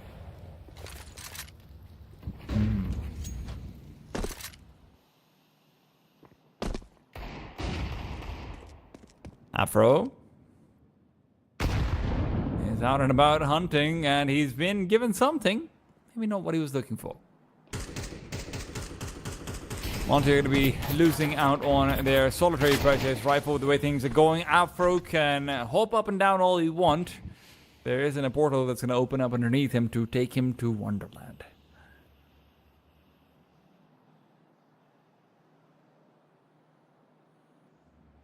What's your favorite children's story, Alan? Wow. You can take your time to think about it, because Gizmy is on the move. He's on the prowl, and he's now down and out. I'm thinking.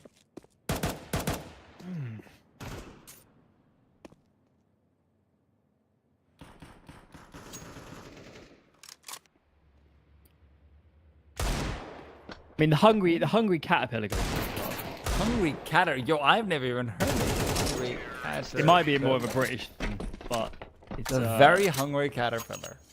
Interesting. A every 1969 children's fiction child will read that book. Okay, fair enough. I think mine has to be, because that's a children's story, right? Not children's books. I wasn't thinking of books in particular. I'd have to think more about that. Mine probably has to be just Peter Pan. This feels like it's got a bit more everything. Depth than the Hungry Cat. Yeah, it's got everything. Like, it's got pirates, it's got crocodiles, it's got fairies, it's got magic, and it's got overarching themes of, you know, transitioning to manhood and the reluctance to do it. After right now, he's proving that he is a real man, because he doesn't need a rifle to get killed. It is the Deagle. There's no Peter Pan in him. Zuu. Now the V250. It's a competition of who can do more with less. All right. Still recoverable. Don't need to panic. This is the critical moment. Bomb goes down. Gizmy gets some fights. It's too much to ask on the USP. A valiant effort by Monte. I know, this one's over.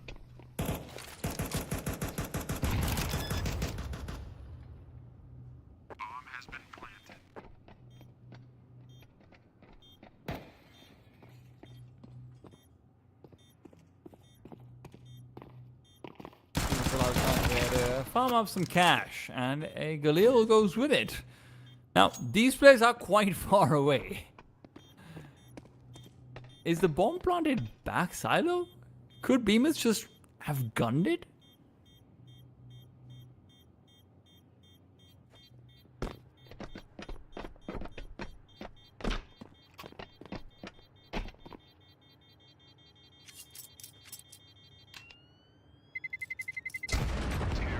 Nope. All right. Close but no cigar. All right, guns are out.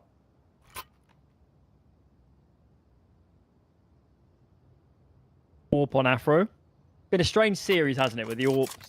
The AWPs have not been a big factor the way these first two maps have gone.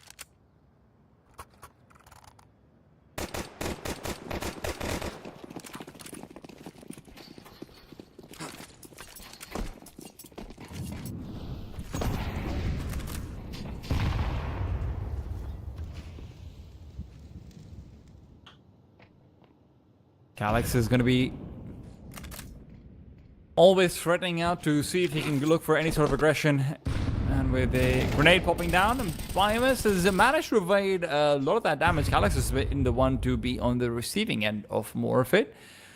Want to need to find a response and fast. This is not going to be a CT sign that gets better anytime soon. It's going to be what looks like a faster execute into A, although that might just be a double back for a ramp push if they're not able to find the required entries. Time certainly on the side of Eternal Fire, but with Afro finding the kill, the numbers are not. Afro doubles up, and that ramp re-pressure is going to be met with the AWP.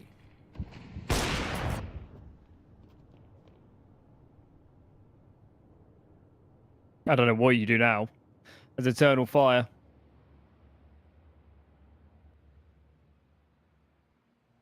I think they're going to save.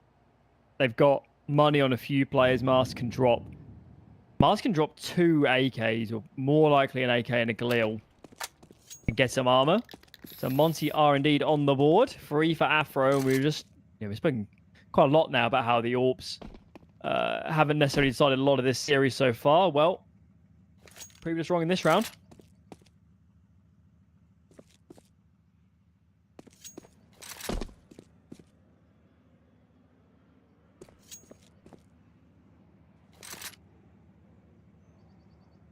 If we're looking out towards something that Monte needs to do different from Train, right? And maybe even something that Eternal Fire can work on going into Nuke, where obviously both are on paper very tactical maps.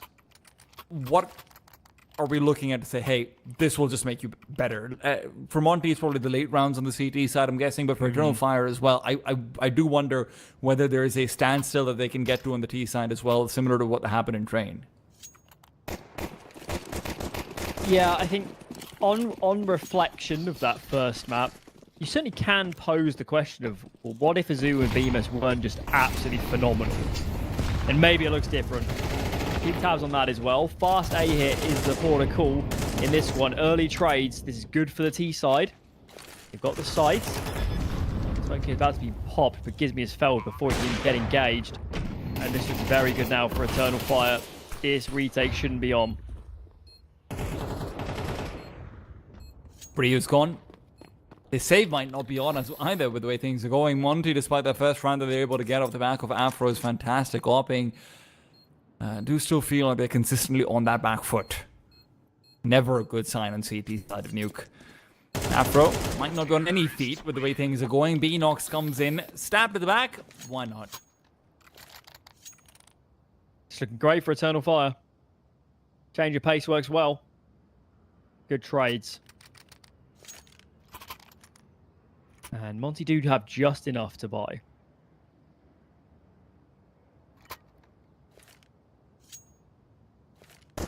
Ari Beanox, stars of the second map, are looking very good here as well early on. That is a Strong sign. You're an Eternal Fire fan. Look at that. Very sweet. One boost out from Afro. And yeah, you're right. That's exactly what you need to see from Eternal Fire.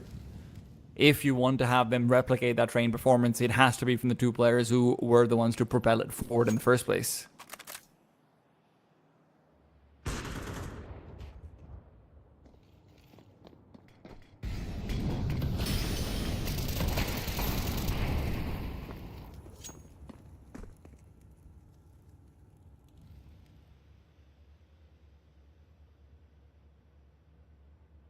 This ramp fight is so much. And Ryu's out in the open. Nobody spotted. Yeah, Ryu stays alive, but now chased down. His teammates are quite a way off, actually. Gives me not the easiest rotation coming in from below heaven. And they're just playing with their food at this point, aren't they? The T side. Bemis, the one player left to find on A. Do they look down? Awkward engagement, but Benos gets it done. And there you go. Eternal Fire on track for a mega T-side nuke right now. I mean, they basically already have it. This should be a 6-1 right now. I am honestly perplexed with what Monte's answer is going to be, because it does feel like, you know, you're getting no activation from Azubu or Ryu. And Ryu sure was maybe a little bit more important towards that second half of Mirage when it felt like Monte had already won the game, but he still had his moments in ways that you're looking at, you know, repositioning, being maybe a little bit more agile around his positions and whatnot, things that it feels like you want on CT side of Nuke. Azubu obviously was a menace, but I'm not seeing any of this coming out. You have no ability to maintain outside control so far that you've been able to display. You've consistently been on the back foot for these lobby plays that maybe you're looking to go for over here as well. This is where I would want Kakafu to be able to come in, intervene, and give me something more for that next gun round.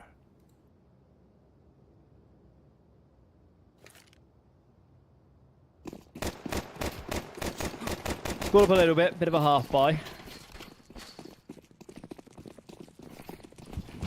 Can be punchy, but individually they've looked so out of this map so far that we're not brimming with confidence at the moment. Lobby push is the decision. Just Calyx there, and he is traded. That's okay. AK's heaved over to Azubu, but now it's a foot race. Can they even get this gun lower before it's overwhelmed? Gizmi's having to give ground and give ground and give ground. He tries to buy a little bit of time. Azubu is here with two teammates. This could be on. Azubu finds another. Afro chimes in, and that AK indeed does a lot of damage. Tough 1v2 now for Mast to solve. I mean, this is exactly what you needed, and especially with the fact that you still have control over the upper bomb set as well. Mast is never going to be able to really go back there. Looking at the map, it does feel like planting in B is his safest bet, but he doesn't know it. The reposition from Monte has really caught him off guard. The only advantage he has over here, Alan, is obviously that Monte have not been able to recover any of those rifles. So this is still going to be a weapons advantage going his way. So the reason Afro stayed up is he's so low. He didn't want to play this on his own. But Bemis is a long way ahead of his teammate. They need to be buddied up completely here. Afro help a lot, actually, if he took first contact. Yeah. But now that Master's slipped back, I think this is an advantage T right now. Without kits, without HP on Afro, I'm with you. Bomb tap not held. Mas knows that they shouldn't have the kit, so he can try and play that 10-second timer, and it feels like the round's already lost over here. They can't take it. They wait for too long, and even if they get the kill, it's the AKs that will be their only prize. Tough one to swallow. I feel like they should have. That looks so good for Monte as Eternal Fire rounding themselves onto B. They're getting absolutely chewed up. They'll be pretty distraught they couldn't convert that round. The economic damage is nice. Certainly does keep Eternal Fire honest, but they are running out of rounds to actually break the economy and get a punish off and play against some Ikus. The TARP will be over before they know it.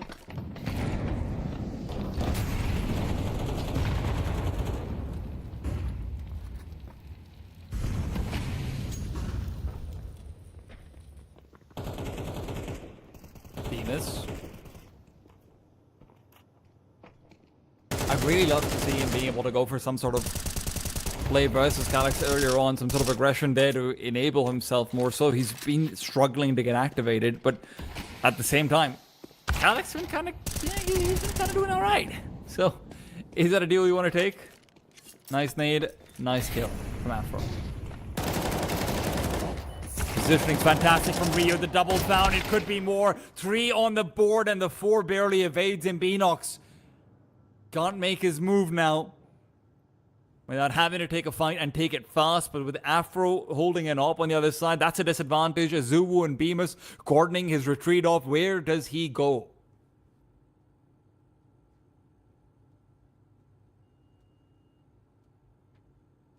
No option here. Feels good. Maybe can catch Bemis, but Zuu's going to swing immediately. Not required. Okay, well, better late than never, I guess. It is no bomb plant for Eternal Fire, and they're taking this pause because they've got to figure out this investment. It's a bit of a mess. Beanox can drop maybe a Galil. Perhaps they just hero it. I don't think that's a good choice here. It's all bad.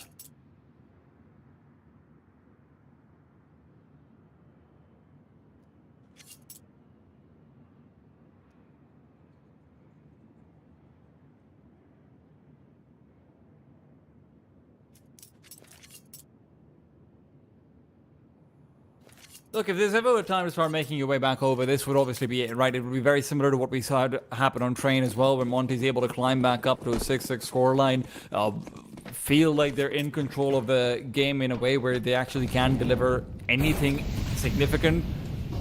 But you're still asking for a lot in a place where Eternal Fire has been in control very often of the early rounds.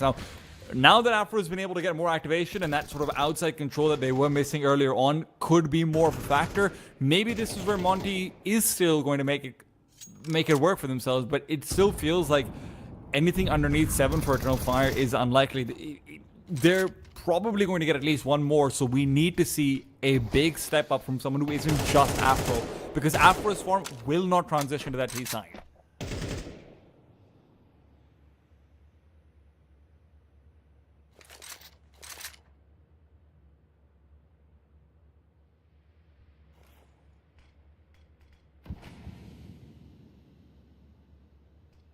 Emo is just praying something comes his way. New message just off the angle at the moment. Emo gonna come out looking soon. Surely he's a dead man. Indeed he is. And this round looks a lot more comfortable for Monte, doesn't it? 2 with 2, otherwise plenty of kills spread across the board. Maybe there is still legs to this CT side.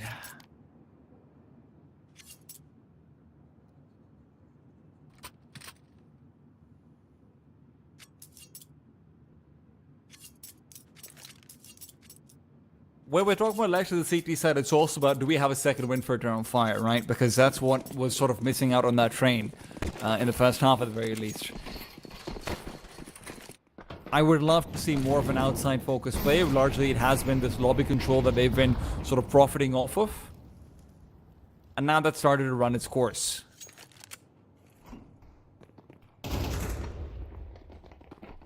Peek around right over here now though, Alan. This should just be a quick little reminder of skill and a nice cleanup. Monte, don't lose a single man. Just what you want to see.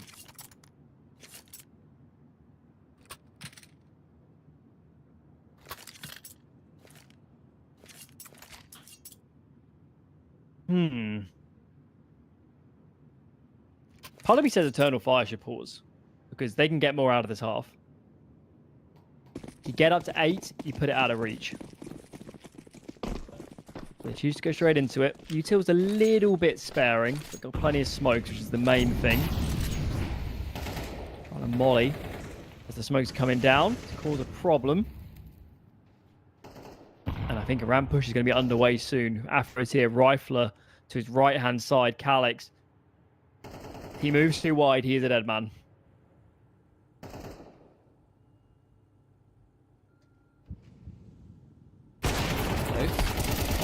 There you go, caught off completely. Ryu's able to trade him over there. Can Ryu get one more or get away? At least the latter is possible. Emor not ready for the peak, but despite the dink, will still come out on top. Monte a man down, but Azu and Beam is in fantastic position. This could still work for them. Gizmi taking away Mari's life now gives them that ultimate advantage. Not for long.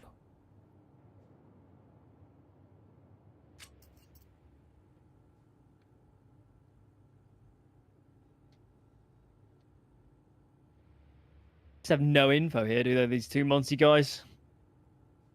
They're basically covering the entire map. Looking heaven. Fearful of lobby. I think they need to start pushing because the only way they win this round is if players stumble onto A, and that is not going to happen. We know the truth. It's going to be B.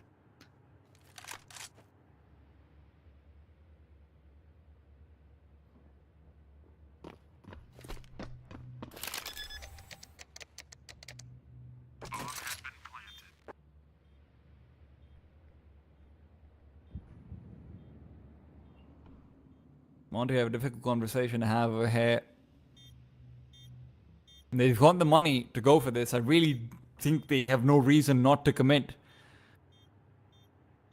But how do you actually make your way into the bomb site? Emor trying to cover off a ramp play coming through. It's a very awkward angle to be holding for an AWP, but with Beamers facing down two players, Azubu in the 1 versus 3 with time running out, it's going to be a done deal. This round cannot be won.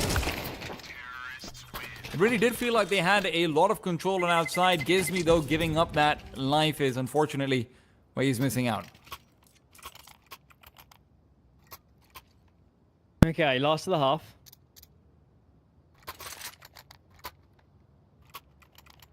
ARCRED's had a good one.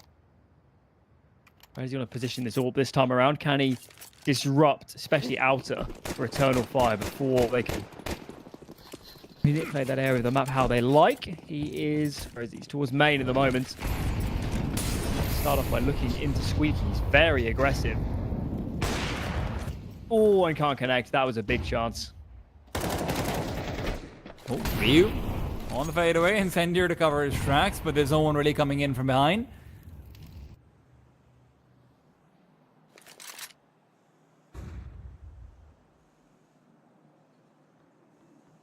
Slow down from Eternal Fire this time over. They still maintain Mari's presence and outside. He wants to be able to put some pressure in the later round, but as you look out towards what Gizmi is up to, he's all the way back in CT spawn, just worried about a crossover into hell. And he might be right to be worried about that. Emor is certainly flirting with that idea.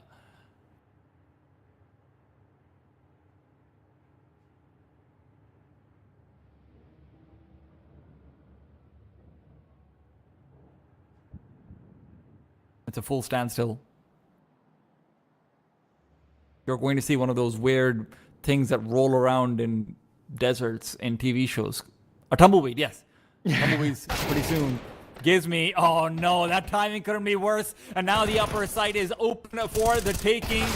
Beam is the only one to defend, and he's not there for long. Eternal Fire collapse onto A. It's going to be 8 to close it, and Monte, their hopes lie in Afro, but let's be very frank, I don't think their minds do. This feels, I mean, this round's over. That's it's not even a debate. But 8 T rounds, 4 kills there for Master. He's had a pretty troublesome map actually. This is a big lead for Eternal Fire. Monte are in so much trouble. They struggled during that half to get on the same page. And the more we see this series, man, the more it feels like something about Mirage and that CT side has clicked so well. They played into mid, they came out of mid, they took space. These other 2 maps, they are really struggling on the defense to find a playstyle that works.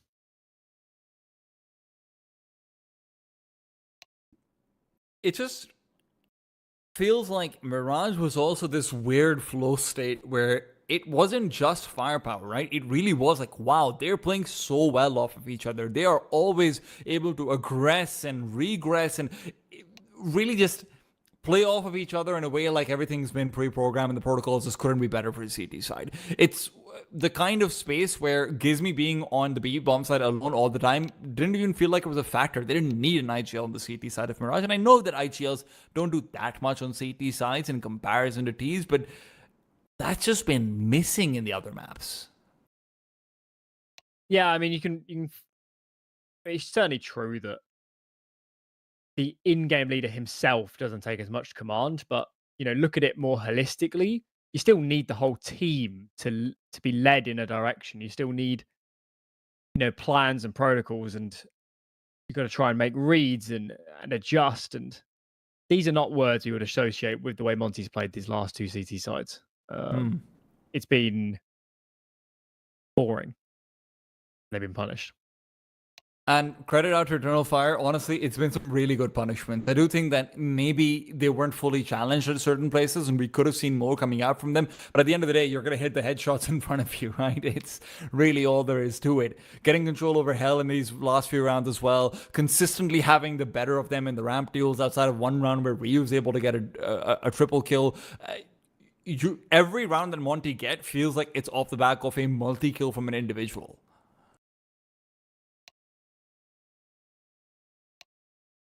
Just waiting for the second half to get underway.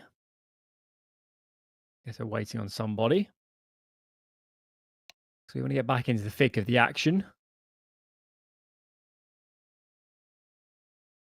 Beanox has been consistently good over this series. Some of the other heavy hitters on the server right now, a little bit more topsy-turvy. For those who missed it, Azuru BMAS, first map. Stellar. Definitely the best players on the server. But their team probably need them back again if they want to recover this map.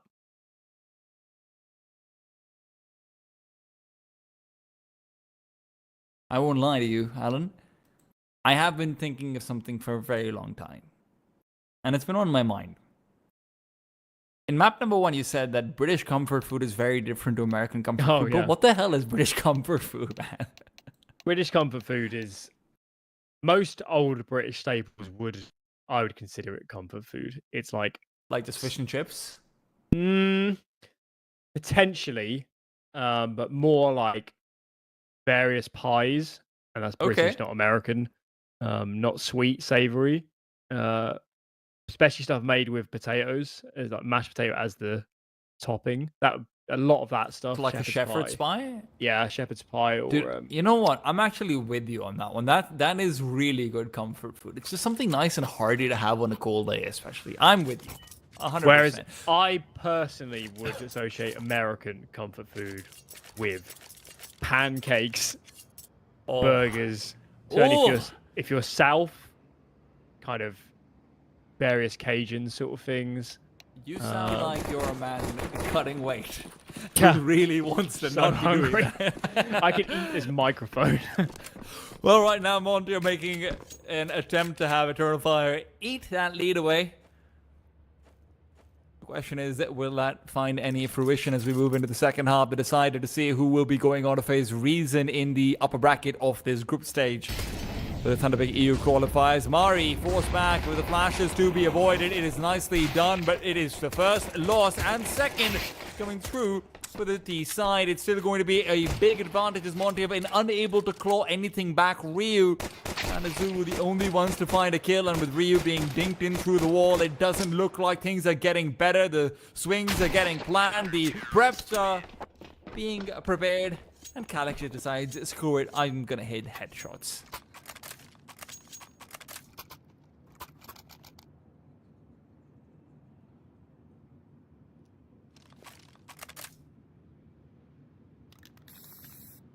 This looks bad.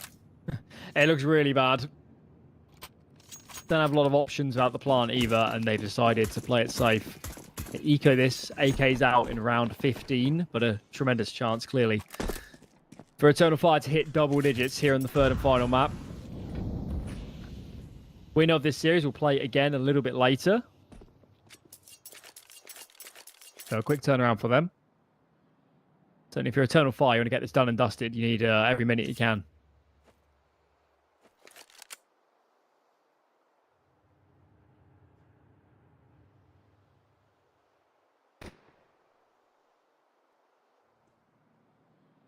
The T's think they're wasting CT utility.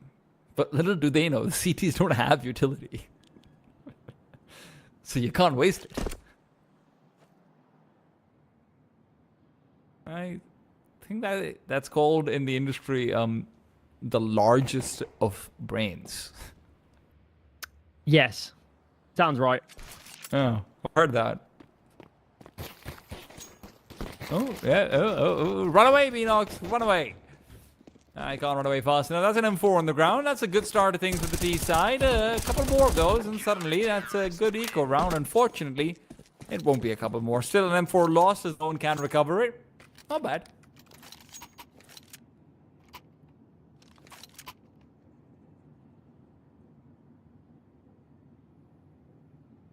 Okay. Guns out. Have Monte got anything left in this series? Pretty much do or die. Lose this, and it's a nightmare. An absolute nightmare. They need to win this round. Need to make something work. For the moment, a fairly default spread. Are they missing a cross smoke on outer? I got scared that might have been a misthrow for a second. No, they have all the cross smokes. I think Eternal Fire is quite confident that nobody's lower. Mars has got one, Mars has got two, and that's all you can hope for with an MP9. Maybe even more. Two players, rather three, still ready and waiting on the sub a bomb site, and Calyx with the AUG is just having a ball of a time. Playing distraction for Emo to replace, and Emo's done it twice. Now leaves Calyx to pull out grenades. That's not a great feeling, but you know what is? Getting to 11 rounds, and he's about to experience that unless Afro pulls off something magical.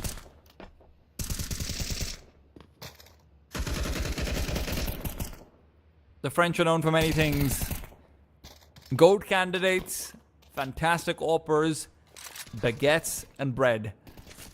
They're not necessarily known for winning out this 1v3 over here.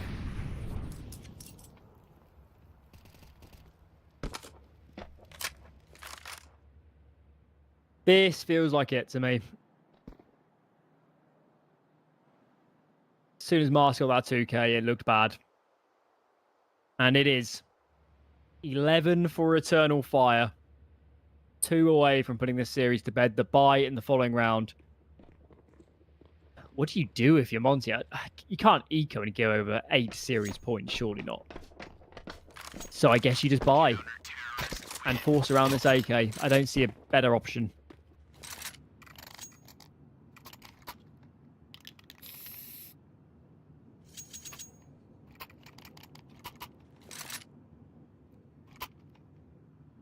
Surely they're not going to save. I'm going to be shocked. I'm actually just after some of the buys they went for on train, I will just be kind of upset. They're actually going to half buy. But on Bemis and Afro, you still want to have the buy. Yeah, it doesn't. You should just go for it. You should just recognize that your chances of winning at 4 to 12 down are impossible. Well, never say never over here, because you've got yourself some good entry kills. Ryu and Afro able to find one apiece, and that's more than what they've been able to find in rounds gone by. Mars still nice and healthy. It looks like the spray is almost on point. Mars continues on. There's not that many bullets left in the gun, but he won't have a chance to use what little there were. Emor, a grenade, would go a long way. And in fact, it's going a long way down and it's sailing past that vent. The problem is that that's not where the weekend player was. Calyx trying to cover things off. Incendiary to go down. This is going to be nearly impossible to get the cross into the side, and Afro's hoping for Calyx to make an error. That will not be happening. Wasting time here, Calyx, clearing his back. That was the moment.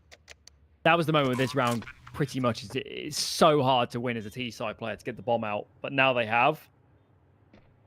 Maybe they don't know just how low these two guys are as well. So they will seed it. Very confusing round on up. The player gets all the way out to CT vent somehow. Causes carnage. Staying alive for now, Monte.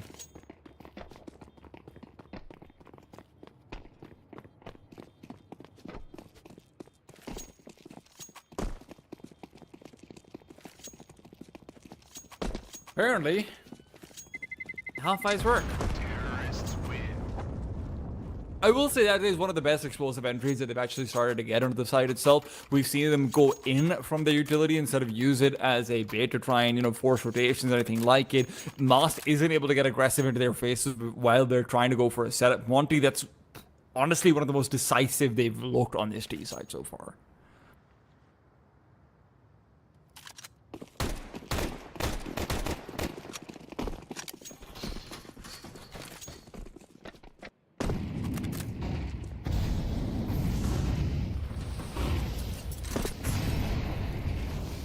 So quick on outside. Azuru's already in.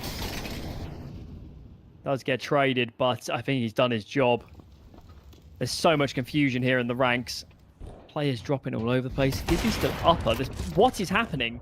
They've all lost track of each other. The bomb is down. This is carnage. And in the carnage, Monte might find life. Sure, the bomb is down, but the more you can get Eternal Fire worried and confused, in the grand scheme of things, maybe it just works out better for you. A smoke coming in from behind will spur Mari onwards. I don't know if he's still quite got an idea of where Ryu's coming in from, but now with Ryu making this much noise, he certainly does. There seems to be space to be able to recover the bomb. If Ryu's able to go back over towards the upper A bomb site and actually play safeguard, maybe it can be. Where exactly is it dropped? Is it outside? I think it's outside.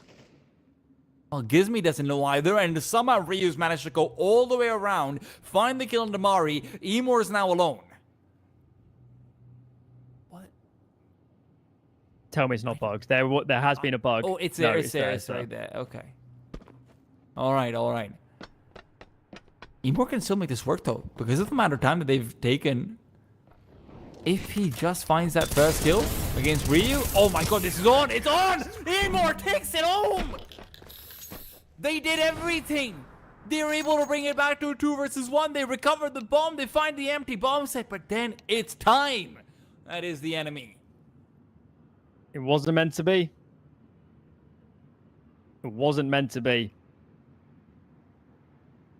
Oh my lord. That feels like the death blow. Tech pause here as something snapped.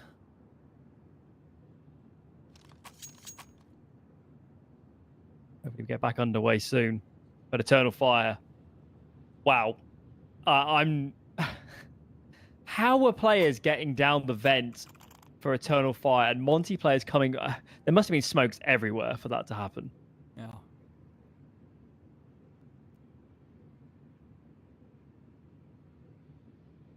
Technical timeout, and it is time for Monte to stew in their emotions.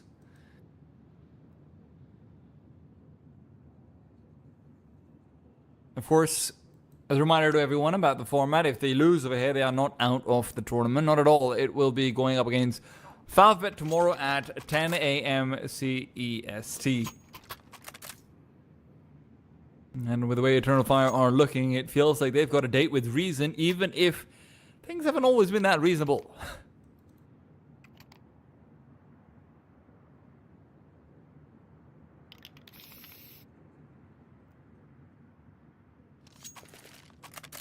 Back in we go. Afro's chosen to AWP body armor. T-side. Must feel like he's going to get an opportunity because most players would just rifle in this sort of position. Where are you, Afro? Going to start outside? He is. Run boost. Run boost onto the close boxes. Nobody home, and he can tell his teammates that.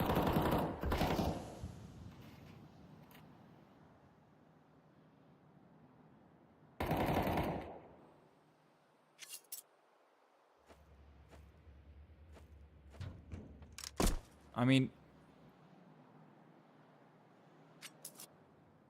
if Azu was able to find the kill on the Beanox, game could very much be on, but the deep grenade will not be making things easier for him. He's forced to drop down while Mas finds Ryu, and now refaces back outside. The call's been made. This is going to be an outside play, and Eternal Fire want to look to contest it. Beanox doesn't use his incendiary early on to try and interrupt this progression into heaven. Afro, I don't know what went on over there with that jump, but whatever. Shouldn't really matter. Master is going to be right back down under.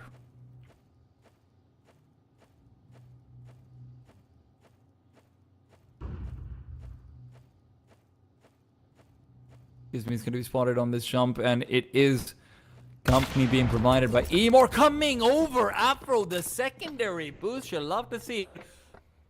With 30 seconds left, Emor still a hurdle for them to overcome, and they do so with a trade. 1-for-1. CT still plenty at ramp as they were able to come behind on their heels. Kills found by Beanox. I have no idea how he gets them both, but he continues forward and he seals the deal. It's 13 for Eternal Fire. 3 found despite devastation on their own map pick. This is them going forward to play up against Reason. A fantastic upset coming through after that first map. I don't understand how Beanox got those 2 kills. Yeah. He must have shot them from a smoke or something because they came out of nowhere. Unbelievable. What a recovery in this series from Eternal Fire. Such tenacity to hang into train. Looks so good on the second half. Here on Nuke, they were definitely the better team the whole way from start to finish.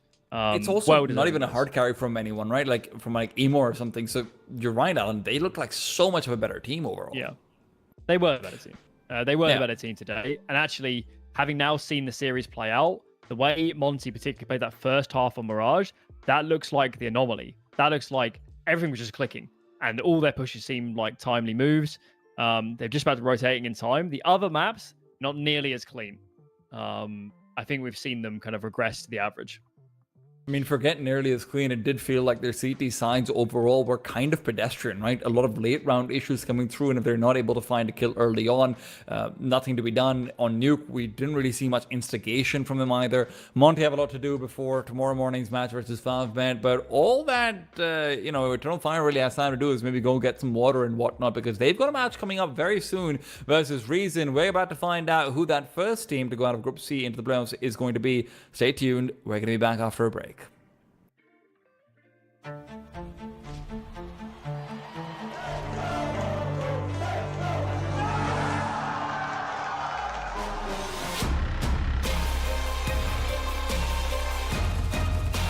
He's going to force the kill in the last second. Right to the smoke. Look at him go.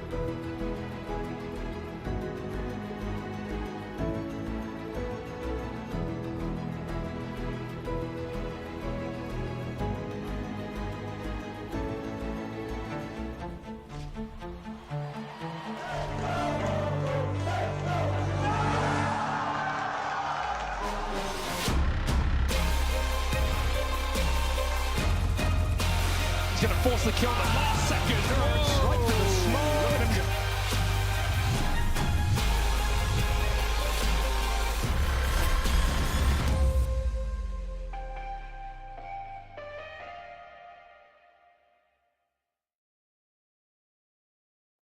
Welcome back to the Thunderpick European Closed Qualifier. I'm 2 times joined by Alan Hender. Alan, I always want to say Alan Hender, but I feel like that was already overdone with Joe Miller, so I'm sorry you got beat by a legend of the game. Maybe we can see some legends in the making over here, though, as we try and find out who's going to make their way to the Thunderpick World Championship happening later on in October this year. We're going to be going into Group C's upper bracket match. It will be between Eternal Fire and Reason Gaming. Yep, should be a good one. I know you missed the Reason game earlier, maybe called a little bit of it on the side, but these guys are bonkers.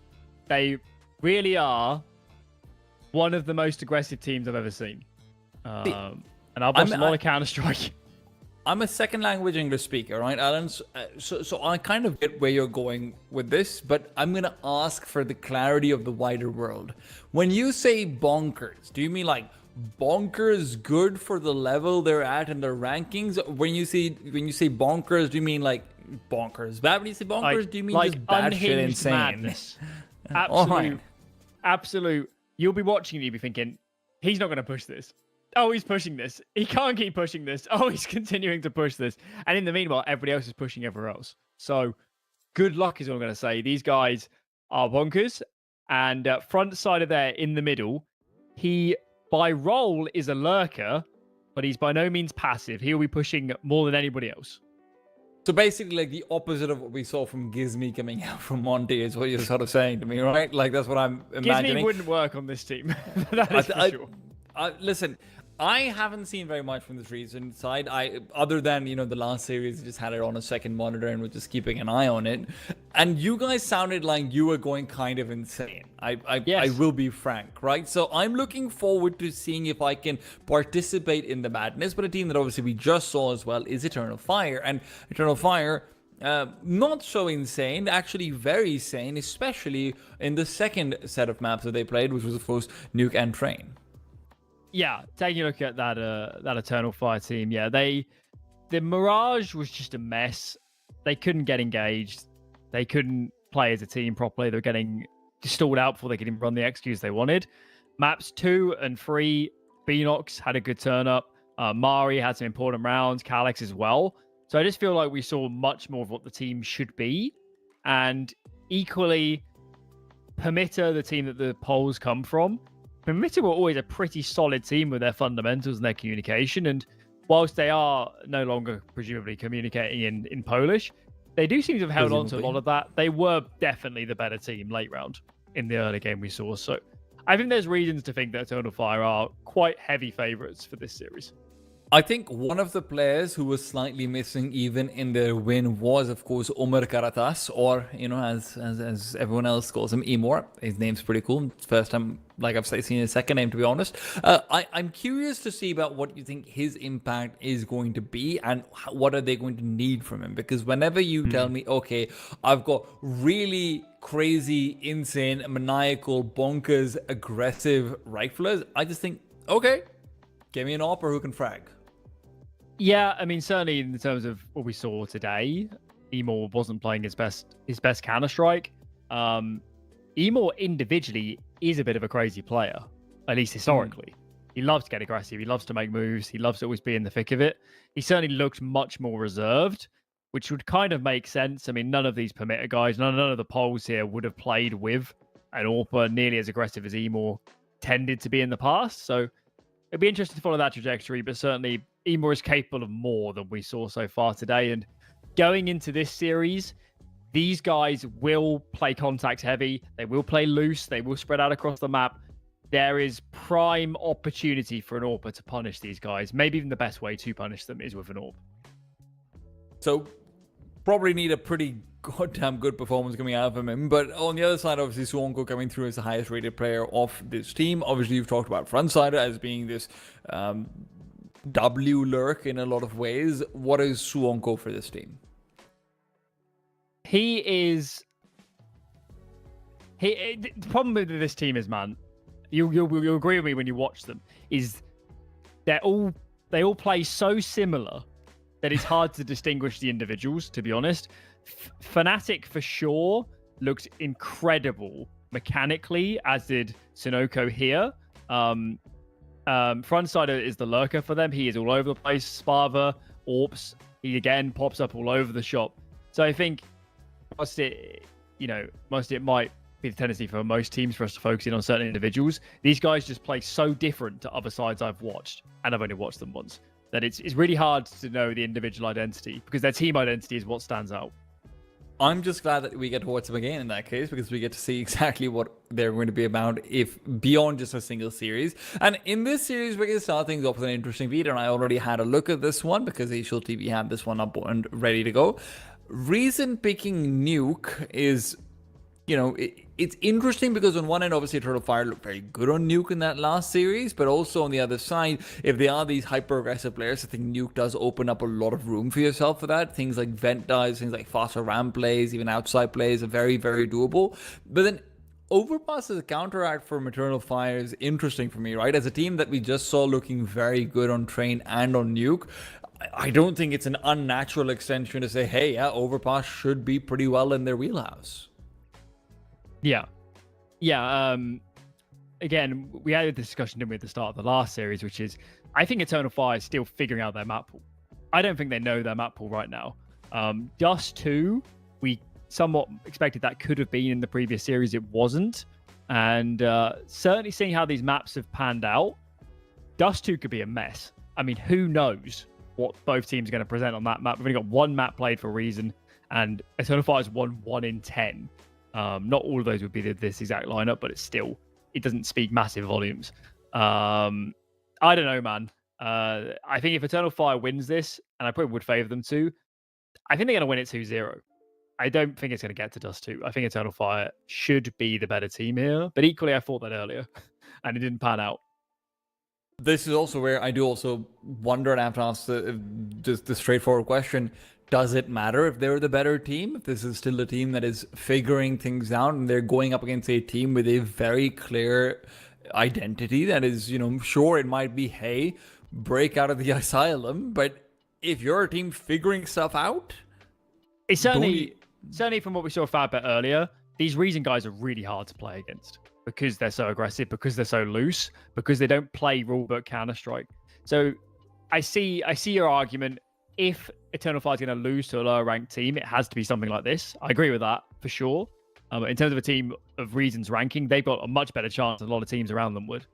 But still, Eternal Fire's playstyle should be more consistent. The way Reason played earlier was not without gaps. They were just so good individually that they didn't get exploited that much. And I think Eternal Fire, especially based off what I saw in the last 2 games of that previous match, they do have some class. And that is why I would favor them to win this series 2-0. I think when we talk about class, it's hard not to talk about someone like a Calyx, right, who's been such a stable anchor player on the CT side of things. So when you're comparing that to these hyper-aggressive players that are likely going to be coming through from the other side, you could very well see Calyx being one of those sort of emblematic players who can make things work for them. But before we can actually see who can fare to be the better in the server, we've got to go to a break. Stay tuned, guys, because we've got to find out who is going to win. Is it class or insanity? It's after a break that we have to find out.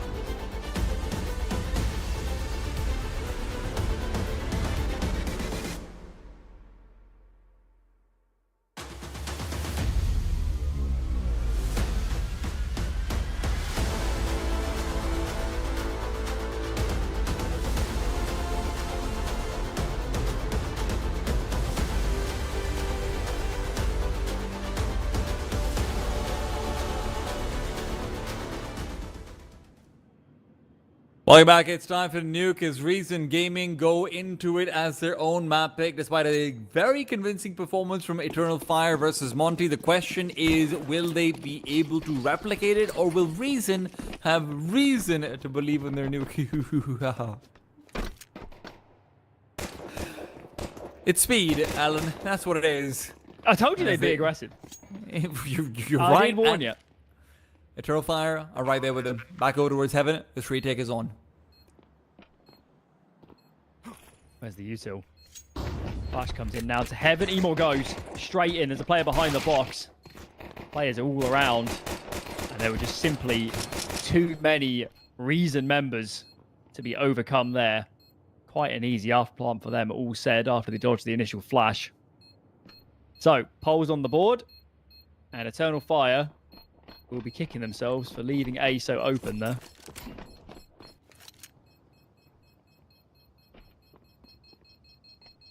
I think Reason might be the greatest team of all time.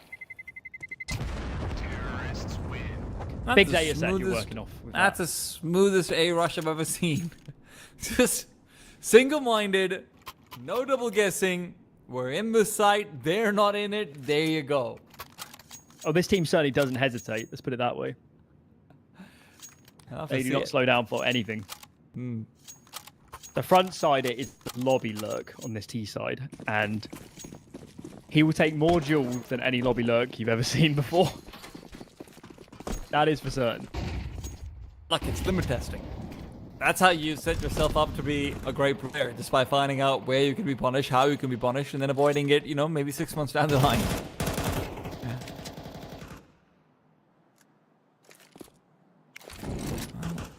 A little bit more conservative this time, as they do realize that there is a force fight up against them. Eternal Fire are making no secrets of it, but with Emor out in the open, Suonko challenges and finds his blind spot.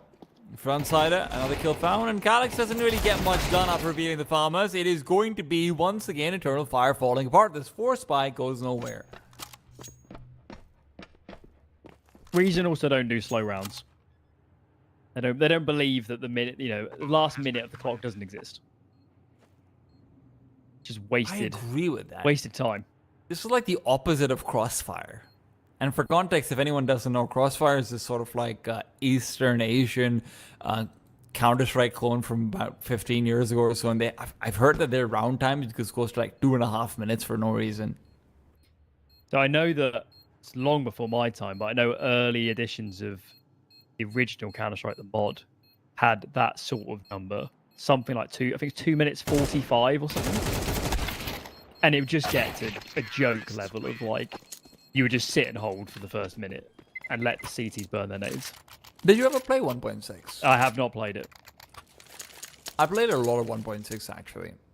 Because so back in schools and in universities and everything, 1.6 was the only game that you could just have on a USB, plug in the USB, transfer it onto the entire network, play it, and then when the admins nuke it the next day because they found it, then you can just rinse and repeat. The 1.6 and Warcraft 3, like the original ones, were the games that we played a lot back in school.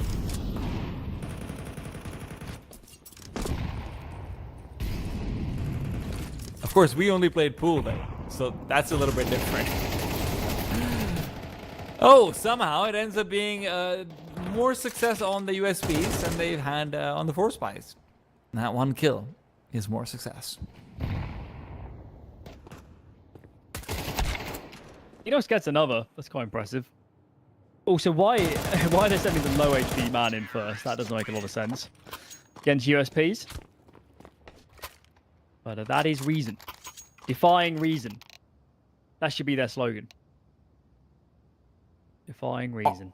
They're a UK-based organization, right? Yeah. Alan, you need to get on their marketing team. I don't know if it sends the best vibes.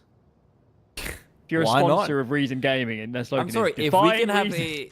if we can have a zero tenacity, Yeah, that honestly, the zero, it gets me every time.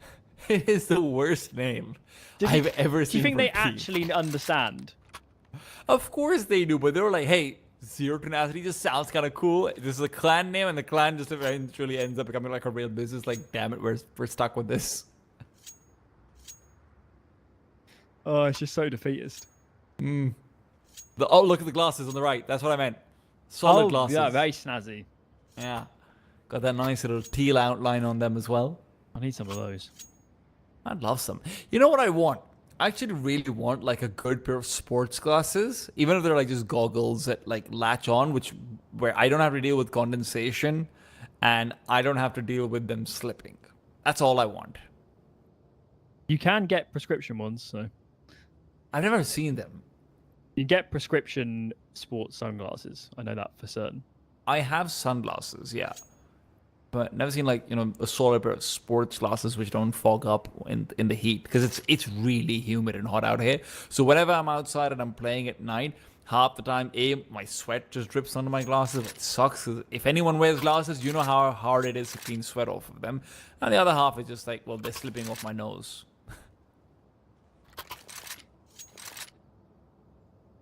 Big problems. It's true.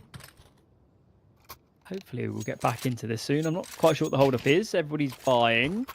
Maybe Okay, we're on going. the glasses. We're going. Game on. Emor with the AWP. 0-0-3 so far. What a time to make an inauguration. Onto the scoreboard.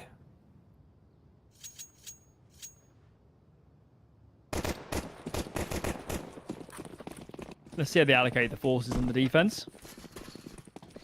Just got Beanox towards main at the moment. Double ramp start. And Emor's going lower. Well, how's frontside got a kill already? I think Mari might have actually just walked into him. Master's also going to be the next one to fall down. And this is... you're right. I love this.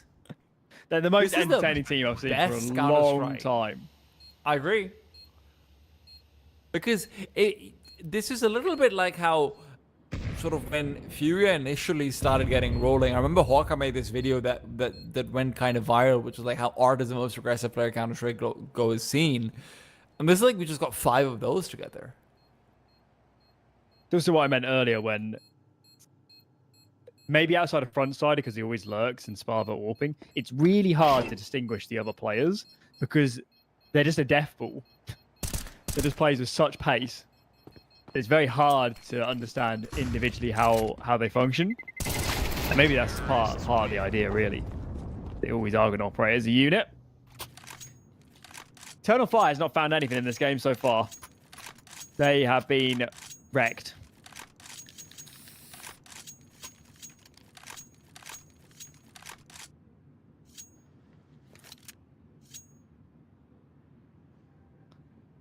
I don't think a full investment is justified.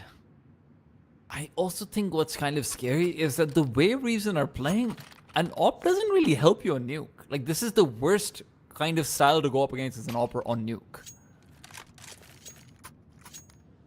It's already kind of neutered, right? Like, obviously, everyone knows Graveyard of Operas, yada, yada, yada.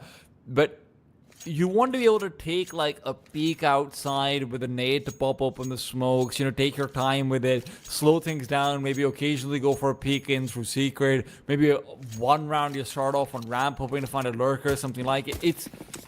But on Nuke, which is, despite being so tactical, also very swarm heavy at times.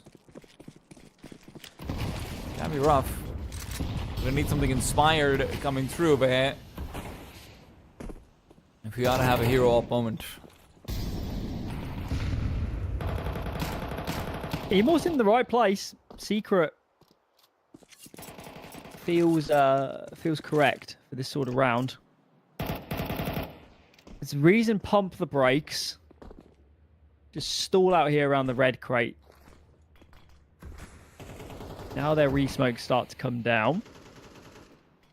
Perhaps waiting for a reaction. It's not coming.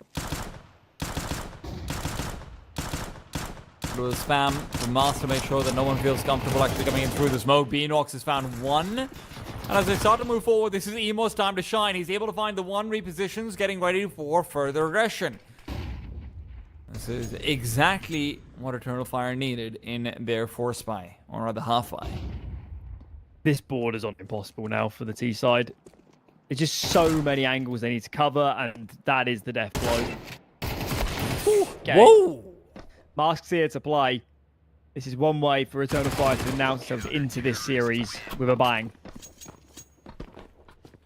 fantastic round coming through from Monster in the end, but Enox's skill seems to be what really started to tip the scales, forced everyone into Emor's position. Emor gets one as well, and then from there on out, it's all a matter of desperation. Reason will concede.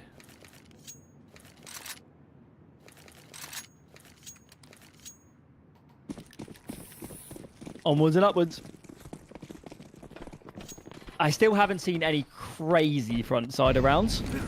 Earlier today, he ran in through Squeaky at the start of the round and got 2 kills. With barely any help from his teammates. Oh, and he's down the vent. There you go. Just what you want to see. If you tell me there's going to be a maniacal team on Nuke, I want to see vent drops. And right now, I've just seen a bomb drop. It's been recovered, that's not an issue. But Beanox, that's a big one. So, when a player gets down the vent, you kind of got 2 choices, right?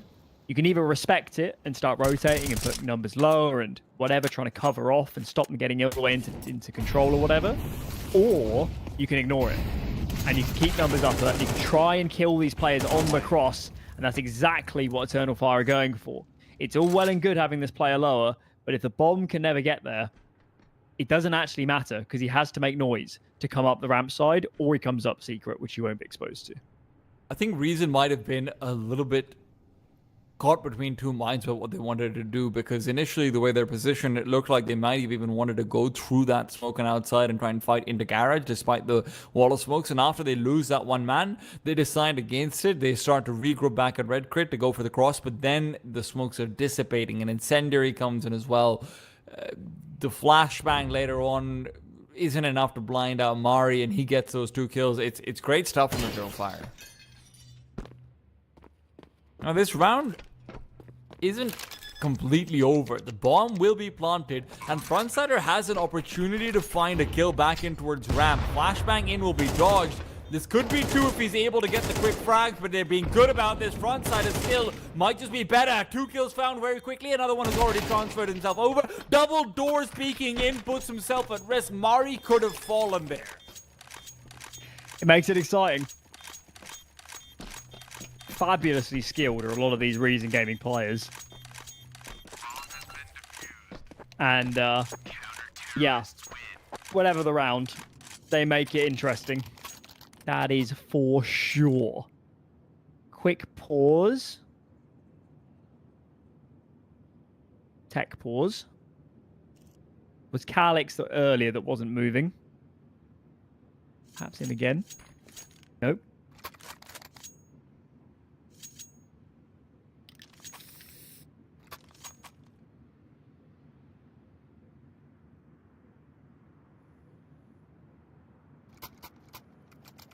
So well and good Eternal Fire winning these rounds, but Reason with the bomb plants, just keep buying. And they'll keep going. They will not slow down. I can guarantee you that. I would hope so. You've hyped me up so much for this one. That's all I want.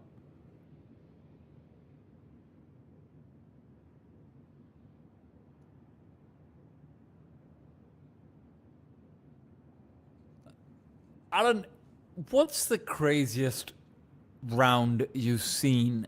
Or actually, what's the craziest round you've sort of called on the Nuke side, right? Because obviously we're seeing some Crazy pretty round I've mental ever stuff. called. Yeah, like for your team that you're coaching. Oh my lord. Give me a minute. Because, you know, for context for the viewers, Nuke's one of those weird maps where you can just do a lot of stuff that relies on what your opponents are likely to react to, and then it just gets weirdly mind-gamey, and you can go for some pretty crazy calls. So Endpoint banned it a lot of the time. Very briefly played it, but we weren't. We only ran standard rounds. Times we did play it. Oh, I'm really racking my brains. So the older teams we used to play it. I'll give you a round to think about it, because right now it's still guns on guns. If Reason lose overhead, that might change. Money's not very good for the T side, and they do not want to give up that initial streak that they built up all that easily. Up for me more, however, will make things a little bit more difficult. Frontsider is now an outsider, outside of the server. Haha, got him. Enox They're trying to move over without the smokes. They'll be able to find that first kill. Another player comes through. It's Mas from Heaven, who's only good for the one. Forced back by the spam. And Antivirus is actually trying to get a bit more map control. That attempt is thwarted. Masked. And repositioned. Finds another kill. 4 versus 2 is Reason likely to take the knee.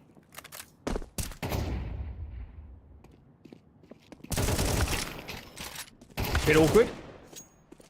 Frag is found. SPARTA hasn't got a lot of room here to maneuver. It's got time. I think he just gets peeked on the tap. I mean, the question is, does Alex try and risk it earlier on? Because he does want to try and set up for maybe an anti-plant play, but oh, but this is perfect. This was perfect. He almost had the advantage over there. He sees the elbow first as well. That would have really brought it back to a 1 versus 1 where he has a pathway back to ramp and time to even walk it if need be. That puts a squeaky player under pressure, but all these what ifs are going to be, you know, just immaterial. So I have an answer to your question. Okay. I remember, I don't know if we ran it, but I remember when they first made the change where you could drop util on the ground. Right. There was this round, whereas T side, you would rush inner, but everybody would drop their flashbangs to one player. Okay. And they would chain flashbangs through the skylights and they would explode behind the bomb, behind the site silo. So you could run in and not get blinded by them. And it didn't really ever work. On paper, it was brilliant. It was the best round ever. But I don't recall it really ever working. You can blame Endpoint. I think we might have ran it. I can't remember. Well, you definitely did in a scrim or two, but yeah. That's time gone by. Fantastic damage, to be very frank, considering that Calyx is able to start things off with 3 kills. Reason's already found themselves 3 of their own across the team. That is stunningly good.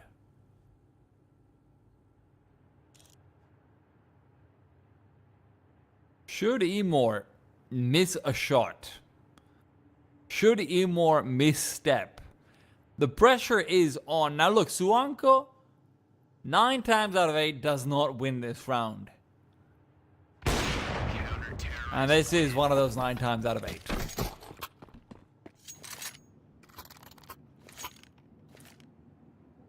When I coached collegiate Counter-Strike, we used to have some sick rounds on cobblestone.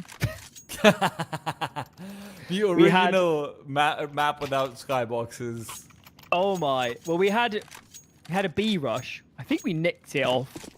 I want to say we nicked it off the fully American Cloud9. Some team like that. And you had to like line up these smokes as you were running. And then you throw all of your flashbangs over the B roof. That Sounds was like something only players in college would want to try. Pro teams would do it. It was honestly really hard to stop. Because Cobble was just well, stupid. right now, Beanox is a bit hard to stop over here as well. Suonku just runs into him, knife out, dies midair. I did tell you they wouldn't slow down. I've been right so far. I also Beanox warned isn't you that slowing their down aggression could lead to problems. Antivirus. Careful over here. Beanox will be deleted at the end of the day. Mars is also going to fall down and in through the smoke, and Calyx's 1 versus 1 is going to be incredibly instrumental if it ever ends up coming. Mari, forced back by Fnatic, is forced to re-peek as well. He knew that Frontsider might be able to come through from the side and really just put him down. So despite the advantages that Eternal Fire are able to find early on, those are all gone.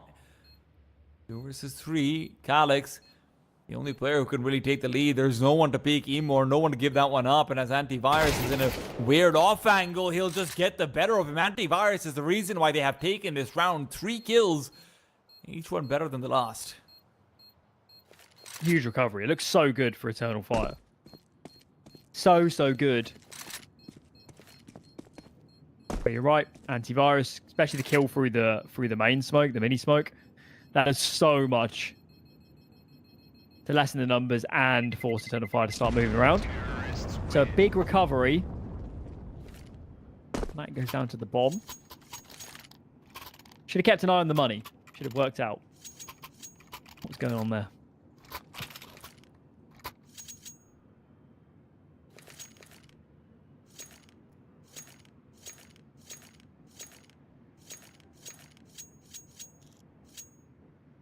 still, even despite losing that round, I like the CS Eternal Fire is playing right now.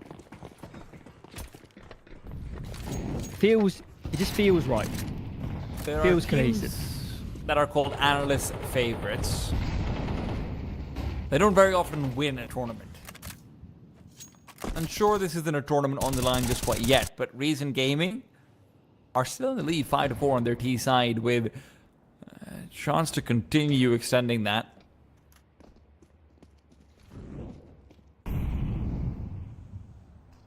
There is a villain here, let's put it that way, in Alan's head. But this is real life, sometimes the villains can win. Flashes out and over, Molly into credit, Venox out in the open, Emor with one, Emor can't chain things together, and with Antivirus still alive, it's Mari who comes in from the side, gets his revenge. It's that very same smoke through which he died earlier on, but the round is still on as well. Frontsider, last healthy man, aggresses right into ramp and B, and now as they're worried about him coming through, it's more about who's coming down. Suwonka playing up in heavens, a man down below in hell, and Frontsider refaces versus Emor will finally fall to Mari, but the players can drop down into the A-bomb side, they will do so. Mari hears that, will give the call out as well, but with the smoke still present and ready for main, that is only going to come down to whether Antivirus stays alive or not. This round is going to be controlled by one kill potentially, and Antivirus, will he be looking back in time? He just misses it, just barely. Moss still worried, Moss still scared. Antivirus now crouches away, and with a single kill found, it no longer matters. Moss is down to 6 HP. Suwonka just has to play off with his flashbang, and why would he? When he can just take the peak. Reason will be the villains, and they will be victorious 6-4, and this CT economy, it might be getting dusted. I'm not surprised Eternal Fire is pausing. They're just getting lost in the sauce, aren't they? They're in good positions. They had a lot of that map just getting picked apart. Frontsider is so annoying with the lurks. He's always active. And even then, 2v2 with the HP remaining on those Reason Gaming players, I still wasn't favouring their chances, but they find a way. So, pauses through. Eternal Fire will be buying. It's a bit sketchy. Two MP9s. Utils are okay, but no AWP on Emor. By hook or by crook, Reason Gaming finds ways to get a decent round haul out of this.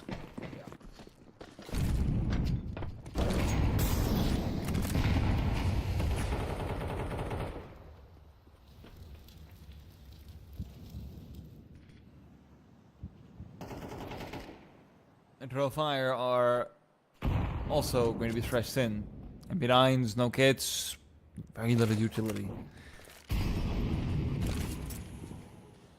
If there's ever a round where you say, maybe wait for the other team to aggress, that should be it for Reason.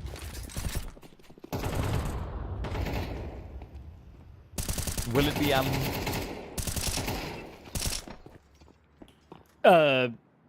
All bets are off now. Where's that come from? Calyx Calyx gets onto the ladder. They've ceded so much space now outside. They've got to react. They're in lobby. It's all well and good, but I think you'd rather be in heaven than have lobby control. Venox good for one, but he's lost out his anchor. With Suwonko coming in on the flank, he knew his life was forfeit eventually. Eternal Fire are not just going to be conceding number 7. It feels like they might be giving up 8 as well with just this round loss. Mari and Emor, big argument to save.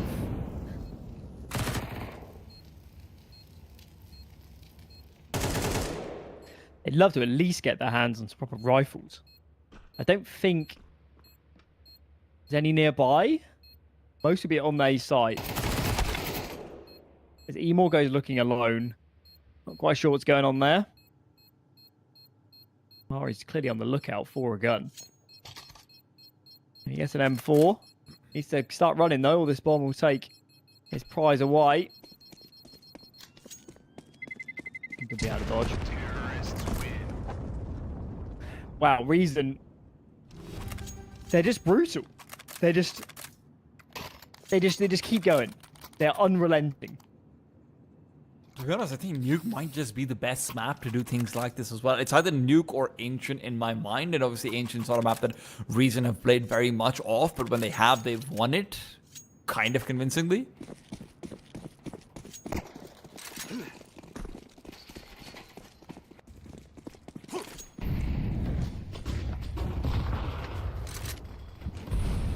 Eternal Fire are left with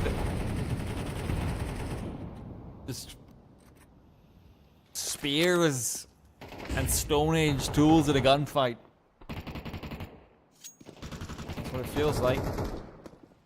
Incredibly under-equipped, and Beanox is good on the trade with Frontsider, sure, but he would have needed an M4 to win the duel.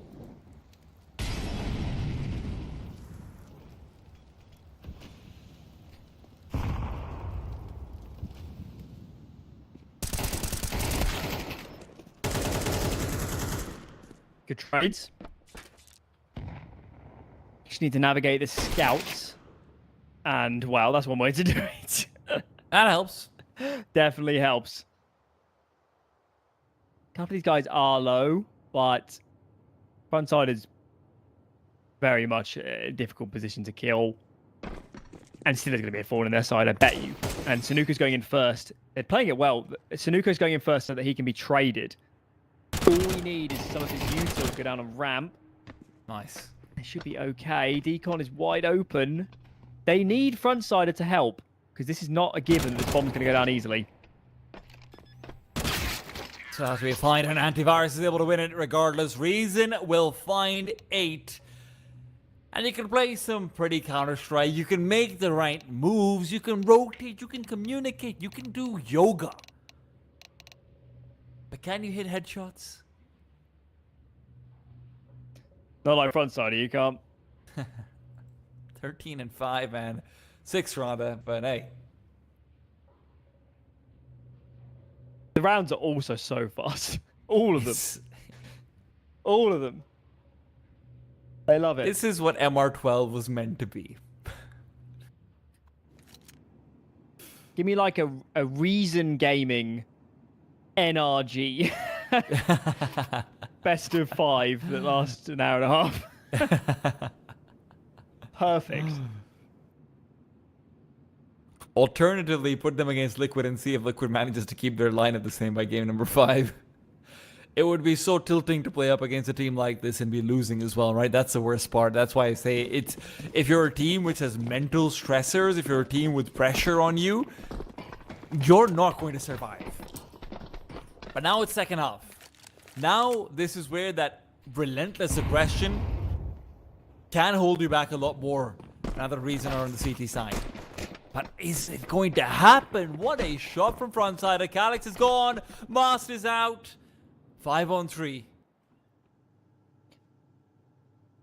Feels like we're already starting to say goodbye, Nuke, because this feels done. Got to kill SPARTA to recover this pistol round. That is a prerequisite. It's being so annoying. Finally failed. Antivirus comes looking. Certainly not scared to allow individual duels, but Antivirus just about wins out. Mari here gets a response. But Shinoku has the bomb. Now he's definitely got the bomb. Wait, did you say Sunoco? Is that how you pronounce it? Because I've been calling him Suonko for yeah, no, the longest time. Suonko is definitely right. It's just, okay, got it. It rolls quite well saying Sunoco. Sunoco does sound quite nice. This isn't over. 35 seconds and Beanox has actually recollected the bomb as we are contemplating phonetics. It is more about the kills. Beanox backed off out of there. Could be going back over towards the A-bomb side. That's the plan. That plan interrupted. Frontsider starts it and ends it. One does not simply out-aim Frontsider. If we've learned anything today, it is that. Mad. Also today, Reason lost the first 5 pistol rounds in their series. They won the last, and then cleaned up on the second half or the final map. That they went from a 5v3 into 1v1. I could believe that.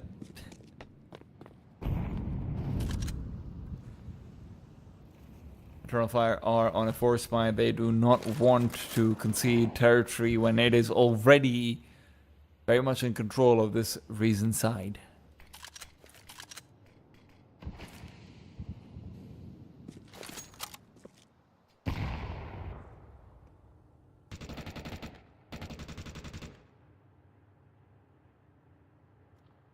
It's already so much slower than a Reason round. Yeah. It's already so different. But you've already lost a man.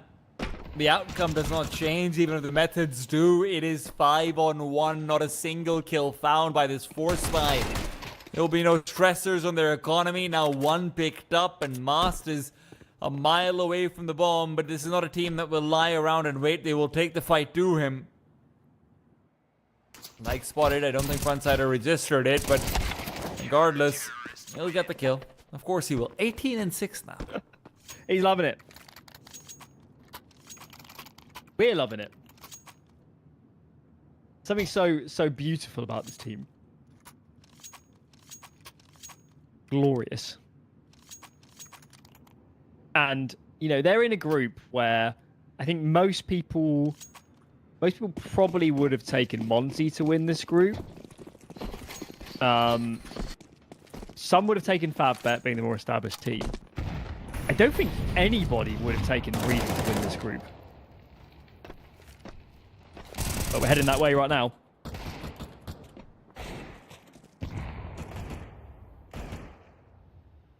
How convincing was the first series? Because right now, this is wild. Not this convincing.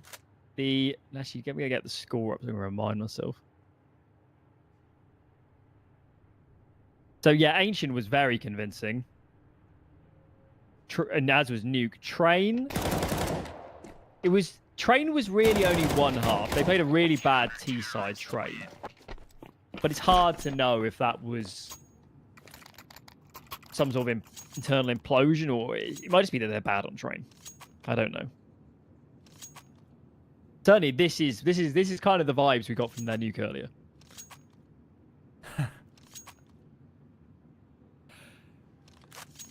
I've heard of the last chance saloon, Eternal Fire, right now riding it.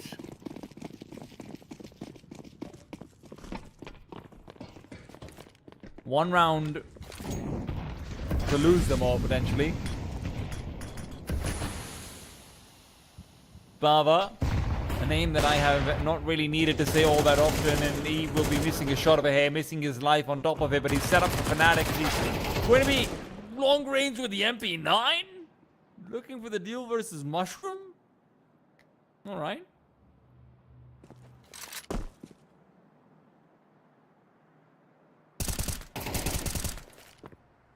Tends a lot of this as well when Reason lose rounds. It's all a bit mad. It's all a bit chaotic. Frontside to commit to lower. Might get Mari off guard. Oh my god. Unfair. Unfair. Even gets the headshot. Oh no. Still, big lead. No need to panic.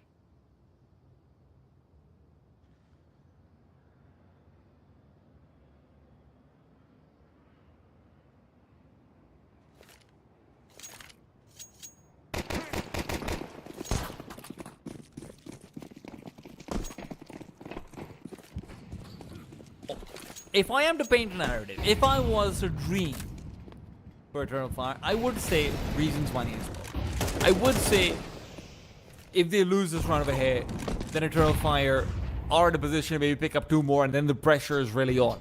I would say all of that.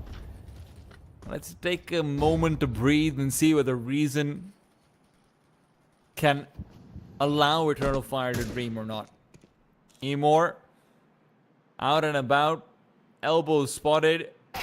You can't peek this. You can't peek this. You can't peek this. Antivirus comes in for Bill as well. It was going to be a bait peek. Antivirus gets 2. That is fantastic. They take 1 round off, and then they're back. I love it.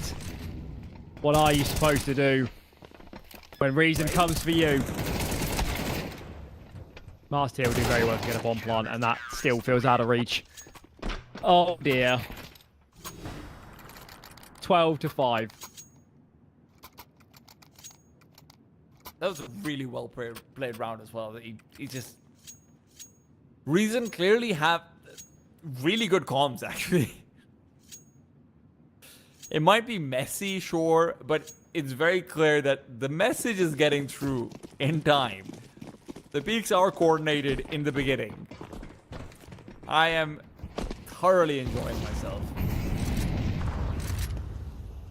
Deep nades, early damage, Emor, the recipient, Beanox, looking to potentially match fire with fire. Cracks me up every time that you look at the scoreboard, like this front-sided guy, he must be the star player of this team. He is so good, 21-7. You look at the mini-map, he's like, and he's holding ramp of all the positions to put this sort of player.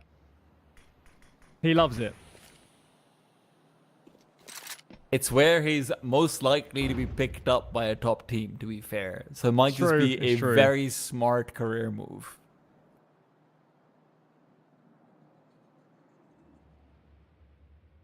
The style might be a drawback to being scouted. But I don't know, man. You get like a lot of those young players, if they just get the numbers, honestly, they get picked up. And people don't really think about it. Also make it work, to be fair.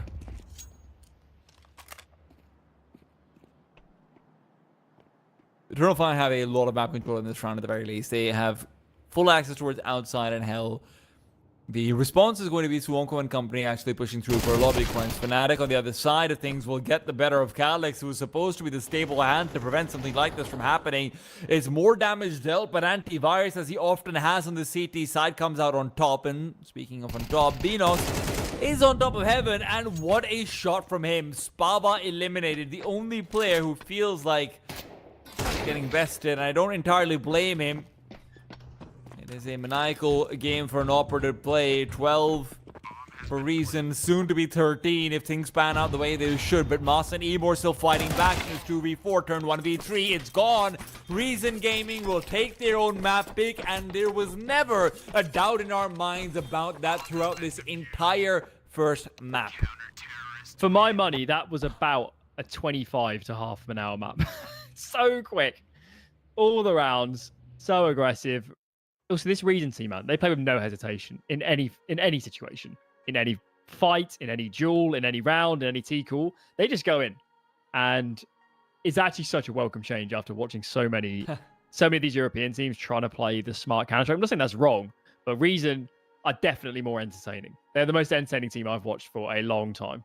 It's a reminder of those sort of Eastern European CIS teams of days gone by. I don't know if anyone maybe is watching long enough, but about 10 years ago, everyone used to say, oh, it's CIS Counter-Strike. And it was something you should trigger like a couple of analysts and whatnot. Like, no, it's a lot deeper than that. And they did progress past it, but now this is a real callback to like your Vega squadrons, your Spirit of Olds and things like that, right? So it's going to be a lot of fun to see whether they can continue it on. Coming up next will be Overpass, another map where players can be fast, but they can also be tricky.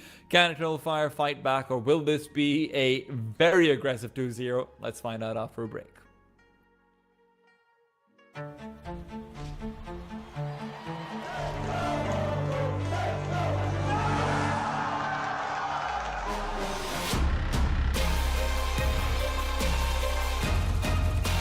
He's going to force the kill in the last second. Oh, right to the smoke. Look at him go.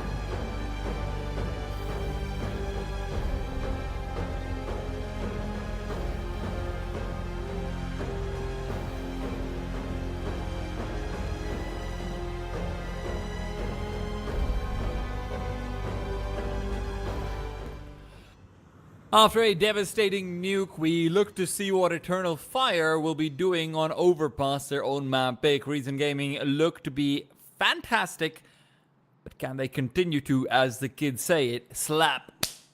Hey.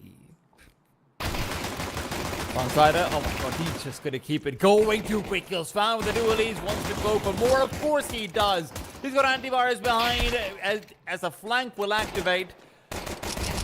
And it's all Emor in the 1 versus 4. Hello, ladies and gentlemen. If you haven't met Reason Gaming, here they are. I'm getting used to it now. I just sort of embrace it. It's so utterly confusing. It's the perfect thing to do. And mad.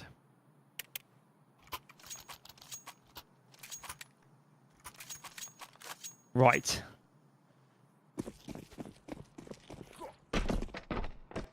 Let's see what they have for us this round. It's also quite jarring because I said earlier they lost so many pistol rounds. They just sort of accept that Reason Gaming exists 3 rounds down every half, but that has not been the MO on this second series. Well, Force Spy's gone incredibly well for Eternal Fires. They will be able to take over the B-bomb side of an overpass.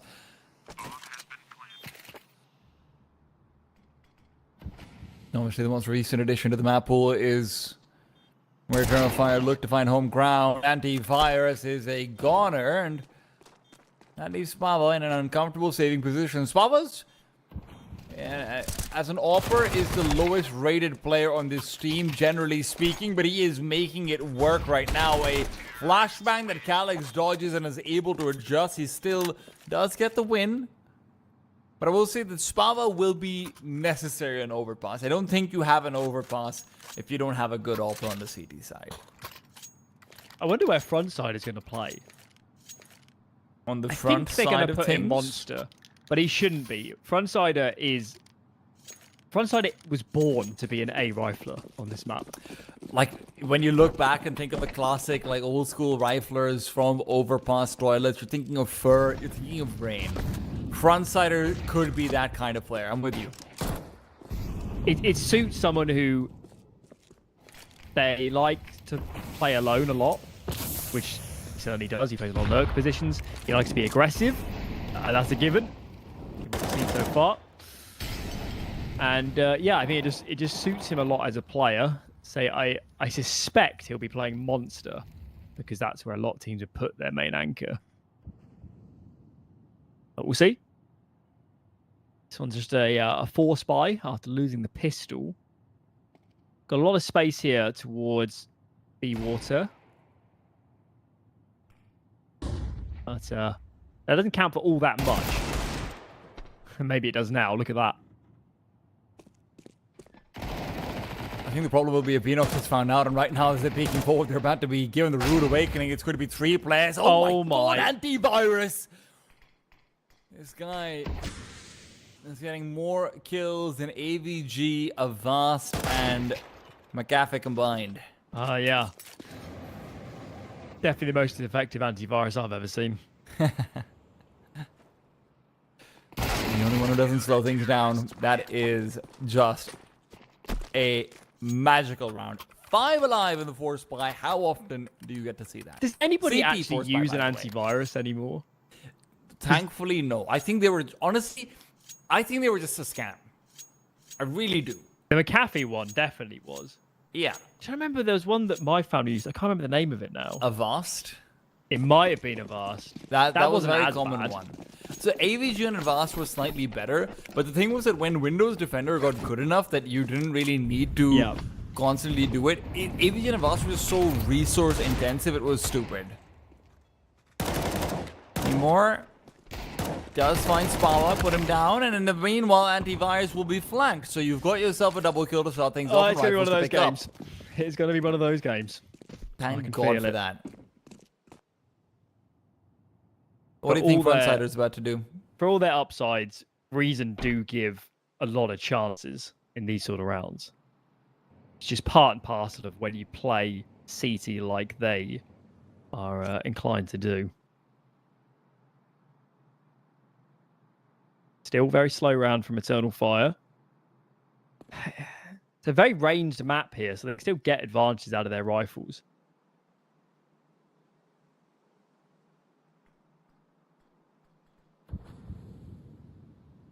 Mast is very solitary over here. And Emor has made noise, if I'm not mistaken. This is going to be a double swing that's being planned out, but with a shadow advantage, Suwonko picks up the bomb. The grenade will pop in front of him and obscure some vision, but Emor isn't going to be in a position to actually take advantage of that. It's Calyx who uses the range in his favor. So, it is a 2 versus 3, but time is the problem. This is a close call if they're going to run this.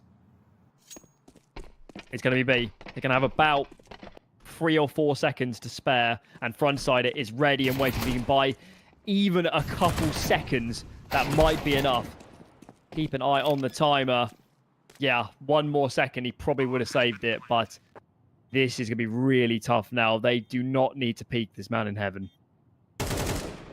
You'd hope that they don't, and indeed, Eternal Fire, the voice of reason in a lot of ways, will make sure and they stay away. Fnatic, however, not a man who believes in saving. Only saving the day. Remember, the CTs might just have a buy over here in the next round. Oh my god, he's sticking it. He's got the kid as well. They might not be expecting it. He gets it done. Reason. Defy logic. They defy convention. I can't believe it.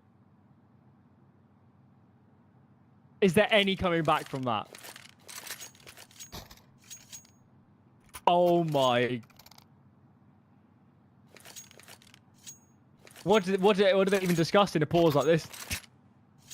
Guys, it's okay. Don't worry about it. Which is 1-3. Forget about the round. Let's get our britches back on and get down to business. That's one interpretation. The other one involves a lot more swearing.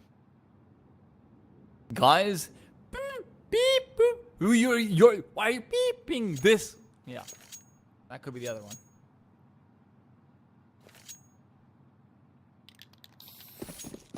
They don't do a very good censor. They are the most entertaining team, aren't they? They are. I'm with you. Never a dull moment. And as it is going to be aggression in through B short, frontsider. He's already out on wood. You already have 3 players here. You've got a jump spotting man who is going to have heard Mast trying to get into position for the grenade. And that grenade is juicy.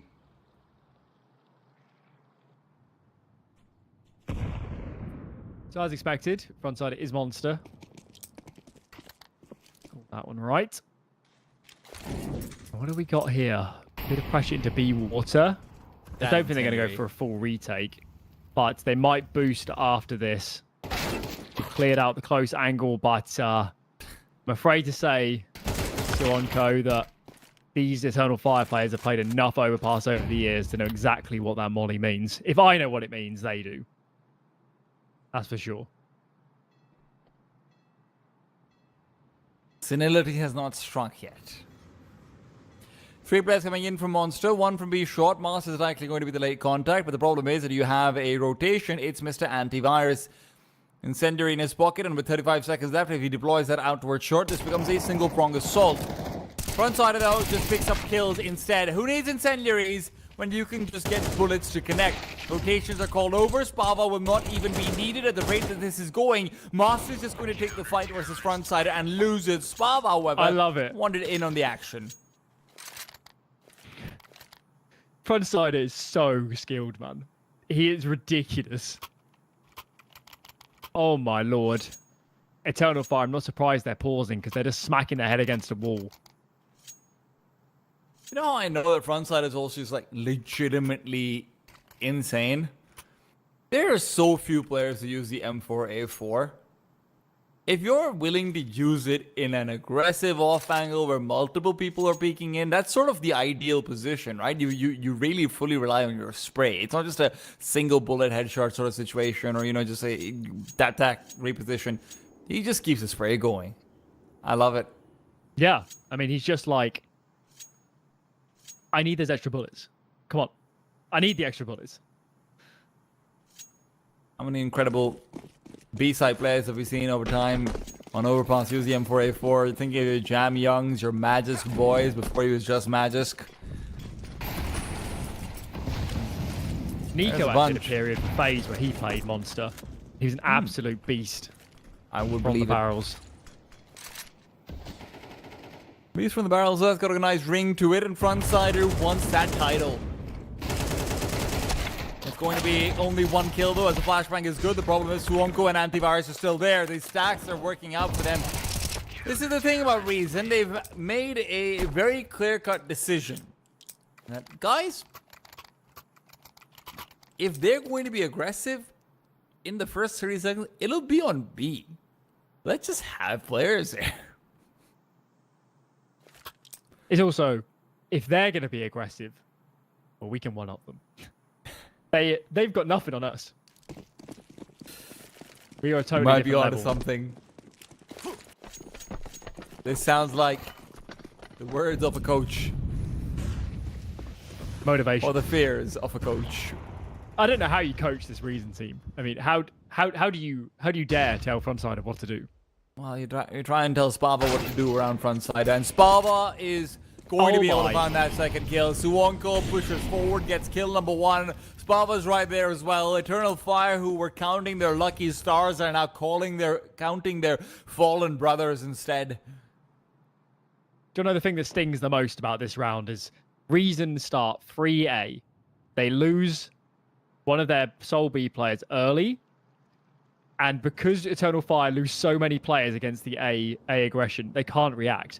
Had they only lost one player and realized it was free aggressive on A, they would have ran onto B and had the site easily. But they just get so badly demolished that they can't even react. Oh, it's so painful. I need to see their VRS ranking, man.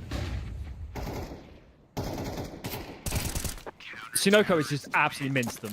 He was just playing an off angle by default and completely destroyed Eternal Fire.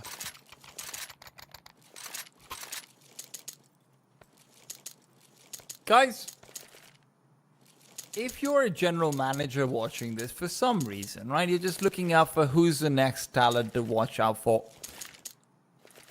Pick up the phone, open up your X, get to the DMs. I don't know how well you integrate these players, but this is a team that is showing off some real good stuff right now. And Antivirus, one of the primary contenders of it as well. Spava giving backup there. And in this 4 versus 3, Spava now pulls out the 5-7. The monkey business seems fitting when Suonko is in behind him. All Eternal Fire can do is run around, jump through vines, and hope that their Mac Dents can find a kill. That hope is gone. The round lasted 34 seconds. Every time, man. It's always the same. I swear to God, we spend longer waiting for them to turn their blasted cameras on than we do watching the game. Hey, Reason these are good guys. That's what you need to understand. They are schedule keepers. Yes. They keep you on schedule. But they also don't rush too much so that, TOs can have time to show sponsors and whatnot. We can see a Thunderpick and their offers while we're waiting and all that good stuff, right? Reason are giving back to Thunderpick, if nothing else. They're the true entertainers in all sense. Yeah, they really are. Commercially and in the heart of hearts. yeah, of the exactly. fans. And in the soul sense. Bala's Right. position is solid over here out on long, as we are going to see a reclamation of Banana. Suonko and Scala should be enough, but if Antivirus is able to come through on a late flank, that could make things even worse. Calyx, however, finds Antivirus, and that means that late flank is gone. Suonko, a lot to do. Reason to take a risk. They do actually know that B is very unlikely to be tested soon. So I'm a bit surprised they haven't gone 3A just yet. That feels like the obvious move in this position. Suonko, only the one. Gets traded. It's going to leave a lot on Spava. Now this smoke is down. He's got to go through it. Can't connect. Yeah, it's starting to look like a save already. Frontsider decides, my name is Frontsider and I fight. But it doesn't work. Fnatic has pulled off a crazy ninja defuse. I'm not sure my heart could take another. I'm not sure Eternal Fire could take another. And look, credit out towards Eternal Fire. Being able to bring things back in this round, slowing things down purposefully, recognizing that, okay, you know what, in almost every single round, Antivirus strikes in the mid-round in from Connector. He's been very mobile, and because we haven't been contesting him early on, he has that opportunity. So if we're not going to contest him early, we have to force that fight before we progress. It's how they artificially slow things down. Yeah, it's the comms as well, because I think it was Beanox that was near a fountain who was like juggling, holding connector and all the way through T connector, where the T's would come out of spawn. And he actually looked away at just the wrong moment, so they must have been in sync with his teammates. Someone else, telling his teammates, someone else needs to hold connector. I haven't got it, because I was really nervous about that timing. But unfounded were my nerves. And Antivirus decided to go back where he was before. SPARTA picks up the opening as they're going so contact heavy. These T-side players does combine for the trade, but this is risky business when you know SPARTA's around. I think the other problem is that when you look out towards frontsider's position, the amount of control he has over the monster tunnel, you can very easily make the case for Fnatic to start rotating over. That's what for Fnatic, that's what SPARTA is trying to do over here. Between SPARTA and Swanko, they're going to clear out toilets, get a solid grip over this A short area, so that the rotation that's going to come through from Fnatic sooner rather than later is only going to have to focus on one side of the map. I love a bit of info. If they had a tad more info, the B guys would start pushing for reason. That's really what they want right now. Moving around a lot. You're Gets kidding. traded. I'm not totally sure who this favors. That is pretty good information. But this duel is so important. Yeah, if Beanox lost that, the round could have gone south so quickly. But now they have the site, they have space, they have control over a decent afterplan with the toilets. You can This still is not rotate. easy. And because they chose not to go to B, you've got two players who are low. And you're right, Alan. This is not going to be an easy retake because of where the op is, but should it go down, it's suddenly game on. Resmoke makes it even more difficult, and the HE is good. Flashbang, not so much. Master's been forced off the angle, and Fnatic now on top of the garbage bins might have a place to fire in from. And now frontsiders move past the dice. Will they be ready for Mari? No. Yes, they will be. It's right back to it. This is the problem. That information meant Reason could come back in position, get a good HE off, keep everyone so low that Eternal Fire is terrified. They're scared of that aggression. Certainly are. And frontsiders, I'm guessing it was frontsiders' presence bank, but they were really scared just to fall. If they got another player into toilets, it is unwinnable for the CT side. It is unwinnable. You do not have time to clear out all those headshot angles and the deep positions in toilets and get a player on the bomb.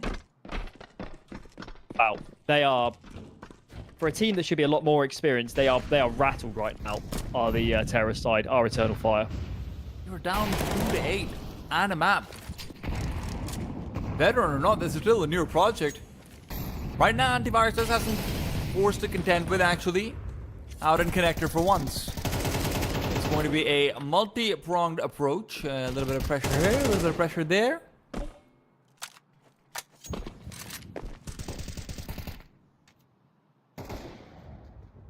No way. You're kidding me. That is just a joke. It's also the fact that they just play similar spots every round. And Antivirus has been here every round. It doesn't seem to matter. Of course he's going further forwards. That one was too much. Molotov just seems like it helps the CTs, if nothing else. Eternal Fire are trying to make some space for themselves to be able to rotate and, more importantly, recollect themselves. But Spava's still on the A-bomb side with the AWP, and he's not been flashed off, not by that weak thing. Slight window here where he is alone, but now the rotates are coming. That one kill was so important from Spava. Hopefully somebody could hold his toilet side. A bit frisky here. What was I worried about? What on earth was I worried about?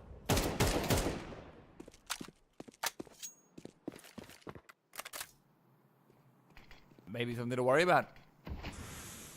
It's decent damage, but unless Beanox can win this round, it doesn't really count for much. The next round is last anyway. And I don't see how he clears out this many positions with 9 seconds and gets a bomb plant. Sionko just buys his time and he's won it. It's over. 9-2. SPARTA is historically the lowest rated player on this team. I hope people realize that. His average rating across the past 3 months has been 0.96. This guy isn't playing like a 0.96 player.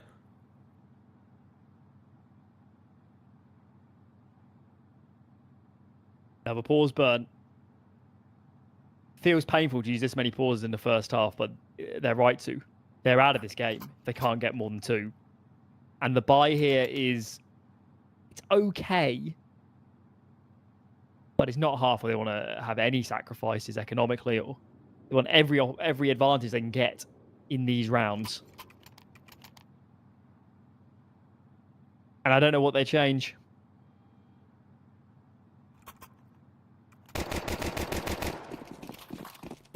They need to deal with Connector.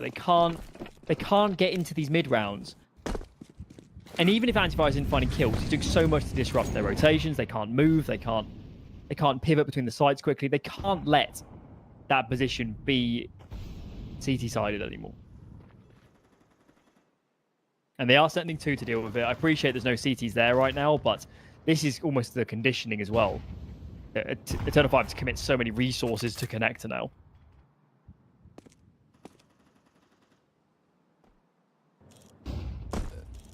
One of the first change-ups for Antivirus comes in the last round and a half.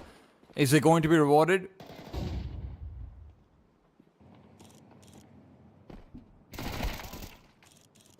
Seems like it will be. SPARTA still playing cover out onto the left side of toilet. So SPARTA and Antivirus with this crossfire are just impossible to move past. And Incendiary will force Emor forward into a fight that he wins, sure, but a second that he's just not going to be doing anything for. SPARTA even goes out in the open, jump spots for the bomb. And now it's a rock which is going to give a little bit of cover, sure. SPARTA, stop peeking, man.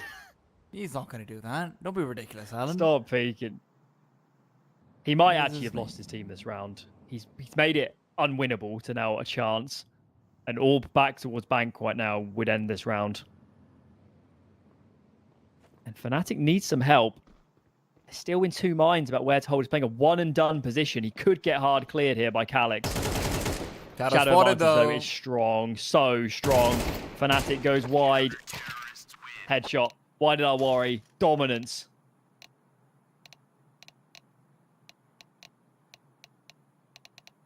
I mean, this is Eternal Fire's map pick.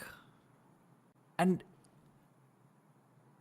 to be frank, obviously a lot of our narrative has been about how incredibly impressive Reason has been. No shot there's anything else to talk about when you look at the overarching scheme of things. But it is kind of concerning that Antivirus throughout that entire first half never gets punished. You know, the fact that SPARTA's position being so static never gets punished. The fact that you've never been able to get B short control and try and pair that into, you know, maybe a rotation back to A or something like that. Eternal Fire, after the first 5 rounds, lost their marbles. They were just flustered. That calming presence, unfortunately, either isn't there or is proving to be insufficient. Just with the way they're playing individually, Reason, and on a map like Overpass, it's hard for me to imagine a world where Eternal Fire gets back into this map. I just don't see how they could play an entire T side without getting Antivirus and front side into good fights, without getting into an afterplan where SPARTA can hold deep with an AWP. This is such an overwhelming deficit to recover from now. And they're going to think back, aren't they? The Ninja defuse and the A retake, where it was 3v2 and they got trapped on site.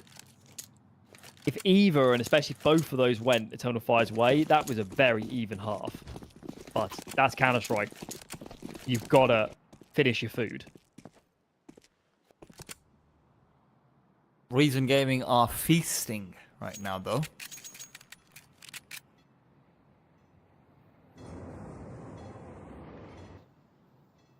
B-side will start off as they might end up bull rushing into a stack. Eternal Fire have positioned themselves well. Yeah, they've done their best sending SPARTA to... It's actually Might be working. I can't believe working. that. I can't believe this. They've waited just long enough to sow the seeds of doubt. SPARTA's making some noise towards the banana side on A, and they've gone from what would have been a 4v4 scenario to a much more even. It hasn't panned out. They get massacred. That's a shame, because they did do a lot of the macro right. But a single point of damage dealt is also really good, though, because now you can just go into M4A1 very straight up. Eternal Fire right now, I don't think there's an argument to be made for a reason to buy literally anything over. You have to full eco. Maybe get a flashbang and a smoke on Fnatic, but that'd be it. Looks like they're just going to play with the Glockers. I mean, Sonka doesn't even have a Glock for a few seconds there.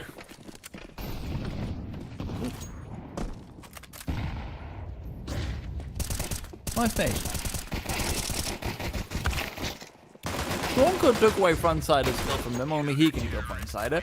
But at the end of the day, Eternal Fire, keep it clean twice over. This is the start that they needed. Right into the frying pan, though. Guns are out.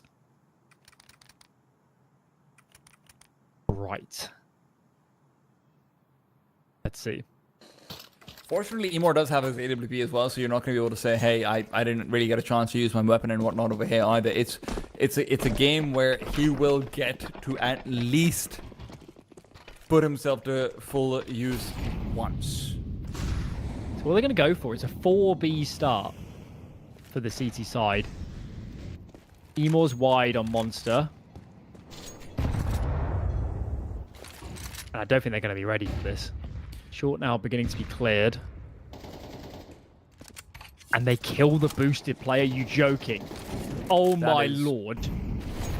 This is going out for more, and Calix has revealed his position. He goes down How before do the they smoke do it, and man? blooms. Suwonko is going into the site. The barreled beast off front side might be taken down here by Master. Master needs to go for a full 1 versus 5 ace clutch. He's relying on the players backing off, but he's going to be spotted and eliminated. Reason. What are you Defy supposed to do? logic. What are you supposed to do when they kill you like that?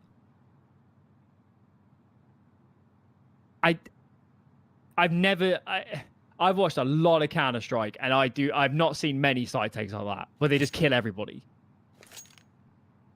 I will say that did look like they were expecting the B-side stack. It was really nicely done. They weighed out the initial wave of utility, the HE out in towards the short tunnels as well as avoided. They re-flash over for the boost very specifically, and they move out with intention to kill the booster. Obviously, you're not seeing things going that well 90% of the time, but that was the plan. Mark is dead, yeah. He is. Should be dead. He is. Could be 2, and it is. This is cooked. Not even a match right now. It is a massacre so far. All they have to do right now is execute with full nades. Even if pretty much all of Eternal Fire are here, this is way too much to overcome. Need that long prong to get a little bit more advanced. That will help it. It matters a little bit. Beanox does find another, so they are thwarted a tad. But now the cavalry comes, and it's just Calix, and they're staring down the barrel of 8 map series points.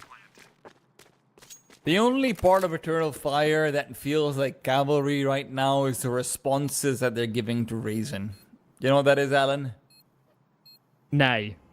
Nay! Yeah. More poetically from you. Yeah, you gotta commit to the bit. Oh, the naysayers. The naysayers are beaten to a pulp. Reason Gaming, who I would wager 85, 90% would have taken them to lose this group,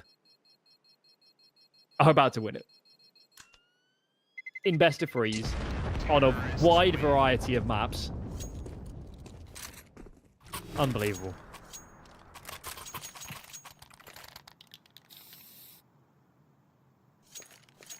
This is going to be a demo to watch.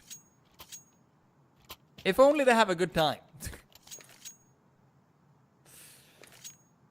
I hope they change nothing about their play style now they're on series point. I hope they don't. They just play full commit, group and go. They are so rattled Eternal Fire right now. I'm not sure they can handle it.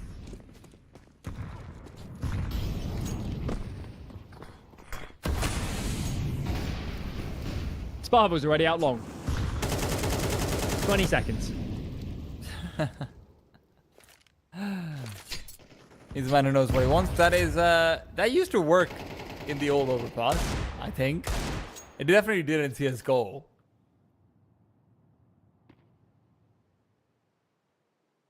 Go. This already feels bad. These A guys are so isolated, and look at Sparva. They might have no idea he's this far advanced. Does get spotted. It's left eye for him. It's a little bit awkward, but finds his man. Now he needs this second prong just to crunch, and they do. Now they have the sight. Get the nades down. Hold the flank, and just plant for toilets, and this should be it. Should Fnatic go down, maybe there's still a chance of a hit, but Beanox would have to hit a very nice shot on a great off angle, and he simply can't line it up.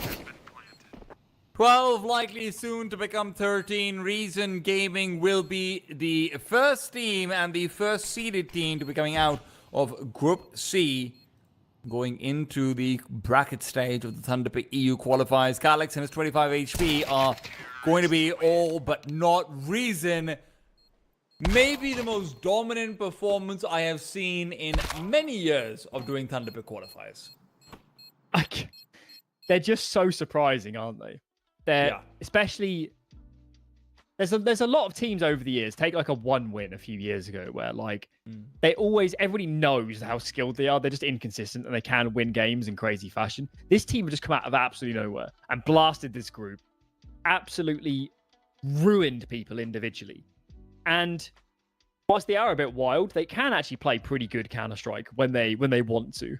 And Frontside is a monster. You can't do anything about that guy. To be honest, Frontsider and Antivirus are sort of the two players I'm obviously looking out towards the most. Antivirus felt like he's the best at being able to move around his teammates, and Frontsider like he's just a bit of a anchoring beast. So I am very excited to see how this is going to be a team faring out going into the playoffs as well. Of course, Group C still has another team to be going into the playoffs. It'll be between FAVBET, Monte, and Eternal Fire, as is written on the screen. We can find out more about that on the 10th of August. It'll be broadcast all the way through, though. There's a lot more Counter-Strike to be seen, and there is a lot more finding out to do before we can find Europe's next representative at the Thunderpick World Championships. For now, though, we've got to give some commiserations out to Eternal Fire. Sorry, guys. Sometimes you just get reasoned with. And with that, we're going to be ending out the show. I'm Tita, he's Alan, and we might have found a new favorite team. Make sure you're tuning into the rest of the qualifiers as well to see how they do.